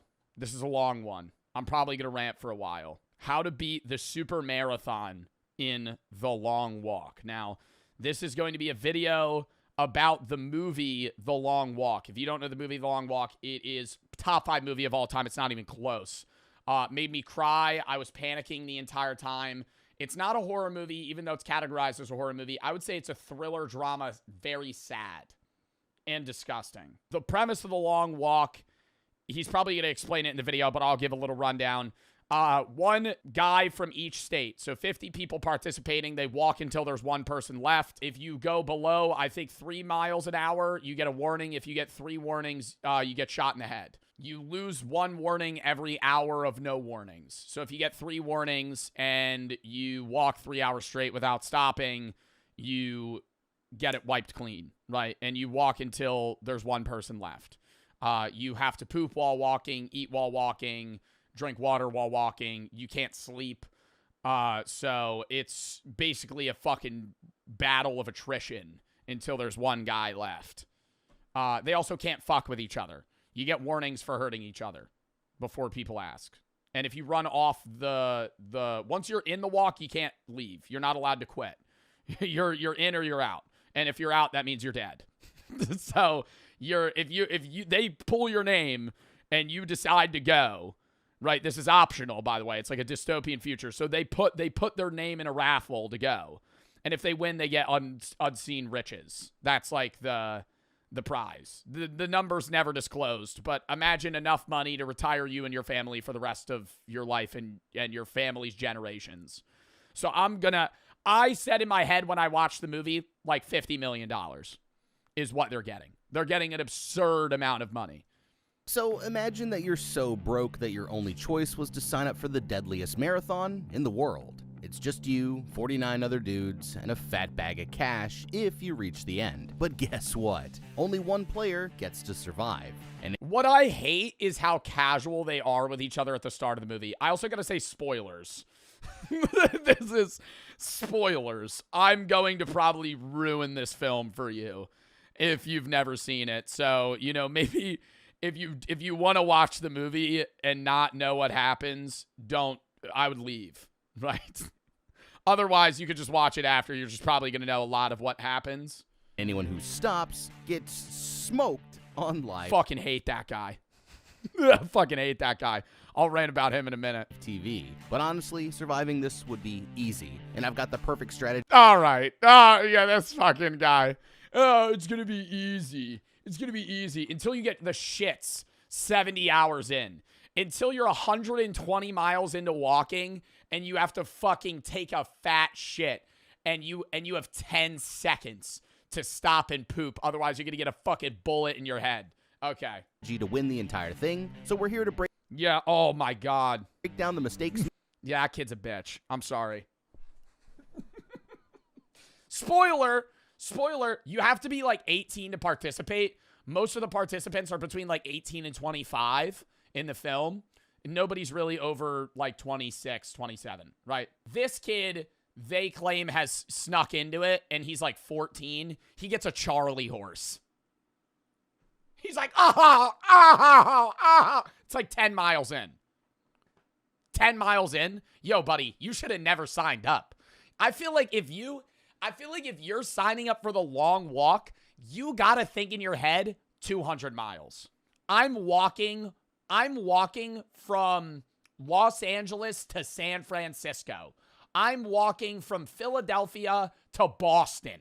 That's what you're in your head. You're going, I'm crossing states right now before I'm the one guy left. You have a Charlie horse 12 fucking miles in, buddy. Eat a banana. Huh. Made what you first one dead. Ugh. Should do, and how to beat the endless march in chat. How far you think you could walk? That's the. Let's start out with that. You got to walk until you physically can't anymore. Let's say there's no other people competing. That's going to drive you a bit further, but how far could you walk before stopping? I think I get 100 miles. Gun to my head, I think I get 100 miles. Spoiler alert, it's way further than that in the movie. It's way further than that. What really gets you is like 2 days in, where you're exhausted and you need to fall asleep. So you're kind of like dozing off while you're moving. The long walk. So it all starts with this guy, Ray, who's just won a spot in a low-budget version of the Hunger Games. Basically, he lives in an alternate timeline where the country is dead broke after getting slapped around in some kind of giant war. And now every year, one dumbass from each state gets picked to compete in a non-stop walk-off. One of the coolest things they do in the beginning is they go ID. Right at the door, they go ID, and he hands them the ID, and the guy waves him off, doesn't give the ID back. I mean, that's like a psychological warfare thing, right? You know, you have your ID, you hand him your ID, he just goes, you know, like that. He's saying you're dead, like you ain't gonna need it anymore. Like what the fuck? Tree is dead broke after getting slapped around in some kind of giant. Just keeps it. And now every year, one dumbass from each state gets picked to compete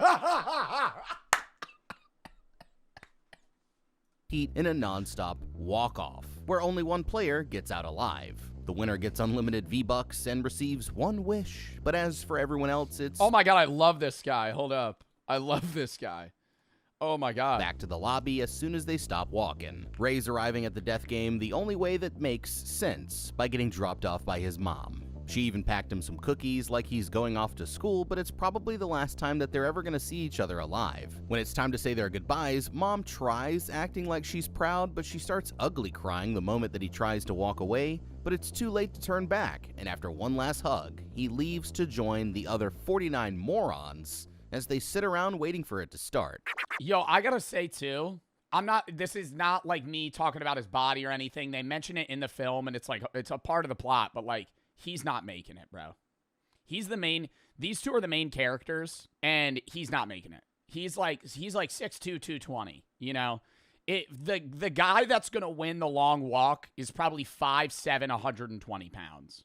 Like, you got to be skinny, you know? Like not even muscular, skinny. Like, isn't this voluntary? Yeah, but that's part of the plot too, is like they sign up and they're like, it's voluntary, but like one of the lines in the movie, he says, I forgot his name. He goes, I dare any of y'all to tell me a time any motherfucker didn't sign up. You know, it's voluntary, but everybody always signs up. Name a guy that never signed up, because it's like everybody's so broke that you would do anything to be rich. All right, fam. Now, I know a lot of you guys have been wanting us to cover the long walk for a while, so of course I had to do it for my people. But I'm gonna be honest. I started out wondering, how in the am I gonna make an entire video about a bunch of dudes just walking down the street? But then it dawned on me, we can basically just wrap it up right here, because this is actually one of the easiest death games ever made, and I've got a plan to survive it without even trying. So here it is, my genius plan that's 100% guaranteed to work. Okay, they all have their own backpacks of whatever. They get food rations and water rations, but they're allowed to pack whatever they want in their backpack, probably with some level of guidelines because there's a rule book. Yo, I'm packing fucking nicotine like crazy, bro. I'm filling that fucking bag with Zins. I'm so serious. I was actively thinking about this. I'm filling that bag with stimulants. Like, if I'm allowed to do that, I'm just fucking double decking. Like, you're 8 hours in meth. Yo, if I was allowed to bring meth, I'd bring fucking meth. First time, I'd be like, all right, I'm going to do crack. You know? I'm going to do fucking crack for like day 3. I'm falling asleep. Time to break out the pipe, you know? Fucking, at that point, you just got to stay alive. Something to keep you up. Adderall? Ooh, that'd be good, but then you won't eat. You need to eat. To survive the long walk is to just never... Yo, best way to survive the long walk? Get a catheter and a colostomy bag. Oh, you win. You win. You ain't got to piss or shit. It just does it. You just walk. Don't stop walking. That stimulants, colostomy bag, catheter. Boom. Catheter would probably pull a little bit at some point. 100 miles in, it's probably going to get chafed. Maybe not. Colostomy bag would work. Walk is to just never sign up for this. Yeah, walking 100 miles with a tube up your dick hole. I don't think that would work very well. In the first place. Like, seriously, I can't believe how... Is there a limit to how slow you can walk? Yes, that's the whole premise of the movie. You have to walk, I think, over 3 miles an hour. Oh, dumb. They all have watches that track their movement, and they get like audible warnings. They'll go number 47, warning 1, number 47, warning 2, number 47, final warning, and then they shoot him. You'd have to be to actually think this was a good idea. And I mean, it's not like the Hunger Games where you don't get a choice. Signing up was... This is harder than the Hunger Games. I will stand on that. This isn't some low-budget horror games. This is harder than the Hunger Games. He's saying it's easy. Having to walk 300-plus miles to not die nonstop. You're not sleeping for days. You're shitting on the floor while you're walking. Bro, way harder than just fucking stabbing somebody with a spear. Are you insane? Watch the fucking movie. Oh my God, this is the fucking point. Literally, this guy, favor to win, minus 2,000 odds. Fucking jacked, built, fucking shredded to the gills, stoic, doesn't talk. He gets a small cold, day 2. Newsflash, your immune system never heals. If you get sick, you get a cut. Your body's never healing because you're never sleeping. You're never not moving. You're always moving.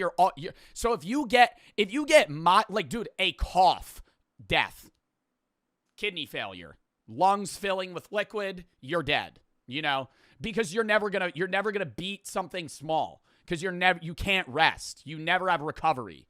Money, then you're severely underestimating my grind. Like, sure, times are tough, but if Peepaw survived the Great Depression, then I can get through whatever the hell's happening here. And I mean, these people all have cars and so how bad can it really be? So you can trust and believe that I'd be living in the sewers and surviving off a spare change before I ever got desperate enough to even try this because I'd rather be thugging it out in a cardboard box than getting capped on live TV. But okay, let's just say I was a real sicko who actually wanted to risk it for the biscuit. Well, in that case, I'd just be spending the first 18 years of my life training like a damn anime villain. I mean, forget learning to count. Yo, actually, none of them ever talk about like, yeah, I prepared for this. They always show up with like a bag half full.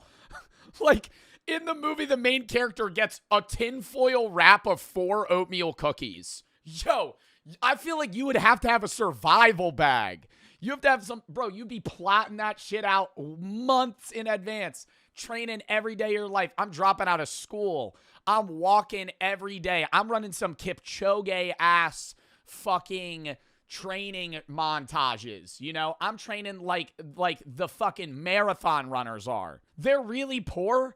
Yo, your son's about to get shot in the head. You can't scrap up more than 4 oatmeal cookies? Are you fucking kidding me? They're really poor. She drives a car. It has gas in it. How much does an oatmeal cookie cost? Your son's walking till he dies. I got one job and one job only, to become an absolute jacked monstrosity before my 18th birthday. I'm talking leg day every day. Nothing but squats, lunges, and lean protein until my body's legit shaped like a triangle. But it's not just about how you train, it's about the mental game as well. So hear me out. I'm gonna go back and watch all the tapes. Here's the problem, though, that I want to counter his point. He's saying I would be training from day 1 till I was 18 years old. But it's a lottery. There's millions of other people that are signing up. So why would you waste the first 18 to 22 years of your life training every day for the long walk and then never get pulled? You know, like you might just not get picked and then you just don't do it. So to read me the rules until I have all the best strategies and the legs of Saquon Barkley. And then I'll be ready to smoke these other losers and go home with the baggie. Now, on his way past the guards, Ray makes friends with this dude Pete, who's got a big Joker scar all the way up his right cheek. Best character in any movie. It's not like this is a beauty contest, but if it was, there's one guy who looks like he'd win either way, and his name is Stebbins, and he's clearly the most athletic one in the group, so he's got the more gamer-bodied dudes shook before the walk even starts. Then we've got Hank, the nerd with the big mouth, Art, the nice religious guy who's basically the polar opposite of this clown, and this Malcolm in the Middle looking dude. Nah, this is making me sad right now watching all these characters. Don't care about this kid. They try to get you to be emotionally, you know, like all these other guys go through so much more shit, bro. He dies in like 20 minutes. Like he dies like right after this shit starts. I'm sorry for spoiling it. This motherfucker gets capped so quick. He fucking gets he gets a Charlie horse like 10 miles, like half a mile in. Like, it's like fucking instantly, this kid dies. Curly, who's definitely gonna make it past the first day. The others start ripping on Hank for talking. I don't even think he makes it to the first night. Too much, but then they realize that he's pretty normal compared to this weirdo Barkovich who tries to join in. He's giving off major... Ooh, no, to put it in perspective, Barkovich is just dry humor making jokes that don't make sense. And it's so bad, right? One of them says like my meemaw, and he goes, "What the fuck is a meemaw?" Sounds like, and then he makes a joke, but it's so fucking stupid because they're all from different states, so they don't understand each other's lingo, and they're making niche jokes about each other's lingo, and so every joke Barkovich makes just doesn't land because it's like a dude from Alaska making a niche Alaskan joke to a dude from Tennessee. Like, it doesn't hit. And he's here to hand out everybody's number. After going through the whole list one at a time, he tells them all to line up and get ready to start walking. But first, it's time for a whole motivational speech about bravery and serving your country. When he's finally done yapping, he decides to remind them all about the most important rules. First off, you gotta keep walking at least 3 miles per hour until there's only one player left. You get 3 warnings if you fall behind, and they each reset after 1 hour of walking. But if you use up all 3 or try to make a run for it, then your goose is cooked, my man. That's basically it though, so now that they all know the rules, it's officially time to get to steppin'. But my dude Ray is about to realize that he just made his biggest mistake. So far they're just walking, which is pretty much all they're gonna be doing for the next hour and a half, so buckle up. It's probably a little hard to concentrate when they're surrounded by machine guns, but Ray's Bro, but they all get to know each other. That's another thing he's not mentioning is they're all like low-key become friends. Not all of them, but like they start forming like small groups, and it's like, why? You're going into this knowing that one of you is coming out. I'm like, I don't even want to talk to anyone. I feel like I'd be like just stoic, zoned. But then you think about it, it's like day 3, you kind of need people to talk to more, like for your morale. Trying hard not to think about it, so he keeps looking at the butterflies instead. Oh, and the whole thing. Why is it all guys? It's only guys that get picked. Being broadcast live for the fans. Are you trying to get me to say that if a woman was picked that she wouldn't make it? Back at home, so they've basically got the entire country waiting to watch them get blasted on live TV. Alright, so now's when we gotta start talking strategy, and you're probably thinking, what could you even do besides just keep walking and try not to get shot? But guess what? You're already beat, my boy, so better luck next time because real ones know the plan started before we even got here. Now, just like a night of... Real ones know that I shoved a fucking dime bag of meth up my ass. And it's slowly making its way back down. Probably estimated arrival time around 2 p.m. EST the next day. After that, I'm going to snort a little bit of it, and that's going to be a little pick-me-up for the next 3 days. The club or a date at a fancy restaurant, you're going to need the right pair of shoes. So you might be thinking, oh my God, that's the one thing that I'm thinking about is getting blisters. Oh, fuck no. You get a blister like 5 miles in, dude. Some of these guys show up in some like raggedy shoes. Like some shit that's like run down. They've been wearing them for like 6 years. You need some broken in new shoes, but not something that's stiff. All right, I'll just get a fresh pair of sneakers and be fine. But that's where you're wrong. Because sneakers... Like this dumbass is wearing Vans! Oh! Shoes. So you might... Yo, literally stare at his shoes. You can tell he's cooked from the start. He wearing flat Vans. Flat Vans, this guy's got rain boots on and a safari hat. Huh? But that's where you're wrong. What are we gonna go pick flowers? Yo, buddy, you're walking for the next 8 years. Wrong. Because sneakers are gonna give you blisters after They have no money. Yo, you're getting the money. Your entire family's giving you everything they have for this. the first couple of miles. So for me, I'm getting a pair of you got a Charlie horse. Lightweight hiking boots, like the type you'd see some granola dude wearing on a nature trail. Yeah, I'd want something durable that's gonna last for literally hundreds of miles, and I wouldn't be just taking those bad boys out the box either. Nah, I'm gonna make sure they're broken in before the I wouldn't wear shoes. Turtle, you're dying in 5 miles. Turtle, you're cooked. You're dead. You're not gonna wear shoes. You're gonna walk on asphalt.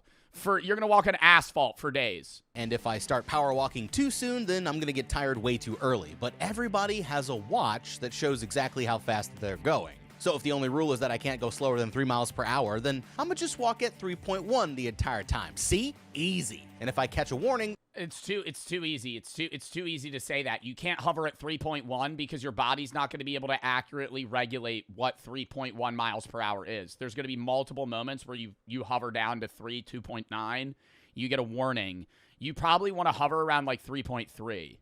Realistically, like, give yourself a little leeway. Then maybe I'll speed it up to 3.2 miles per hour. But as long as I'm clear, then it's slow and steady wins the race. But that's not the only reason I'm walking slow. I'm over here playing chess while these other dudes playing checkers. Because at the back of the group, the other guys are blocking the wind, which actually— You're getting into the fucking aerodynamics, bro. You're getting into the fucking— What, like we're geese flying through the fucking wind right now? I don't think that that's playing a factor. I don't think that the aerodynamic I don't think air resistance, you're not getting Mario Kart Slipstream walking behind this guy. You're not, I don't think that's going to be meaningful enough to matter at any moment. It makes it even easier for me to avoid getting tired. And the best part is, unless it's actually windy outside. Don't even know that they're helping me while I'm just sitting in the back chilling the whole time. And then getting to the end of this should be quite easy. At 5 miles in, they notice that Stebbins takes his first warning, and my guy Hank starts trying to pick apart his strategy. The others don't see the vision, but he can tell that Captain America back there knows exactly what the hell he's doing. And so far, the dude's not even breaking a sweat. Eventually, they get to a bridge where that creepy dude Barkovich suddenly comes to a stop. He's saying that there's a rock in his boot and takes a hell of a long time to get it out. But he gets up before the soldiers send him off to go night-night. Buddy starts acting like it was all part of his plan, but the others say if that's true, then his plan f***ing sucks. And he storms off all mad to go walk it off by himself. Now they're 7 miles into the hike, with only one more to go before they get to Eminem's house, and the boys start talking about what they'd do with the money if they'd win. But my boy Ray here says that he's not just doing it for the Skrilla. He's here on some big fight the system type and starts breaking it down for the other guys so that they can peep game. Basically, oh yeah, they get unlimited money and they also get one wish. I forgot to say that. They get one wish that has to be granted, like a genie. Almost. Something that's like feasibly possible, but it has to be like just any wish, really. Like you could be like, I want to go to fucking Australia.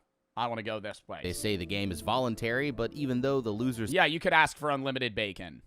Get killed, everyone still signs up. So if things are so bad that this is their only way out, then they never really had a choice. Somebody said unlimited women. That's funny that you say that, because this guy says that he wants 10 hot naked women, and all of the other guys go, you could just pay for that. And he's like, well, but then I know they wouldn't want to be with me.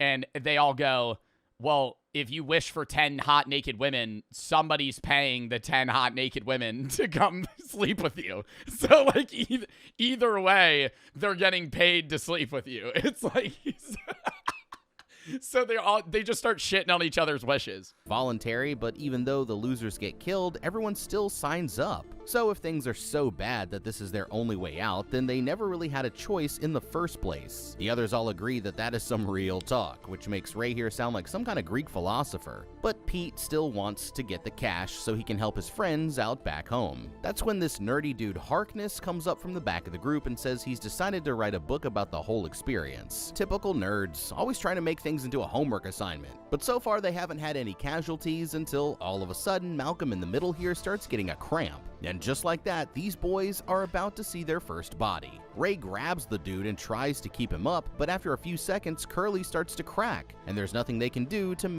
I think it was like they all tried helping him too, which was nice, but in the back of my head, dude, the whole time I'm sitting there thinking, if you are cramping out at mile 5, it's over. Even if you get past that cramp, if you have any problems in the first 50 miles, it's over. Make him keep going. Terrified, he falls to the ground begging for mercy, but the soldiers just walk up and one-tap him as soon as time runs out. And that makes And what's fucking nuts is they don't do some Five Nights at Freddy's shit where, like, they shoot him and it's off camera. They show it. They show every single death. Like a guy, like head fucking exploding out of, oh my God. And it's just right fucking close up, the only thing in frame. Walker down? Dude, the most disgusting part, I don't know if he's going to mention it. It's like when you have to, like, 20 hours in, they're all like, dude, we got to take a shit. What do we do? Because pissing, they just turn around. Pete does it early on. He goes, I got to take a piss. So he starts walking backwards, pulls his pants down, and just starts peeing. And everybody has to disperse because they don't want to get pissed on. So, but taking a shit, it's hard because, like, you can't walk and poop. And then one guy gets, like, the shits. And that's bad. With 49 more to go. All right, now that's some real traumatizing right there. And I'm not gonna lie, now that things are getting real, I'd be starting to regret my decisions about starting this in the first place. Just poop in a bag. Zod. You got a bag. You're gonna be going...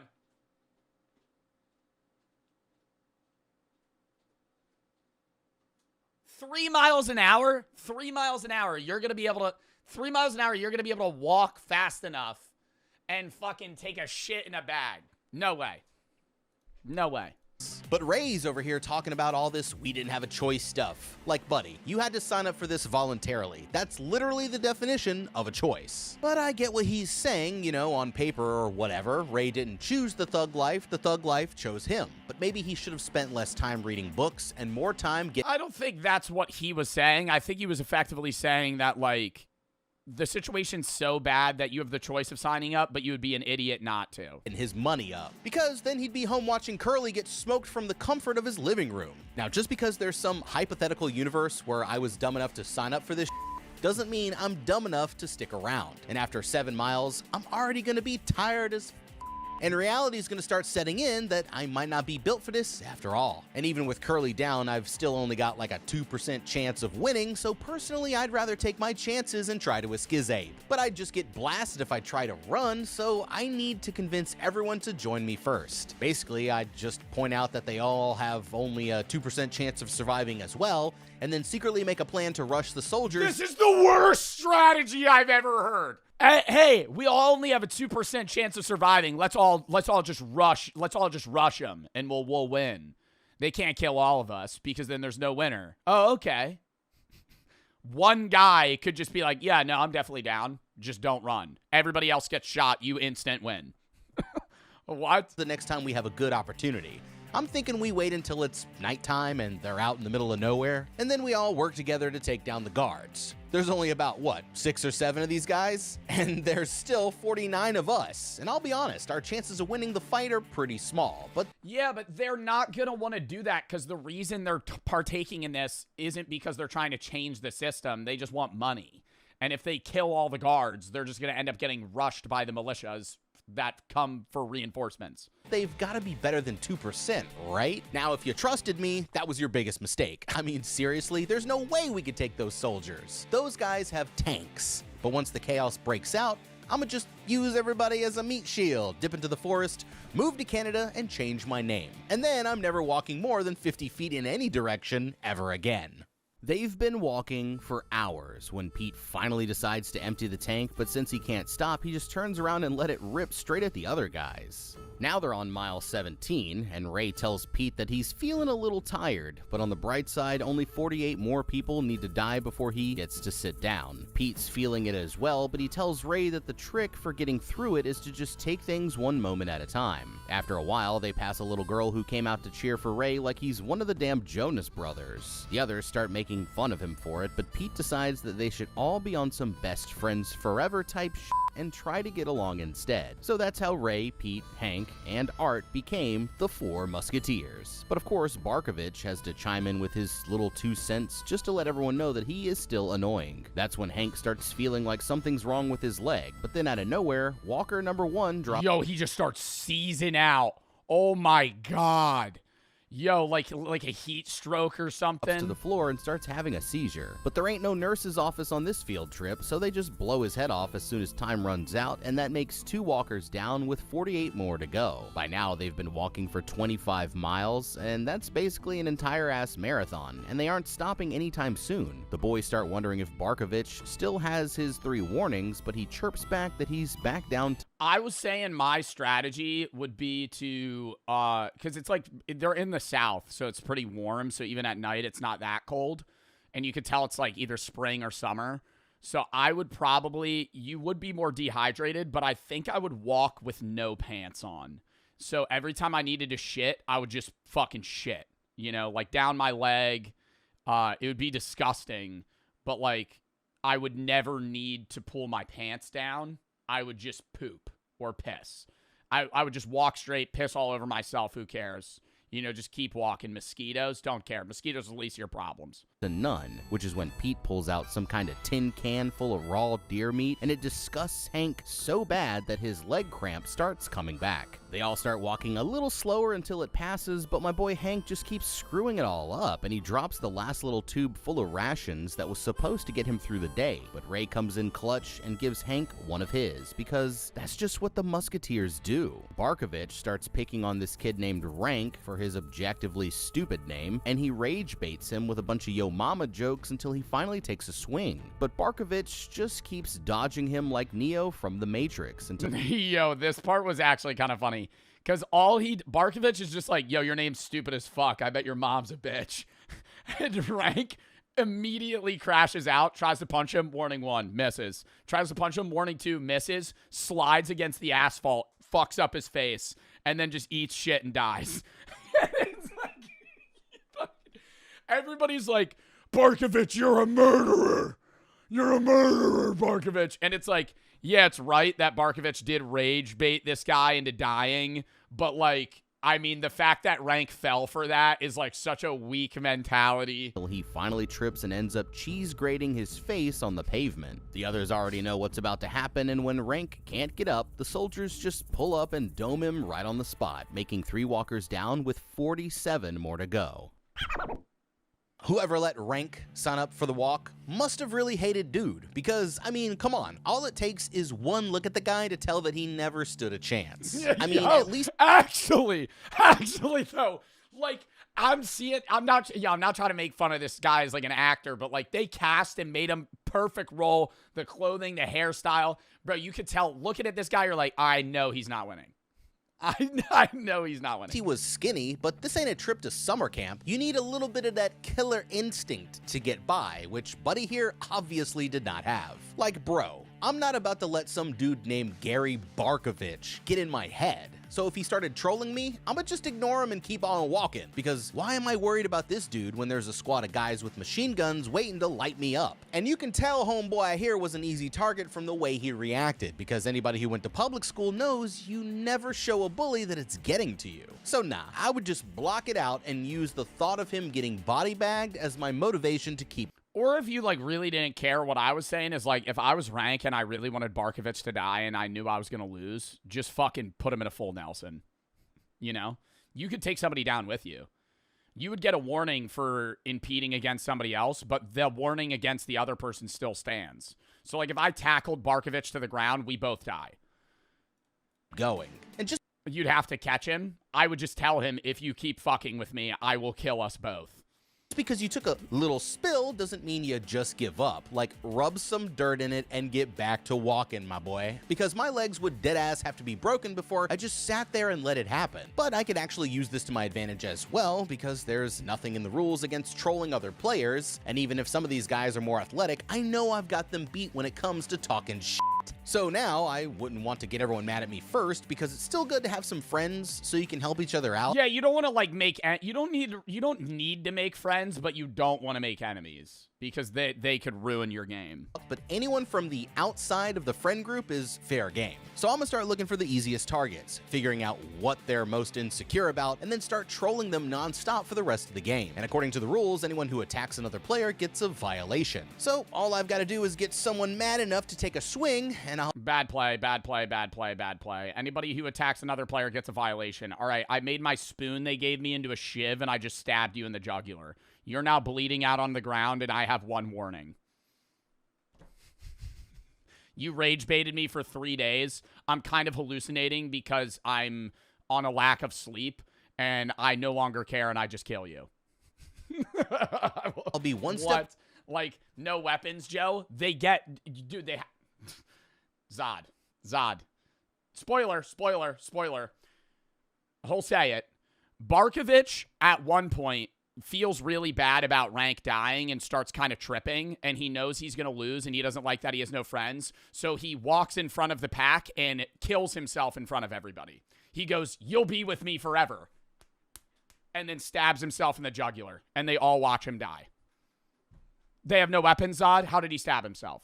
He made a shiv with a spoon, which is that happens in the movie.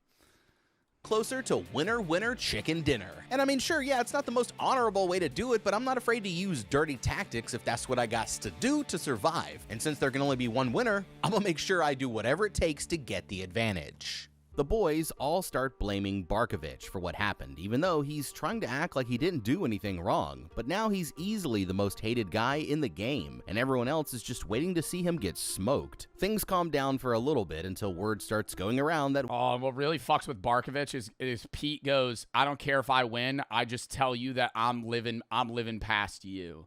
Like something along those lines. Pete literally goes, he's like, at one point, there's like 8 of them left.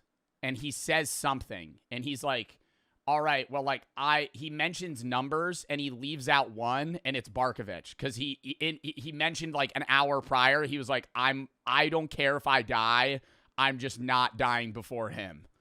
Walker 45 has the Hershey squirts, and that's this part's kind of funny though. That's when my boy just drops his pants and starts letting it rip right there in the middle of the screen. And I mean, hey, what else are you gonna do here? There's no time to wipe unless he wants to get killed, but he can't hold off the chocolate thunder from down under, and they end up blowing his head off mid-dookie without a moment's hesitation, making 4 walkers down with 46 more to go. Now they're 35 miles in. The fuck thing about that too is like he poops like 5 times, and they go like, "Oh shit, look, he has the shits. It's bad." And he like smells really bad. He keeps pulling his pants down. Bro, just why are you wearing skinny jeans? Why are you wearing skinny jeans? Hey ma, we're going to the long walk today. I'm going to put on my fucking skinny jeans from Old Navy. What? Out of everything, bro, wear sweatpants. Sweatpants or jeans. Loose baggy jeans. So ones that you can take off. Cargo pants, shorts.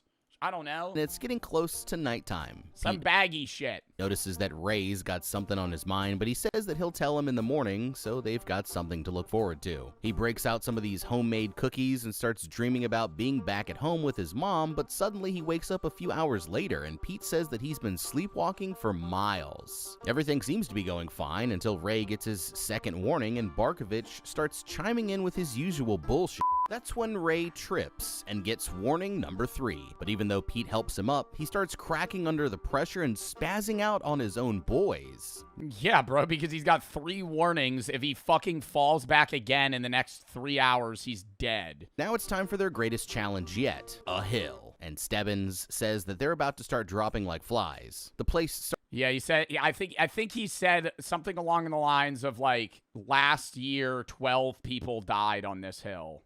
Or like 15. He was like, more than half of the people left die here. because it's like a fucking 300-meter stretch of just like a full incline. Starts sounding like a Call of Duty match as anyone who slows down gets blasted, and Barkovich is still yapping the entire time. All Ray can do is lock in and ignore the rifle pointed straight at his face, but when he's about to give up, Pete grabs his arm and helps him push through. Ray apologizes for losing his cool, but Pete's already squashed the beef. And Art and Hank survived the climb too, so it looks like the Musketeers are still going strong. Only 18 of them. Bro, in Art, it's this guy. Is his name Art? I don't know which one's Art. Still and which one's going Hank. strong. Only they usually refer to each other by like the people refer to them by their numbers. This guy chews a singular piece of gum the entire time. The entire time. He's like, me and the gum. Me and the gum got to make it together. Dude, that shit gets stale an hour in. You're 35 hours in chewing on the same piece of gum. Hank survived the climb too, so it looks like the Musketeers. Flavor's gone, dude. It would turn into a rock. Tears are still going strong. Only 18 of them survive until the morning, and now they're 59 miles in, with every step getting harder and harder. Alright, now the fellas just survived their first night, and if I was able to make it through that, then I'd be starting to feel a lot more confident about my chances of winning this entire thing. But since we're down to only 18 survivors, I officially have a 5% chance of winning. And that's still not great, but it's better than nothing. Not great, that's ass! That's ass. More than half of the people are dead, bro. You still got a fucking 1 in 20. Right? And honestly, I gotta try to look on the bright side because after walking 60 fucking miles nonstop, I'm gonna be the most exhausted that I've ever been in my entire life. Like, I don't know if you fully realize this, but that's 2 marathons without stopping. So unless I gave myself an adamantium skeleton like Wolverine, my legs, knees, hips, ankles, hell, everything are gonna feel like they're on fire. And my feet are gonna be so covered in bloody blisters. So yeah, you're gonna be bleeding like crazy. They're not mentioning that. Like, you're regardless of what shoes you're wearing, your feet are going to be so fucked. When this is all over, I'm gonna need one hell of a spa day. So it's understandable why Ray crashed out on his boys, but honestly right now, that's the worst possible thing you could do. Now I know we're all in a competition here, but as soon as I saw that hill coming up, I would be making sure that I was best friends with everybody, because I'm gonna need somebody to help me if I start looking like I'm gonna go down. But here's the thing, the hill might be scary, but just like everything else, the right strategy makes this whole thing easy. And that's why you're gonna catch me at the back of the pack, because just like before, I'm letting the other— That's why you're gonna catch me at the back of the pack. Just like the aerodynamics video that I showed you of the cow walking through the wind, I'm going to be getting a lot easier of a walk than the other people. They're going to be pushing through the wind that I'll be briskly gliding through. Other guys take the wind to make my life slightly— Yo, it's not the wind.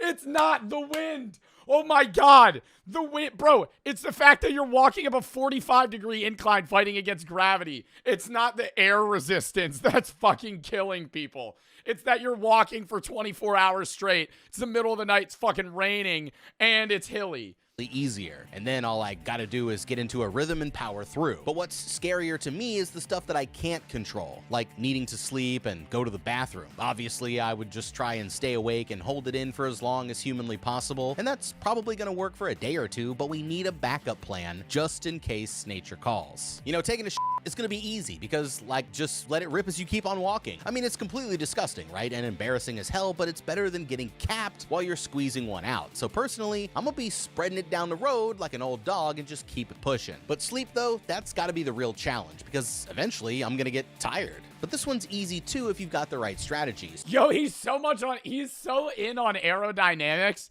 I'm just waiting for him to be like, and now that I think about it, I'd actually walk into the battle with a latex suit on to reduce my drag within the wind and make the walk even easier for me. I'm gonna nair every hair on my body. And I'm going to wear a slick morph suit. So for me, I would just team up with a group of guys and work together so we could sleep one at a time. I'm not saying that we'll get the full— Well, you don't really sleep. It's like this weird, you would be able to rest, but that's what it is. Like they kind of start sleepwalking. They have to carry each other kind of. 8 hours, probably like 30 seconds at best, but every little bit helps. And when this is all— You would micro sleep. Over, I'm gonna be laid up in the bed for a week. What animals do that? There's animals that micro sleep. Pete asks Ray if he thinks that he's gonna make it, but honestly, he's been having some doubts, and Pete admits that he gave up on winning a long time ago. He says, "Ooh, yeah," he said at some point he's just gonna sit down. That he wanted to believe that they wouldn't actually kill everyone because I guess he forgot that this is literally a death game. But now that reality came knocking, he doesn't think that he has what it takes to outlast the others. At mile 67, they come up on two kids on bikes who are about to witness something traumatizing. Everyone is feeling a little tense, and Hank's barely holding on, but that's when Harkness gets his first— Yo, that motherfucker should have gave up miles ago. He breaks his foot walking up the hill like 8 hours prior. Breaks his foot. Fucking snaps. He's walking on a stub and his fucking foot is just hanging the other way, right? Like if this is his foot and he's walking like this, it's like his foot's to the side. He's walking on like the stub of his foot. And at some point he's like, "Oh, I can't keep going." I'm like, yo, the second you broke your foot, you should have just sat down. Like, you're not winning. Warning, he snapped the out of his ankle back on the hill, and he's been walking on the bloody stump ever since. But it looks like he's finally reached the end of the line. The dude starts crying as he realizes what's about to happen, and everyone else knows that he's already done for. So Art starts shouting at the kids to look away, but they just sit there and watch as the soldiers blow his head schmoove off, making 33 walkers down with 17 more to go. Pete and Ray didn't like watching the nerd get done dirty, but Stebbins and Barkovich both start mouthing off again. And the truth is, only one of them gets to survive, so they better get comfortable watching people they like get smoked. And with that, they've officially made it 100 miles, which is when Art notices that that's almost 4 marathons. Back to back. Major still seems like he's not even tired, but Stebbins says the guy gets to sleep and take showers, so he's living the life of luxury while they're out there fighting to survive. Ray notices that Stebbins has a little cough, but he plays it off like it's just his allergies. But then all of a sudden, this one dude tries to dip out and make a run for it, but the soldiers light him up before he even makes it past the sidewalk, making 34 walkers down with 16 more to go. Oh my god. Alright, now I'm sorry, but this dude should have just dropped out at the beginning and saved everyone the trouble. Like, that was honestly the worst escape attempt that I've ever seen. And Buddy— I get him trying to escape in the city, but it's like, yo, like, actually, best case, he should have just dipped at night into the woods when, like, there's low visibility and he would be able to, like, duck behind trees. Could have at least given us a fucking heads up first, like, damn, maybe I wanted to escape. But now, they're all gonna be ready for it. But anyways, I don't know what the guy was thinking, but he obviously hasn't been playing enough COD, because otherwise he'd know that glass doesn't stop bullets. Well, unless it's bulletproof glass, but you know what I'm trying to say. Like, genuinely though, what was Bro's plan here? To run in a straight— I think he should have darted behind the car. Maybe dodge a few of the bullets and then kind of bounce behind the building and just run. Straight line and not even try to find cover. That door was probably locked anyway. So my man was clearly better at walking than coming up with ideas. But it got me thinking, how would I have done this? Well, honestly, at this point, I've already been walking for 100 miles, so my legs aren't exactly feeling fresh. And with only 16 players left, I'd have to be pretty dumb to even try. I mean, these guys literally have machine guns and tanks, so what the hell am I even supposed to do here? But maybe, just maybe, there's a way that we could pull it off. Now, if you want to do this successfully, the backup plan has to start before you even entered the game. So I'm gonna get one of my boys from the outside to make a signal, like a certain wave or a little dance I could hit to let them know that it's time. Then I would tell them to check the TV every hour, and if they see me hitting the Dougie, it'll be their sign to meet me a few miles up the road. But as for me, I would wait until it was— What, you're gonna get in a getaway car? Bro, they're in military vehicles. They're gonna fucking blow you up. It's nighttime and we were out in the middle of nowhere, and then wait for a good distraction, like one of the other players getting popped. Then there is also restrictions. Like, they close these roads off. There's people that are allowed to, like, spectate on the side, but, like, you wouldn't be able to just, like, pull up in a car. I would just dip out as fast as I could into the woods and use the nature around me for cover, ducking behind trees and rocks and shit until I was able to lose the soldiers, make it to the getaway car, and get the hell up out of there. But to be honest, I'm probably not even making it more than 10 feet, even with the best plan that I could think of. So right now, it's probably better to just stick around and try to actually win this thing. By mile 103, they start— Where is this taking place? I think it's in, like, Arkansas. or somewhere. It's like somewhere in the South. Are talking about what they would wish for if they win. Ray says you're supposed to wish for something that money can't buy, and when it's Pete's turn, he says that he's gonna wish for the walk to have 2 winners. That way, not everybody has to get capped. Now they want to know what Ray would wish for, but he decides that he doesn't want to jinx it by saying it out loud, so all he'll say is that he wants his wish to change the world. They make it through the night without— No, and I think he says he would tell Ray, like, the next day. And he said he would spoiler. I mean, if you're this far in, you don't really care about spoilers. He says he would wish for a carbine, and they would have to give it to him on the spot, and he would shoot the major in the head, and they wouldn't kill him because you're the winner and everybody cares about— that'd be like you killing the Hunger Games winner. Like, people would be pissed. At mile 144, it's pretty obvious that Stebbins, yeah, he ain't doing so well. Things get pretty tense when Art has to pull over for a quick dookie, but he's able to get it out before he catches one to the face. Now that they're alone, Pete asks Ray about that wish again, but he says that he'll only tell him if he keeps it a secret. It turns out that his dad used to show him all kinds of stuff that the government didn't like, but one night, 12 kicked in the door, waving the 4-4, and dragged Pops out into the street. They gave him one last chance to be a good NPC, but my boy decided to stand his ground, so they blew his face off right there on the spot. That's why Ray decided to join the walk, because if he wins, he's gonna wish for a rifle and use it to slime the major live on TV. Pete starts pointing out some flaws in his plan, like how his dad would still be around if he just lied, and he doesn't think that Ray actually has what it takes to kill someone. He thinks it's more important to actually appreciate their lives instead of going around looking for revenge. But Ray is convinced— Yo, this movie is so fucking peak, bro. —that his only choice is to slide for his old man. They pass a family of rednecks watching from the side of the road, and Ray says that they're only here to watch somebody get murked. But Pete reminds him that they all live in the same messed up country, and if Ray doesn't believe that there's still good in the world, then there's no reason even trying to win. Up ahead, they see a rainbow in the distance, and this makes old Pete start feeling a little emotional, so he grabs Ray by the shoulder. Yo, I remember rewatching this scene because it was supposed to be an emotional scene about the rainbow, and all I could focus on was this kid looking like he just shit his pants in the front. Up ahead, they see a rainbow in the distance, and this makes old Pete start feeling a little fucking like hobbling. So he grabs Ray by the shoulder and decides that they should be more than just friends. By now, they're pretty much brothers. But in the end, somebody's got to be an only child. Okay. Ooh, that's cold. Okay, well, now I understand why Ray was dumb enough to sign up, because his dad was a total idiot as well. So I hate to say it, but Ray's entire family has f***ed up here. I mean, we all break the rules sometimes, you know? Yo, this guy is fucking... He's like, I don't care about the emotional shit. Yo, this family's fucking stupid.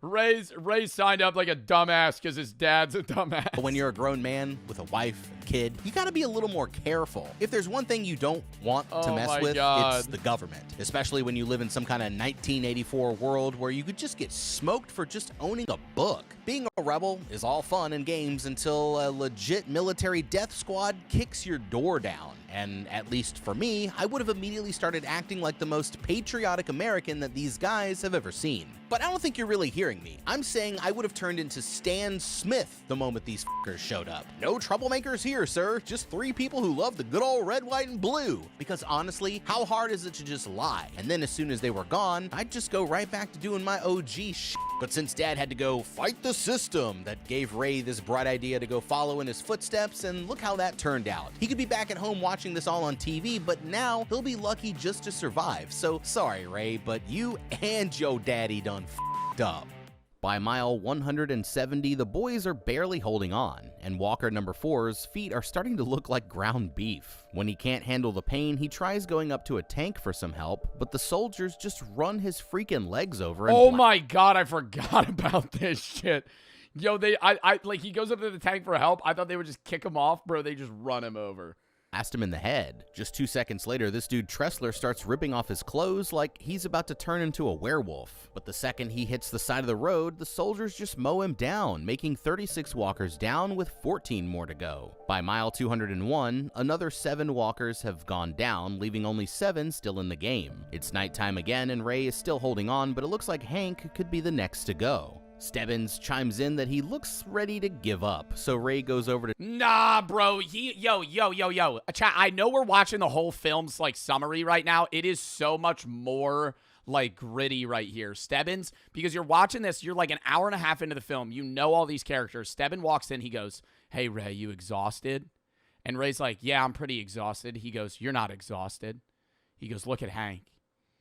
Hank can't even speak." He starts like, and then it zooms in on Hank. Hank hasn't spoken in like 30 minutes in the show or in the movie, which is like days. Like Hank hasn't spoken in a day. He's barely walking. He like lost his tooth. He's fucking losing his mind. Check on his man, but the dude is completely out of it. And after dropping some quick philosophical bars, he runs up to one of the tanks and grabs somebody's rifle. But they blast him and let him bleed out to set an example for the others. Art can't handle watching his buddy suffer, so Ray has to come pull him off before they both get killed. But there's nothing they can do besides keep going, so that makes 44 walkers down, with only 6 more to go. They make it another few miles before anyone's ready to talk again, and to make things even worse, this guy Collie tells everyone that Hank actually had a wife. That makes him the only married man in the entire group, and he can't believe the dude would risk it when he had somebody like that back at home. Pete decides they should all promise to give some money to Hank's wife if they survive, and even Stebbins finally agrees. It turns out he was actually getting sick after all, but he still thinks that there's a chance that he can win. Now at this point you might have forgotten that crazy old Barkovich is still alive, and he's personally offended that Pete didn't ask him to join the club, so he goes up to Ray and starts trying to apologize. Yo, and this is like some fucking psycho. Dude, it feels like a Joker scene. Oh, it's the most replayed scene. This feels like a Joker scene, bro. He grabs Ray and he's like, "I gotta be part of the friend group, right? Like, you guys hate me, but like, I didn't mean to make fun of that rank kid like 3 days ago. It's like, it's not my fault that he's dead. He's fucking like sitting doing like, it's like a 10-minute scene too. He's like right next to his face, like whispering in his ear. It's so creepy. And the whole time I'm like, I'd be worried he would stab me. But the more this guy talks, the more it's obvious why he doesn't have any friends. I mean, he's nuttier than a squirrel fart on a winter's day, and says that he can't keep the voices out of his head, so Ray just tries playing it cool so the dude doesn't snap. He's finally able to get rid of him without the guy doing anything crazy, but just when it seems like he's... Yeah, no, and the whole time, dude, Pete's 3 feet away. Barkovich is going, "Can you ask Pete if I could be a part of the friend group?" Like some fucking second grader shit. And Ray goes, "Yeah, man, I'll ask him." And he walks like 2 feet over to Pete and he goes, "Barkovich wants to be a part of the friend group." The whole time Pete fucking hears what they're talking about. It's like so weird. Finally starting to get it together, he walks straight to the front of the group and decides to quit the competition early, making 40... Yo, quit the competition early, bro. He fucking cuts his neck open in front of all of them. And he says some weird ass shit. He's like, "I'll be with you guys forever." 5 walkers down. Just traumatizes all of them. With only 5 more to go. Alright, now I might be wrong for saying this, but at least they don't have to deal with that guy anymore. We're officially down to the last 5 walkers, which means that we now all have a 20% chance of winning. But as you can see, more and more of these dudes is starting to crack. Now, we all knew that Barkovich was crazy from the beginning, but you're probably wondering what happened with Captain Underpants over here. Well, I'll tell you. It's called paradoxal undressing.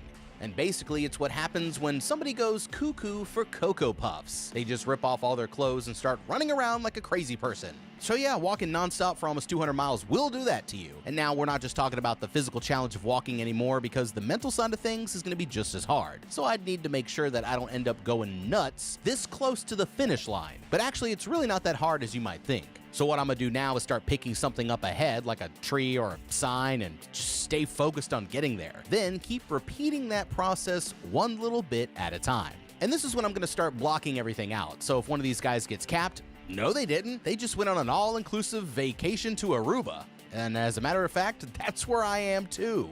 You see? Now so you would purposefully make yourself insane and ignore them? Like, I think it's easier said than done. Because the connections you would build in this game would be so rapid. Like, Pete and Ray basically go from strangers to best friends in 3 days. Because you're just you're like both, you're trauma bonded. You know, like you're both experiencing something that's fucking insane. And you already are friendly with each other. It's now like, I can't get tired because... You couldn't just ignore that. In my head, I'm already at the beach just kicking back and chilling. And if I just refuse to accept reality, then the other players, yeah, they ain't gonna stand a chance. At mile 260, they pass... 10 marathons. 10 marathons. Back to back. Back to back 10 marathons. By a flaming car crashed on the side of the road. Kali decides this moment calls for a sing-along, and they all start singing "Oh My Darling Clementine" in honor of Hank's wife. Now it's sunrise on day number 5, and they're getting close to the town where Ray's family lives. Kali says he's lucky for getting to see his mom, and he's pissed that he won't get the same chance again before he dies. But Pete thinks that seeing her is only going to make things worse. At mile 286, they finally make it to Freeport, but Ray's boots fall apart as soon as he gets to town, so he has to ditch them and start walking in his soggy socks. Which is when he turns to see his mother watching from the side of the road. It's a heartbreaking moment, but instead of passing her, oh my god, this scene made me cry, bro. Turns around and starts saying that he's sorry until Pete finally comes to pull him back. He's having a full-blown panic attack about having to leave her, so Pete starts telling him a story about his childhood. He says his parents both died in the war, so he had to go live with his drunk of an uncle. But then he died from drinking too much, so he fell in with a group of bad dudes and turned to a life of crime. One day he got into a scrap with a dude who sliced him up, and that's how he got his scars. But when he woke up in the hospital, he realized that it was time to turn his life around, which is why he always looks at things from the bright side. But he says it takes a lot of work not to go. Pete saved him. Pete saves Ray like 10 times in the film. Back to his old ways. So he wants to use his prize money to help out other struggling kids. And if Ray wins, Pete says that he needs to give up on revenge and go back to his mom because he deserves to have a second chance instead of throwing it away. At mile 306, Stebbins decides it's time for— Like, that is an unreal distance, bro. What is 300 miles? What's like distance from Pittsburgh? What's like a known thing? Like, what's Philly to New York? Philly to New York is only 94 miles. Okay, Philly to Boston. Philly to Boston. Philly to Boston distance. 306 miles. That is the exact distance that they're... So, if you could walk from Pennsylvania through New Jersey, through New York, through all of Connecticut, and through half of Massachusetts, and that's the distance they've walked. A 5-hour nonstop drive. For a new deal. He says they need to stop helping each other and let nature take its course. And even though Pete doesn't like it, Ray agrees that he's probably right. The only one who hasn't said anything is Kali, and out of nowhere he rushes for a rifle and takes down one of the soldiers. They instantly shoot him in the gut, but he decides to quit the game before they can finish the job, and that makes 46 walkers down, with only 4 more to go. Alright, now we're down to the final 4, and I don't know who Stebbins thinks he is making demands over here, but he's clearly on death's door, and the boys have him outnumbered 3-1. So, honestly, why the hell would they listen to this guy? Of course, he wants them to stop working together because he knows it's the only chance he has of surviving until the end, but honestly, he's in no position to be calling the shots. So if it were me, I would try making him a deal. Think about it this way, right? Stebbins is getting sick. I don't know, man. I feel like you could just rip a warning. Like, I think if I fucking dead-legged Stebbins here, he is fucked. Like, you get one warning for punching someone. If I walked up to Stebbins and I just fucking roundhouse him right in the kneecap, I think he is fucking instantly folding and he's not getting up. Like, I have a warning now. I'll walk for an hour straight, you know, and he's dead. So he doesn't have that much longer, but he's also got a fresh pair of sneaks that he'll probably never use. And Ray isn't going to make it much farther on his bare feet, so if I were Ray, I would agree that it's every man for himself, but only if Stebbins lets me have the shoes. Then it's actually a fair competition. And if he disagrees, he would never agree with that. Then it would just be like, all right, let's keep walking. I'll just keep working with the boys and take the shoes once he drops out. At this point, they've been going for 324 miles, and now Art's nose is starting to bleed like a garden hose. Stebbins says that it's probably internal bleeding, and the other guys try to keep him up, but Art eventually cannot go on any longer, and tells Pete that he should be proud for coming all this way. The boys say their goodbyes, and Art makes them promise to give his necklace to his grandmother, but now it's time for the 3 musketeers to become the 2, and the boys keep walking on as the soldiers take him out, making 47 down with only 3 more to go. At mile 326, y'all gotta watch this movie. I don't care if you know the fucking ending, bro. It's so sad actually watching like versus like hearing what happens versus actually seeing it. He literally goes, you guys got to promise me you won't look. And he's like, you got to promise me you won't look. And then they're like, okay. And then he fucking just walks and sits, and you see it in the back, but they're just like, they literally just go, and they hear the gunshot. Major's still piping up with his motivational speakers. Ray starts cursing him out, but the dude's still treating it like a game show. And that's when Stebbins decides that it's time to reveal his secret. He starts comparing himself to the rabbit in a dog race, saying he's supposed to be like a machine that the other guys couldn't catch. It turns out the Major is actually this guy's dad, and he's got dozens of unwanted kids spread out all over the country. So Stebbins... Yeah, he's like a bastard child. Stebbins is the Major's kid, but the Major, he thought the Major didn't know that he was his kid, but then he ends up saying like, oh, the Major knew the whole time. And what gives it away at the very start of the movie is he just calls your number and gives you your dog tag, and the only guy the Major says good luck to is Stebbins. The only guy. At least that's how I saw it. I would have to rewatch it to double check. But I remember in the beginning of the movie, I was watching it with Brooke. I was like, that's weird. The Major said good luck to only Stebbins. Like, out of everybody. Wish was to just for the guy to like finally treat him like a son, but now he can feel his body giving out. So instead of dying like a wild animal, he decides... Body giving out, bro. He says, I remember he said, I feel my lungs filling with liquid. I'm gonna die. To go out with some dignity. Before he goes, he warns the boys what to expect when they reach the finish line, but that's when he stops and takes his final warning, and the soldiers blow... Nah, and he goes... Nah, he says there's gonna be... He said there's spectators at the end. They want to see the last kill. He said just keep walking. He said it's gonna rain tonight or some shit. I love the rain. And then he just said, fucking do it, and then they kill him. Blow him away as soon as his time is up, making 48 down with only 2 more to go. They've gone 331 miles when they hit their first big crowd, and these sickos actually start cheering them on. But as Pete looks over at Ray, he decides that he's ready to stop. All of a sudden, he drops back down and takes a knee, but Ray isn't ready to let him go, so he picks up his friend and starts pushing him down the road. He asks Pete to walk just a little bit farther, so he decides to hang in there for his friend, but while he's distracted, Ray stops and let his timer run out. The soldiers instantly shoot him twice in the side, and Pete rushes to pick him up, but Ray tells him that he loves him as the soldiers drag him away. Knowing that he's done for, Ray apologizes to his mom as the Major steps up to finish him off, and that makes 49 down with 1 lucky winner. And they show it, bro. They show it. That's what's like. You would think that they would do the monologue and then it would be like the gunshot and it would just be on Pete. No, they show him die. But Pete's story is not over. Because it like makes you feel like you're Pete. Yeah, the guy starts breaking down as the fireworks go off and the entire crowd starts to celebrate, but that's when the Major comes to ask for his wish, and thinking it over, he wishes for a soldier's rifle. The Major lets it happen, thinking there's no way he's actually gonna... you knew he was gonna ask for it too, because earlier he was like, man, the rifle ain't gonna fix anything. And then the Major interrupts Pete crying and he's like, what's your wish?